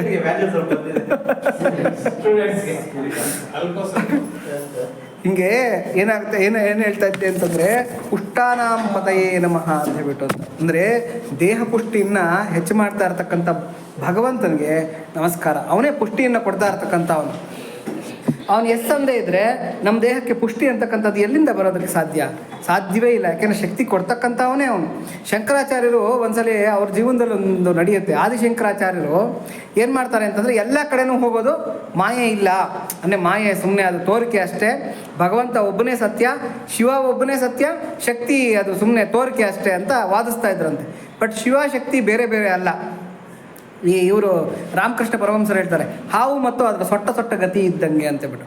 ನಾವು ಹಾವು ಅಂದ ತಕ್ಷಣ ಅದ್ರ ಸೊಟ್ಟ ಗತಿ ಜ್ಞಾಪಕಕ್ಕೆ ಬರುತ್ತೆ, ಹಾಲು ಅಂದ ತಕ್ಷಣ ಬಿಳುಪು ಜ್ಞಾಪಕಕ್ಕೆ ಬರುತ್ತೆ. ಹಾಗೆ ಶಿವ ಅಂದ ತಕ್ಷಣ ಶಕ್ತಿ ಸಮೇತನಾಗಿ ನಾವು ಊಹಿಸ್ಕೋಬೇಕು. ಶಕ್ತಿ ಇಲ್ದಿರೋ ಶಿವನಿಗೆ ಅದು ಅಸ್ತಿತ್ವ ಅನ್ನೋದಿಲ್ಲ. ಆದರೆ ಇವರು ಶಕ್ತಿ ಇಲ್ದಿರೋ ಶಿವನ್ನ ವರ್ಣಿಸ್ತಾ ಇದ್ರಂತೆ. ಇದನ್ನು ನೋಡಿ ಭವಾನಿಗೆ ಕೋಪ ಬಂದಿತ್ತಂತೆ. ಒಂದ್ಸಲಿ ಕಾಶಿಗೆ ಬರ್ತಾರೆ. ಕಾಶಿಗೆ ಬಂದಾಗ ಅಲ್ಲಿ ಮಣಿಕರ್ಣಿಕಾ ಘಾಟಲ್ಲಿ ಏನಾಗಿರುತ್ತೆ ಅಂದರೆ, ಆ ಕಡೆ ದಡಕ್ಕೆ ಹೋಗಿರ್ತಾರೆ, ನದಿಯಿಂದ ಆ ಕಡೆ ದಡಕ್ಕೆ ಹೋಗಿರ್ತಾರೆ. ಅಲ್ಲೆಲ್ಲ ಸಂಚಾರ ಮಾಡ್ಕೊಂಬರ್ಬೇಕು ಅಂತ ಸ್ವಲ್ಪ ತಾಗೋಷ್ಟೊತ್ತಿಗೆ ಆ ಬಿಸಿಲಿಗೆ ನಿತ್ರಾಣ ಆಗಿಬಿಡ್ತಾರೆ. ಆ ಗಂಗಾ ನದಿ ಹತ್ರಕ್ಕೆ ಬಂದು ನೀರು ಕುಡಿಯೋಷ್ಟು ತ್ರಾಣ ಕೂಡ ಇರೋದಿಲ್ಲ ಅವ್ರಿಗೆ. ನಿತ್ರಾಣರಾಗಿ ಬಿದ್ದೋಗ್ಬಿಟ್ಟಿರ್ತಾರೆ. ಅಲ್ಲಿ ಒಬ್ಬ ಆಕೆ ಬಟ್ಟೆ ಒಗಿತಾ ಇರ್ತಾಳೆ. ಆಕೆಗೆ ಶಂಕರ ಭಗವತ್ಪಾದರು ಕೇಳ್ತಾರೆ, ನೋಡಮ್ಮ, ನಾನು ಓಡಾಡೋಕ್ಕಾಗ್ತಾ ಇಲ್ಲ, ನಿತ್ರಾಣನಾಗಿ ಬಿದ್ದೋಗ್ಬಿಟ್ಟಿದ್ದೀನಿ, ಒಂಚೂರು ಅಲ್ಲಿ ಗಂಗಾ ನದಿನಲ್ಲಿ ಇರ್ತಕ್ಕಂಥ ನೀರನ್ನು ತೊಗೊಂಬಂದು ನನಗೆ ಕೊಡ್ತೀಯಾ ಅಂತ. ನಾನೇ ಕೊಡಬೇಕು, ಅಲ್ಲಿ ಬಿದ್ದಿದೆಯಲ್ಲ ದೇಕೊಂಬಂದು ನೀನೇ ಕುಡಿ ಅಂತ ಹೇಳ್ತಾಳೆ ಆಕೆ. ಇಲ್ಲಮ್ಮ, ನಾನು ನಿತ್ರಾಣನಾಗಿಬಿಟ್ಟಿದ್ದೀನಿ, ನನಗೆ ಶಕ್ತಿ ಇಲ್ಲ, ನಾನು ಅಲ್ಲಿಗೆ ಬರೋಕ್ಕೆ ನನಗೆ ಶಕ್ತಿ ಇಲ್ಲ, ಹಾಗಾಗಿ ನನಗೊಂಚೂರು ನೀರು ಕೊಡು ಅಂತ ಹೇಳ್ಬಿಟ್ಟು ಅಂತ.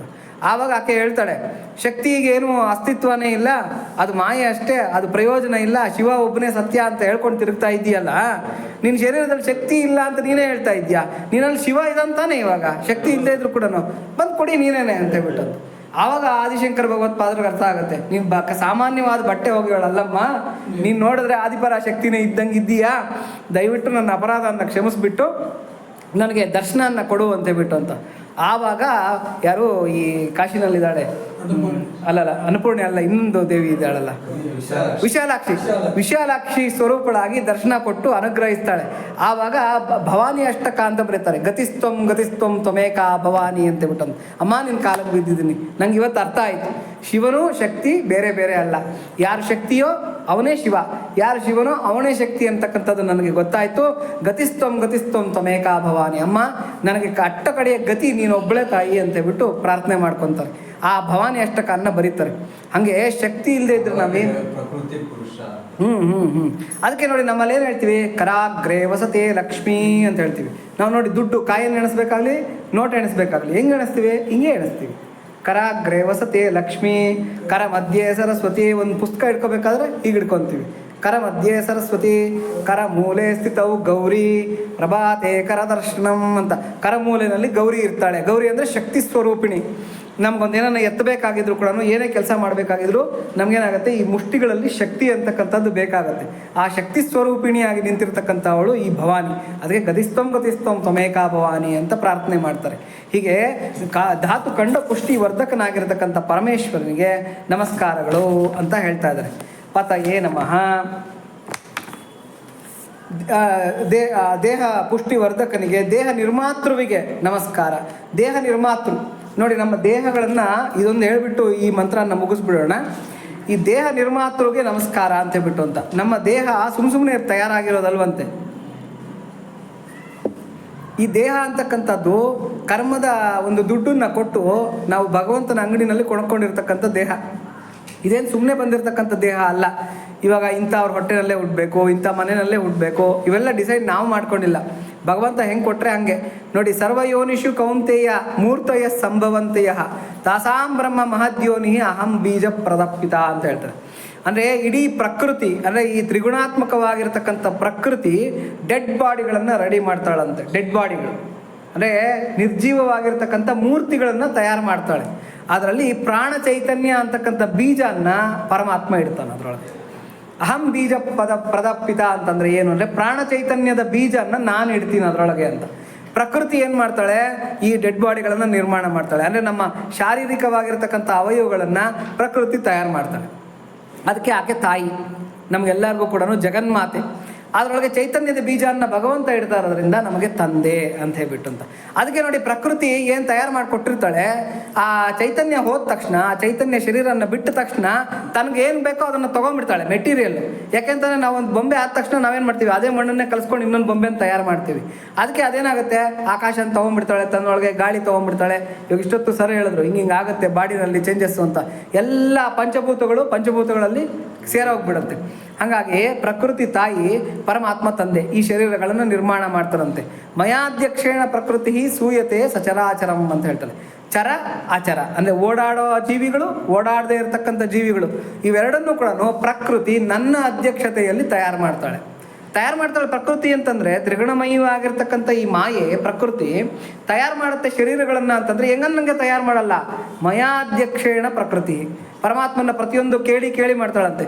ಇವನಿಗೆ ಮೂಗು ಹಿಂಗಿರ್ಲಿನಾ, ಇಷ್ಟುದ್ದ ಇರಲಿನಾ, ಸಾಕಾ, ಕಣ್ಣು ಈ ಥರ ಇರಲಿನಾ, ಈ ಕೂದಲು ಈ ಥರ ಇರಲಿಲ್ಲ, ಇವನಿಗೆ ಚರ್ಮ ಈ ಥರ ಇರಲಿನಾ, ಚರ್ಮದ ಬಣ್ಣ ಹೆಂಗಿರಲಿ ಅಂತ ಪ್ರತಿಯೊಂದು ಇವಾಗ ಯಜಮಾನನ ಕೇಳಿ ಮನೆ ಹೆಂಡ್ತಿ ಅಡುಗೆ ಏನು ಮಾಡಲಿ ಇವತ್ತು, ಇದು ಮಾಡಲಾ ಅದು ಮಾಡಲಾ ಅಂತ ಹೇಳ್ಬಿಟ್ಟು ಅಂತ ಹೆಂಗೆ ಗಂಡನ್ನ ಕೇಳಿ ಹೆಂಡ್ತಿ ಮಾಡ್ತಾಳೋ ಹಾಗೆ ಈ ಪ್ರಕೃತಿ ಪರಮಾತ್ಮನ ಅಧ್ಯಕ್ಷತೆಯಲ್ಲಿ ಪರಮಾತ್ಮನ ಪರ್ಮಿಷನ್ ತಗೊಂಡು ಎಲ್ಲ ತಯಾರು ಮಾಡ್ತಾಳಂತೆ.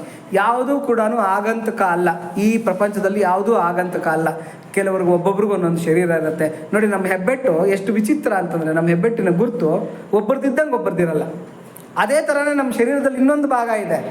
ಎಲ್ಲ ಕೂಡ ಇದು ಅಂದರೆ ಇಡೀ ಶರೀರ ಒಂದೇ ಥರ ಇದ್ದರೂ ಕೂಡ ಎರಡು ಭಾಗಗಳು ಮಾತ್ರ ಒಂದೇ ಥರ ಇರಲ್ವಂತೆ, ಒಬ್ಬರದಿದ್ದಂಗೆ ಒಬ್ಬರದಿರಲ್ಲ. ಒಂದು ನಾಲ್ಗೆ ಮುದ್ರೆ, ನಾಲ್ಗೆನನ್ನು ನಾವು ಮುದ್ರೆ ಒತ್ತಿದ್ರೆ ಆ ನಾಲ್ಗೆ ಒಬ್ಬೊಬ್ಬರು ಮುದ್ರೆ ಒಂದೊಂದು ಥರ ಇರುತ್ತಂತೆ. ಅದೇ ಥರನೇ ಹೆಬ್ಬೆಟ್ಟಿನ ಮುದ್ರೆ, ಅಂದರೆ ನಮ್ಮ ಬೆರಳುಗಳ ಮುದ್ರೆಗಳು ಅವು ಒಂದೇ ಥರ ಇರೋದಿಲ್ಲ.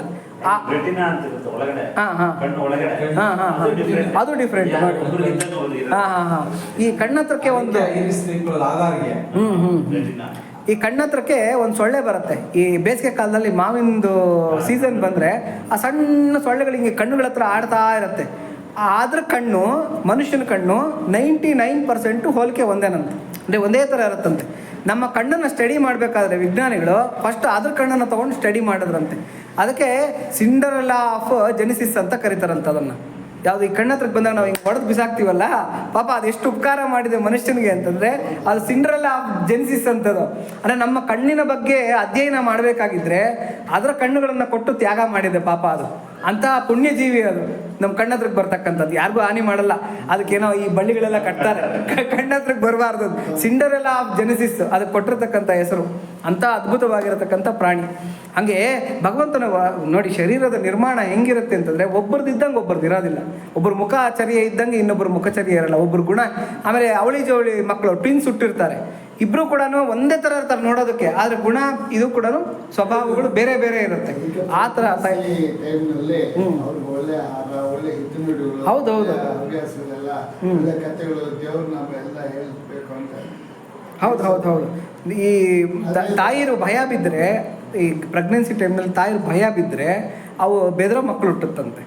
ಅದಕ್ಕೆ ವೀರಗಾದೆಗಳನ್ನೆಲ್ಲ ಹೇಳ್ತಾರೆ, ಹೀಗಿರಬೇಕು ಹಾಗಿರಬೇಕು, ದೈವ ಭಕ್ತಿಯಿಂದ ಕೂಡಿರ್ತಕ್ಕಂಥ ಒಂದು ಇದನ್ನ ಕೇಳಬೇಕು ಅಂತ.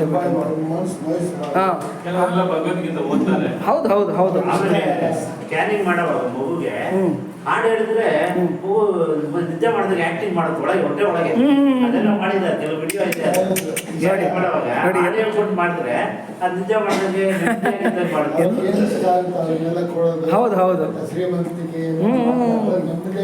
ನಮ್ಮಲ್ಲಿ ಯಾವುದೇ ಒಂದು ಶಾಸ್ತ್ರಗಳು ಪದ್ಧತಿಗಳು ಕೂಡ ಅನ್ಸೈಂಟಿಫಿಕ್ ಅಲ್ಲ. ಪ್ರತಿಯೊಂದು ಕೂಡ ಸೈಂಟಿಫಿಕ್ ಆಗಿ ಮಾಡಿರ್ತಕ್ಕಂಥ ಒಂದು ಇದು. ಅದಕ್ಕೆ ಪ್ರತಿಯೊಂದಕ್ಕೂ ಅದರದೇ ಆಗಿರ್ತಕ್ಕಂಥ ಕಾರಣಗಳಿರುತ್ತೆ. ಪಿತಾಮಹಸ್ಯ ಜಗತಃ ಮಾತಾ ದಾತ ಪಿತಾಮಹ ಅಂತ ಹೇಳ್ತಾನೆ. ಎಲ್ಲ ಪ್ರಾಣಿಗಳಿಗೂ ಪಿತಾಮಹ ಅಂದರೆ ತಾತ ನಾನೇ, ತಾಯಿನೂ ನಾನೇ, ತಂದೆನೂ ನಾನೇ ಅಂತ ಹೇಳ್ತಾನೆ. ಅಂದರೆ ಪಿತಾಮಹ ಅಂದರೆ ಮನೆಗೆ ಯಜಮಾನ. ಈ ಪೆದ್ದ ಮನುಷ್ಯ ಅಂತನೋ ಏನೋ ಅಂತಾರೆ ನಮ್ಮ ಲೋಕಲ್ ಲ್ಯಾಂಗ್ವೇಜ್ನಲ್ಲಿ. ಪೆದ್ದಾಯನೂ ಅವನೇ, ಇಡೀ ಯಜಮಾನಿ, ಜಗತ್ತಿಗೆಲ್ಲ ಯಜಮಾನಿನೂ ಅವನೇ, ಪೋಷಕನೂ ಅವನೇ. ಅಂದರೆ ತಂದೆ ತಾಯಿಯಾಗಿ ಪೋಷಣೆ ಕೊಡ್ತಾ ಇರತಕ್ಕಂಥವನು ಅವನೇ. ಪಿತಾಮಹಸ್ಯ ಜಗತಃ ಮಾತಾ ದಾತ ಪಿತಾಮಹ ಅಂತೇಳಿ. ಈ ದೈವಾಸುರ ಸಂಪದ್ ವಿಭಾಗ ಯೋಗದಲ್ಲಿ ತನ್ನ ಸ್ವತಂತ್ರತೆಯನ್ನು ಹೇಳ್ಕೊತಾನೆ. ದೈವಾಸುರ ಸಂಪದ್ ವಿಭಾಗ ಯೋಗ ಅಂತ 16ನೇ ಅಧ್ಯಾಯ ಬರುತ್ತೆ.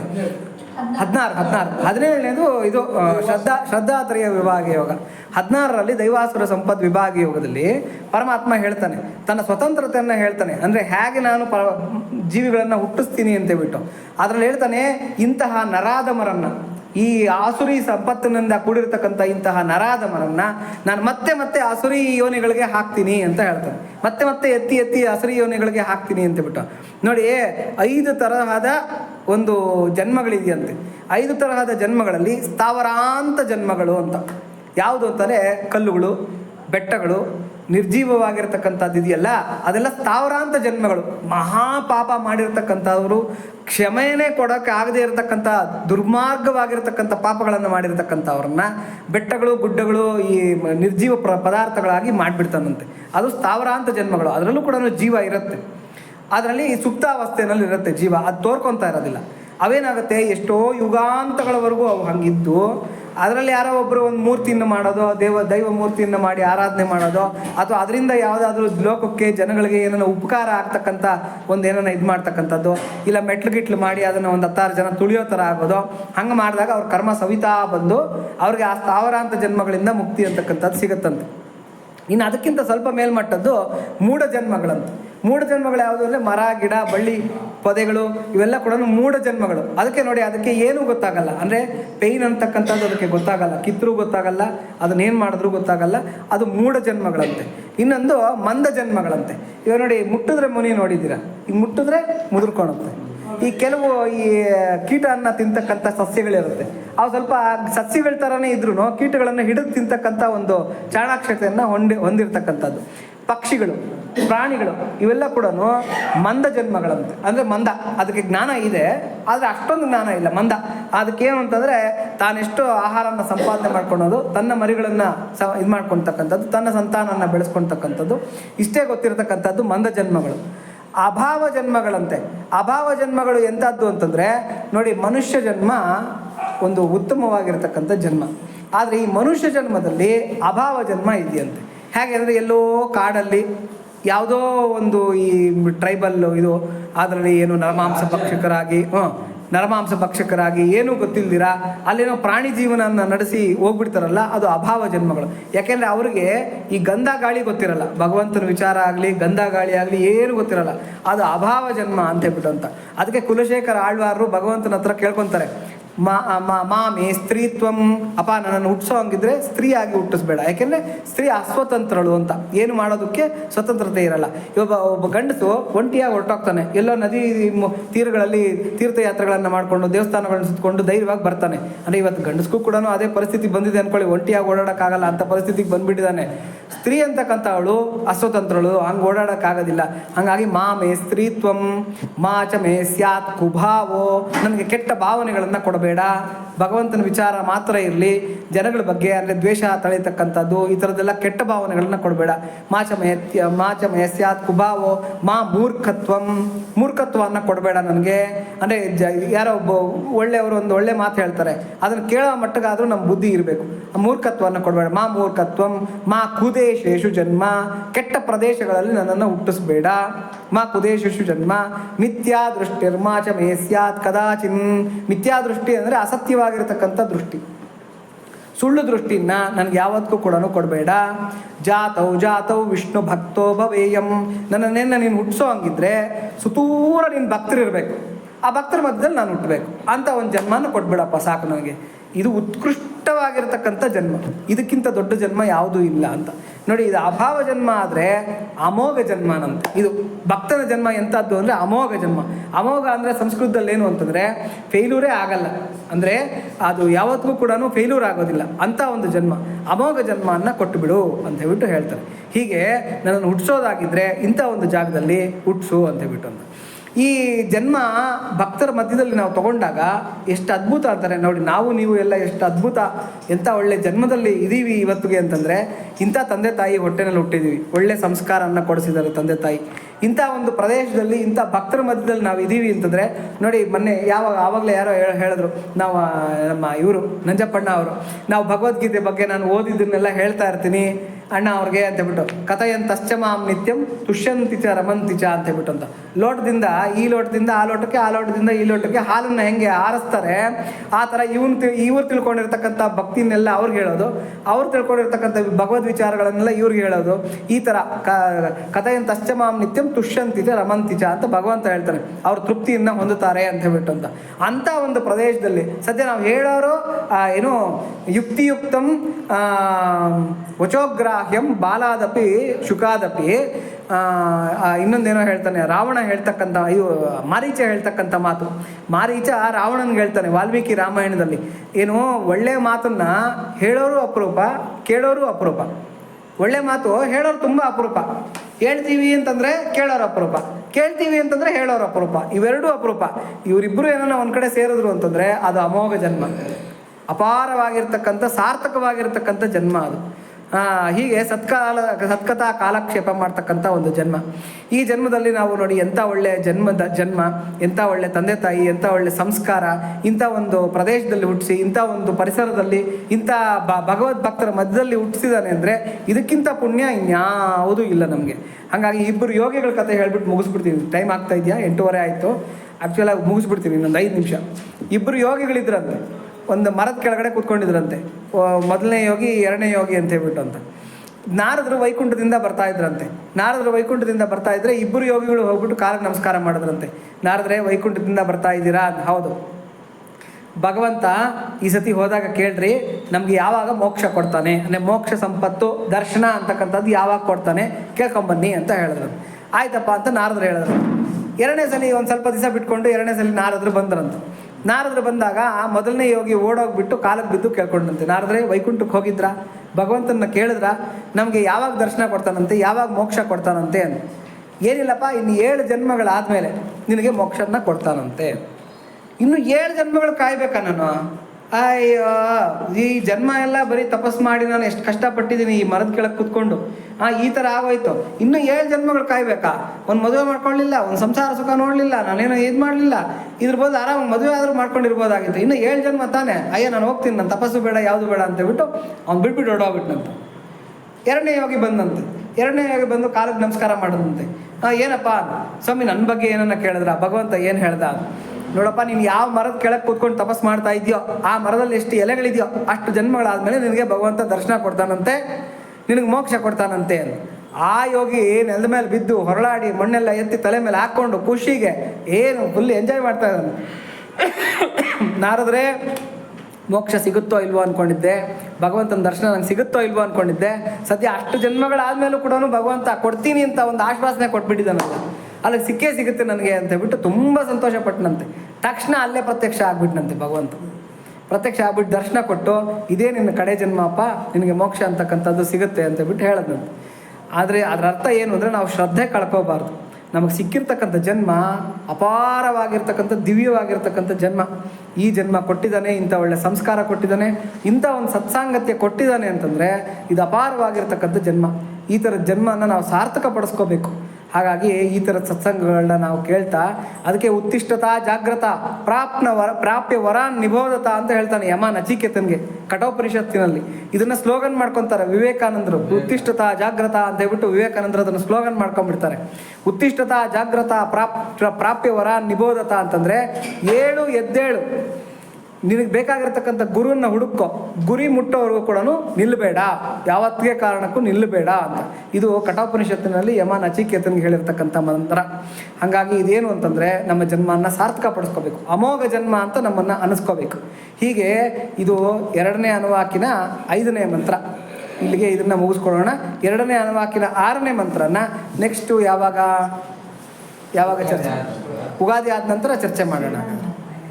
ಶ್ರೀರಾಮನವಮಿನೂ ಆಗೋಗ್ಬಿಡ್ಲಿ. ಉಗಾದಿ ಶ್ರೀರಾಮನವಮಿ ಆಗೋದ್ಮೇಲೆ ಮುಂದಿನ ಬರೋ ಭಾನುವಾರನ ಚರ್ಚೆ ಮಾಡಿಬಿಟ್ಟು ನಾವು 2ನೇ ಭಾನುವಾರನ ಅಥವಾ 3ನೇ ಭಾನುವಾರನ ಅಂತಕ್ಕಂಥದ್ದನ್ನು ನಾವು ಡಿಸ್ಕಸ್ ಮಾಡಿ ನಮಗೆ ಮೆಸೇಜ್ ಇಟ್ಬಿಟ್ರೆ ಇದರಲ್ಲಿ ಅಯೋಧ್ಯೆ ಗ್ರೂಪಲ್ಲಿ ಅದ್ರ ಪ್ರಕಾರ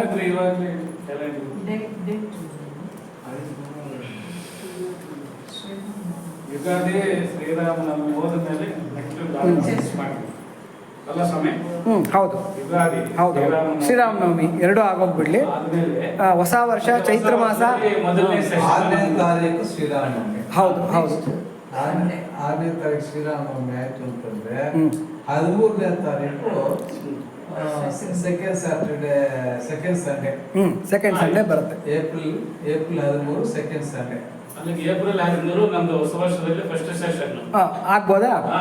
ಆಯ್ತು. ಏಪ್ರಿಲ್ 13ನೇ ತಾರೀಕು ಭಾನುವಾರನೇ, ಅವತ್ತು ಎಲ್ಲರೂ ಸೇರೋಣ. ಓಕೆ 20ನೇ ತಾರೀಕು ಇರುತ್ತೆ. ಹಾಂ ಒಂದು ಪೋಸ್ಟ್ಪೋನ್ ಆಗುತ್ತೆ, 3 ಹಾಗೆ ಇರುತ್ತೆ. ಓಕೆ, ಹೌದು 13 ಯಾವ್ದು ನಾಟ್ ಮಿಸ್ ಯಾವ್ದು ನೆಕ್ಸ್ಟ್ ನೋಡ್ಕೊಂಡು ಅವ್ರಿಗೆ ಅಷ್ಟೇ. ಇಲ್ಲ, ಈ ತಿಂಗಳೇ ಮುಂದಿನ ಭಾನುವಾರ ಆಗುತ್ತೆ ಅನ್ನೋಂಗಿದ್ರೆ ಬೇಕಾದ್ರೆ ಮುಂದಿನ ಭಾನುವಾರ ಮಾಡ್ಕೊಂಡೋಣ. ಈ ತಿಂಗಳೇ ಮುಂದಿನ ಭಾನುವಾರ ಒಂದು ಸಿಗುತ್ತೆ ನಮಗೆ, ಅಂದ್ರೆ ಉಗಾದಿಗೆ ಮುಂಚೆ ಒಂದು ಭಾನುವಾರ ಸಿಗುತ್ತೆ. ಅದನ್ನ 23 ನೆಕ್ಸ್ಟ್ ಭಾನುವಾರ ಆಗ್ಬೋದಾ? ನೆಕ್ಸ್ಟ್ ಭಾನುವಾರ ಸೇರೋಣ. 23 ಮಾರ್ಚ್ ಸಂಡೇ, ನೆಕ್ಸ್ಟ್ ಸಂಡೇ. ಅಂದ್ರೆ 15 ಬದಲು 7 ದಿವಸ ಬಂದಿದೆ. ಆಮೇಲೆ ಯುಗಾದಿ ಶ್ರೀರಾಮನವಮಿ ಇರೋದಿಲ್ಲ. ಅದಾದ್ಮೇಲೆ 13ನೇ ತಾರೀಕು ಆಮೇಲೆ ಒಂದು ಬರುತ್ತೆ. ಉಗಾದಿಗೆ ಇದು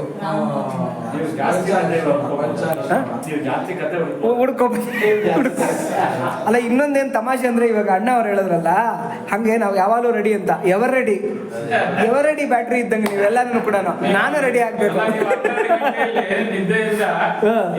ಫೋನ್ ಮಾಡಿದ್ರೆ ಬಂದ್ಬಿಡ್ತೀವಿ ಅಷ್ಟೇ, ಹಂಗೆ ಸೇರ್ಬಿಡ್ತೀರಾ. ಬಟ್ ಎವರ್ ರೆಡಿ ಬ್ಯಾಟ್ರಿಗಳು ನೀವೆಲ್ಲ. ಬಟ್ ನಾವು ಹಂಗಾಗಲ್ಲ, ನಾವು ಚಾರ್ಜ್ ಮಾಡ್ಕೊಂಡು ಬರ್ಬೇಕು. ಅಲ್ಲ, ನೀವು ಬ್ಯಾಟ್ರಿ ಹಾಗಾದ್ರೆ ಮುಂದಿನ ಭಾನುವಾರ ಎಲ್ಲರೂ ಕೂಡ ಸೇರಿ ಈ ಮುಂದಿನ ಮಂತ್ರಗಳನ್ನು ನಾವು ಚರ್ಚೆ ಮಾಡ್ಕೊಳ್ಳೋಣ. ಇವತ್ತಿಗೆ ಈ ಪ್ರವಚನನ ಮುಗಿಸೋಣ. ನಂದು ಒಂದು ಪ್ರಶ್ನೆ. ಹೇಳಿ. ಈ ಭಾಗವತದಲ್ಲಿ ಬರುತ್ತೆ ಶುಕಮಹರ್ಷಿ ಅವರು ಬ್ರಹ್ಮಜ್ಞಾನಿ, ಅವರಿಗೆ ಯಜ್ಞೋಪವೀತ ಇರೋದಿಲ್ಲ, ಹುಡುಗ ಆಗೋದಿಲ್ಲ ಅಂತ ಹುಡುಗ ಆಗಿರೋದಿಲ್ಲ ಅವ್ರಿಗೆ. ಹೌದು ಹೌದು. ಯಾಕೆ ಅಂತಂದ್ರೆ ಅವ್ರು ಹುಟ್ಟು ಬ್ರಹ್ಮಜ್ಞಾನಿಗಳು. ಅದ್ರ ಕತೆ ತುಂಬಾ ದೊಡ್ಡದಾಗಿದೆ.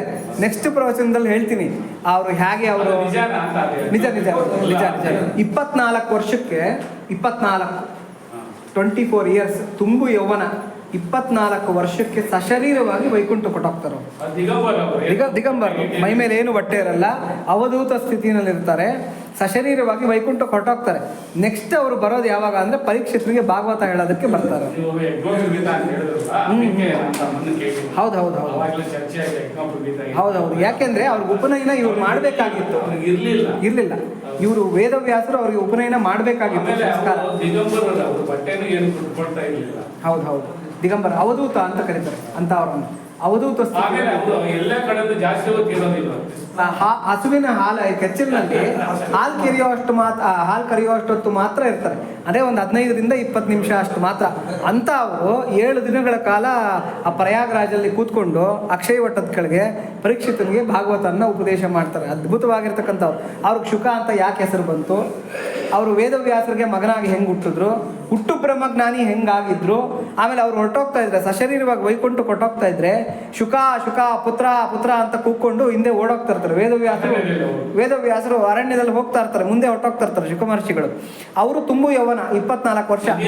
ಇವ್ರು ನೋಡಿದ್ರೆ ಒಂದು 80-90 ವರ್ಷದ ವೃದ್ಧರು. ಯಾರು? ವ್ಯಾಸರು. ಈ ಪಕ್ಕದಲ್ಲೇ ನದಿ ದಡದಲ್ಲಿ ಇವ್ರು ನಡ್ಕೊಂಡು ಹೋಗ್ತಾ ಇದ್ರೆ ದಿಗಂಬರರು, ಮೈ ಮೇಲೆ ಏನು ಬಟ್ಟೆ ಇರಲ್ಲ, ನಡ್ಕೊಂಡು ಹೋಗ್ತಾ ಇದ್ರೆ ಅಪ್ಸರ ಸ್ತ್ರೀಯರೆಲ್ಲ ಏನು ಆಗ್ಲೇ ಇಲ್ವೇನೋ ಅನ್ನೋಂಗೆ ದಿಗಂಬರರಾಗಿ ಸ್ನಾನ ಮಾಡ್ತಾ ಇರ್ತಾರೆ, ನದಿನಲ್ಲಿ ಸ್ನಾನ ಮಾಡ್ತಾ ಇರ್ತಾರೆ. ಅವ್ರು ಏನು ನಡೆದೇ ಇಲ್ವೇನೋ ಅನ್ನೋ ಥರದಲ್ಲಿ ಶುಕ ಮಹರ್ಷಿಗಳು ಹೊರಟೋಗ್ತಾರೆ. ವ್ಯಾಸರು ಹತ್ರಕ್ಕೆ ಬರ್ತಾರೆ, ಶುಕ ಅಂತ ಕುಕ್ಕೊಂಡು ಬರೋ ಇವರೆಲ್ಲ ಗಾಬರಿ ಪಟ್ಟು ಎಲ್ಲ ಮರಗಳ ಹಿಂದೆ ಪೊದಗಳ ಹಿಂದೆ ಬಚ್ಚಿಟ್ಕೊಂತಾರೆ. ಕೆಲವರೆಲ್ಲ ಅರ್ಬರ್ಕಲ್ಲಿ ಬಟ್ಟೆ ಹಾಕ್ಕೊಂತಾರೆ. ಎಲ್ಲ ಹಿಂಗೆ ಇದನ್ನ ನೋಡಿ ವ್ಯಾಸರಿಗೆ ಭಯ ಆಗೋಗುತ್ತೆ. ನಾನು ನೋಡಿದ್ರೆ ತುಂಬು ವೃದ್ಧ, ಆತ ನೋಡಿದ್ರೆ ತುಂಬು ಯೌವನದಲ್ಲಿ ಇರ್ತಕ್ಕಂಥ ಅವನು ನೋಡಿ ಯಾರು ಭಯ ಬೀಳಲಿಲ್ಲ, ನನ್ನನ್ನು ನೋಡಿ ಭಯ ಬೀಳ್ತಾ ಇದ್ದಾರಲ್ಲ ಅಂತಕ್ಕಂಥ ಒಂದು ಡೌಟ್ ಬರುತ್ತೆ. ಆ ವ್ಯಾಸರು ಪ್ರಶ್ನೆ ಮಾಡಿದಾಗ ಆವಾಗ ಅವ್ರು ಹೇಳ್ತಾರೆ, ಅಪ್ಪ ಆತನಿಗೆ ಸ್ತ್ರೀ ಪುರುಷ ಭೇದನೇ ಗೊತ್ತಿಲ್ಲ, ಆತನಿಗೆಲ್ಲ ಪರಬ್ರಹ್ಮ ಸ್ವರೂಪದಲ್ಲಿ ನೋಡ್ತಾನೆ, ಆದ್ರೆ ನಿನಗೆ ಸ್ತ್ರೀ ಪುರುಷ ಭೇದ ಗೊತ್ತು, ಹಂಗಾಗಿ ನಿನ್ನನ್ನು ನೋಡಿ ನಾವು ಭಯ ಬಿದ್ವಿ ಅಂತ ಹೇಳ್ತಾರೆ. ಯಾಕಂದ್ರೆ ಇವ್ರಿಗೆ ಆ ಧೃತರಾಷ್ಟ್ರ ಪಾಂಡರಾಜ ಇವರೆಲ್ಲ ಇದರ ಹುಟ್ಟಿದ್ರು.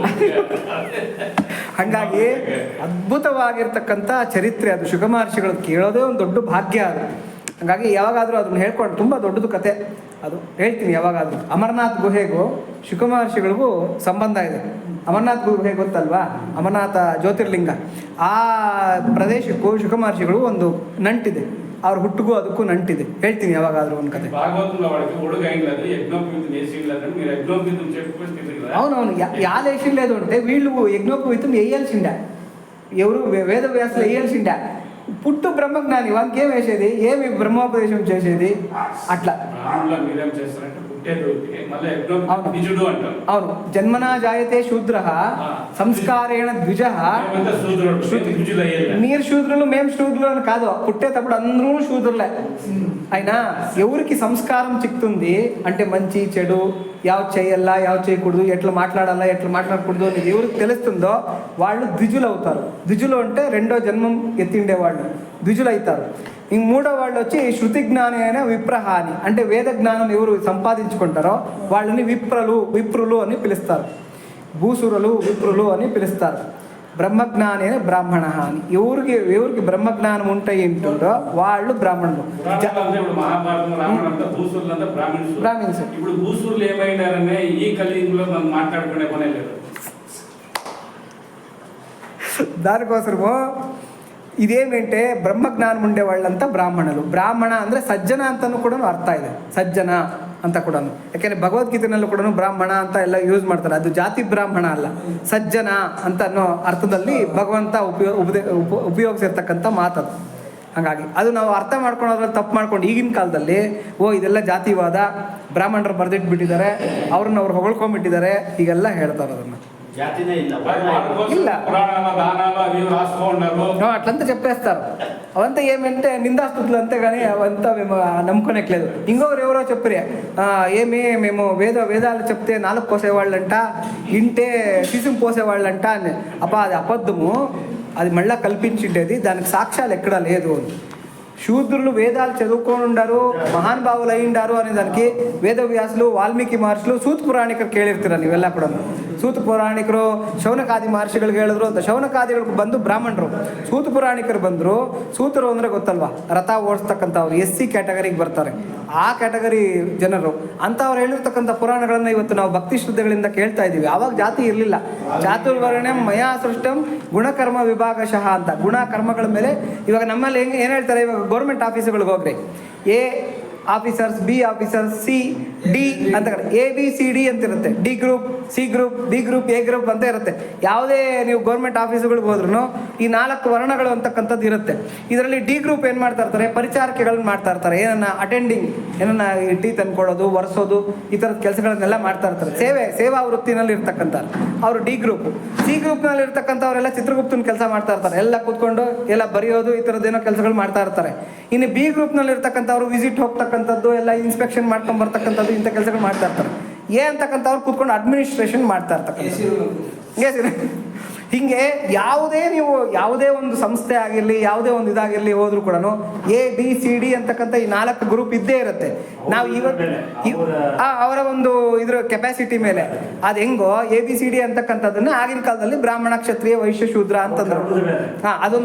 ಅದೊಂದು ನೇಮೇ ಹೊರತಾಗಿ ಹೌದೌದು ಎಲ್ಲರಲ್ಲೂ ಇದೆ. ಒಂದು ಮನೆಯಲ್ಲಿ ಕೂಡ ಇರುತ್ತೆ. ಇವಾಗ ಮನೆಯಲ್ಲಿ ನಾವು ಏನು ಮಾಡಿರ್ತೀವಿ, ಕೆಲಸಗಳನ್ನು ಹಂಚ್ಕೊಂಡಿರ್ತೀವಿ. ಇವಾಗ ಕಸ ಬರುತ್ತೆ, ಬೆಳಗ್ಗೆ ಹೊತ್ತು ಕಸ ಬರುತ್ತೆ, ಕಸ ಹಾಕೋ ಡ್ಯೂಟಿ ನಿಂದು, ಕಸ ಗುಡಿಸೋ ಡ್ಯೂಟಿ ನಂದು, ಅಡುಗೆ ಮಾಡೋ ಡ್ಯೂಟಿ ನಿಂದು. ಹಿಂಗೆ ಏನು ನಾವೇ ಹಂಚ್ಕೊಂಡಿರ್ತೀವಿ. ಅದು ನಾವು ಮಾಡ್ಕೊಂಡಿರ್ತಕ್ಕಂಥ ಒಡಂಬಡಿಕೆನೇ ಹೊರತಾಗಿ ನಾನು ಕಸ ಎತ್ತಾಗದೆ ಕಸ ಗುಡಿಸ್ಬಿಟ್ಟೆ ಅಂತ ಹೇಳ್ಬಿಟ್ಟು ನಾನೇನೋ ದೊಡ್ಡ ಇವನು ಅಂತ ಅವೆಲ್ಲ ಏನಿಲ್ಲ, ಅದಿಲ್ಲ. ಹಿಂದೂ ಫ್ಯಾಮಿಲಿಯಲ್ಲಿ ಕರ್ತ ಅಂತ ಇರ್ತಾರೆ. ಅವ್ರ ಕರ್ತ ಅಂದ್ರೆ ಮನೆಗೆ ಯಜಮಾನ. ಹೌದು. ಎಲ್ಲ ವ್ಯವಹಾರ ನೋಡ್ಕೊಳ್ಳೋದು, ತಂದು ಹಾಕೋದು, ಆಮೇಲೆ ಉಳುವನೇ ಬೇರೆ. ಅಷ್ಟೇ ಹಂಗೆ ಹಿಂದಿನ ಕಾಲದಲ್ಲೂ ಅಡ್ಮಿನಿಸ್ಟ್ರೇಷನ್ ಮಾಡ್ತಾ ಇರ್ತಕ್ಕಂಥವ್ರೊಬ್ರು, ಕ್ಷಾತ್ರ ಧರ್ಮ ಅಂದ್ರೆ ಎಲ್ಲ ರಕ್ಷಣೆ ಕೊಡ್ತಾ ಇರ್ತಕ್ಕಂಥ ಕ್ಷತ್ರಿಯ ಧರ್ಮದಲ್ಲಿ ಇರ್ತಕ್ಕಂಥವ್ರೊಬ್ರು ಇದ್ರು. ಇನ್ನು ವ್ಯಾಪಾರ, ವಾಣಿಜ್ಯ ಅವೆಲ್ಲ ಮಾಡ್ತಾ ಇದ್ದವ್ರಿದ್ರು. ಹೌದು, ಅವ್ರು ಕ್ಷತ್ರಿಯರವರು ಅಷ್ಟೇ. ಹಂಗೆ ಇವಾಗ ಯಾರು ನಮ್ಮ ದ್ರೋಣ ಇದಾರಲ್ಲ, ದ್ರೋಣ, ಅಶ್ವತ್ಥಾಮ, ಇವರೆಲ್ಲ ಕ್ಷತ್ರಿಯರು. ಅವ್ರನ್ನ ನಾವು ಬ್ರಾಹ್ಮಣ ಅಂತ ಹೇಳೋದಕ್ಕಾಗೋದಿಲ್ಲ. ಅವ್ರು ಯಾಕೆಂದ್ರೆ ವೃತ್ತಿನಲ್ಲಿ ಕ್ಷತ್ರಿಯರು. ಕ್ಷತ್ರಿಯ ಆತ, ಕ್ಷತ್ರಿಯ. ಹಂಗೆ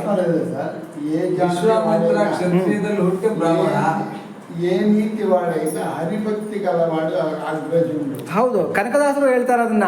ಹರಿಯೇ ಸರ್ವೋತ್ತಮ, ಹರಿಯೇ ಸರ್ವೇಶ್ವರ, ಹರಿಮಯವೆಂತ ತಿಳಿದು ಸಿರಿಕಾಗಿ ನೆಲೆಯಾದಿ ಕೇಶವರಾಯನ ಚರಣ ಕಮಲವ ಭಜಿಸುವವನೆ ಕುಲಜ. ಕುಲವೆಂದು ಹೊಡೆದಾಡದಿರಿ, ನಿಮ್ಮ ಕುಲದ ನೆಲೆಯನೇನಾದರೂ ಬಲ್ಲಿರ. ಹೌದೌದು, ಕನಕದಾಸರು ಅದನ್ನೇ ಹೇಳೋದು. ಯಾರು ಭಗವದ್ ಭಕ್ತಿ ಮಾಡ್ತಾ ಇದಾರೆ ಅವರೆಲ್ಲ ಕೂಡ ಬ್ರಾಹ್ಮಣರು ಅಂತ ಹೇಳ್ಬಿಟ್ಟು. ಮತ್ತೆ ಜ್ಯೋತಿ ಯಾವ ಜಾತಿಯಮ್ಮ ಜಗದೀಶ್ವರಿ ಅಂತ, ಜ್ಯೋತಿ ಯಾವ ಜಾತಿ ಇದೆ. ಹಾಗಾಗಿ ಅವೆಲ್ಲ ಕೂಡ ನಾವು ಮಾಡ್ಕೊಂಡಿರ್ತಕ್ಕಂಥ ಮೂರ್ಖತ್ವಗಳು. ಅದನ್ನ ಪಾಪ ಶಾಸ್ತ್ರಗಳ ಮೇಲೆ ಆರೋಪ ಮಾಡಿ ಅದನ್ನು ದ್ವೇಷಿಸ್ತಕ್ಕಂಥದ್ದು ಬಹಳ ತಪ್ಪು. ಸರ್, ಇದೆಲ್ಲ ಬ್ರಿಟಿಷ್ ಟೈಮ್ ಆದ್ಮೇಲೆ ಡಿವೈಡ್ ಅಂಡ್ ರೂಲ್ ಪಾಲಿಸಿ ಏನ್ ಬಂತು, ಮೆಕ್ಕಾಲೆ ಎಜುಕೇಶನ್ ಸಿಸ್ಟಮ್ ಏನ್ ಬಂತು, ಇವುಗಳಲ್ಲಿ ನಮ್ಮನ್ನ ಹೊಡಿಬೇಕು, ನಮ್ಮನ್ನ ಯೂನಿಟಿ ಬರಬಾರ್ದು ಅನ್ನೋ ಒಂದು ದುರುದ್ದೇಶದಿಂದ ಮಾಡಿರುವಂತಹ ಆರ್ಯ, ದ್ರಾವಿಡ, ದಾಕ್ಷಿಣಾತ್ಯರು, ಉತ್ತರದವರು, ಇವೆಲ್ಲ ಪ್ರಾಂತದಿಂದ ಹೊಡೆಯೋದು, ಭಾಷೆಯಿಂದ ಹೊಡೆಯೋದು.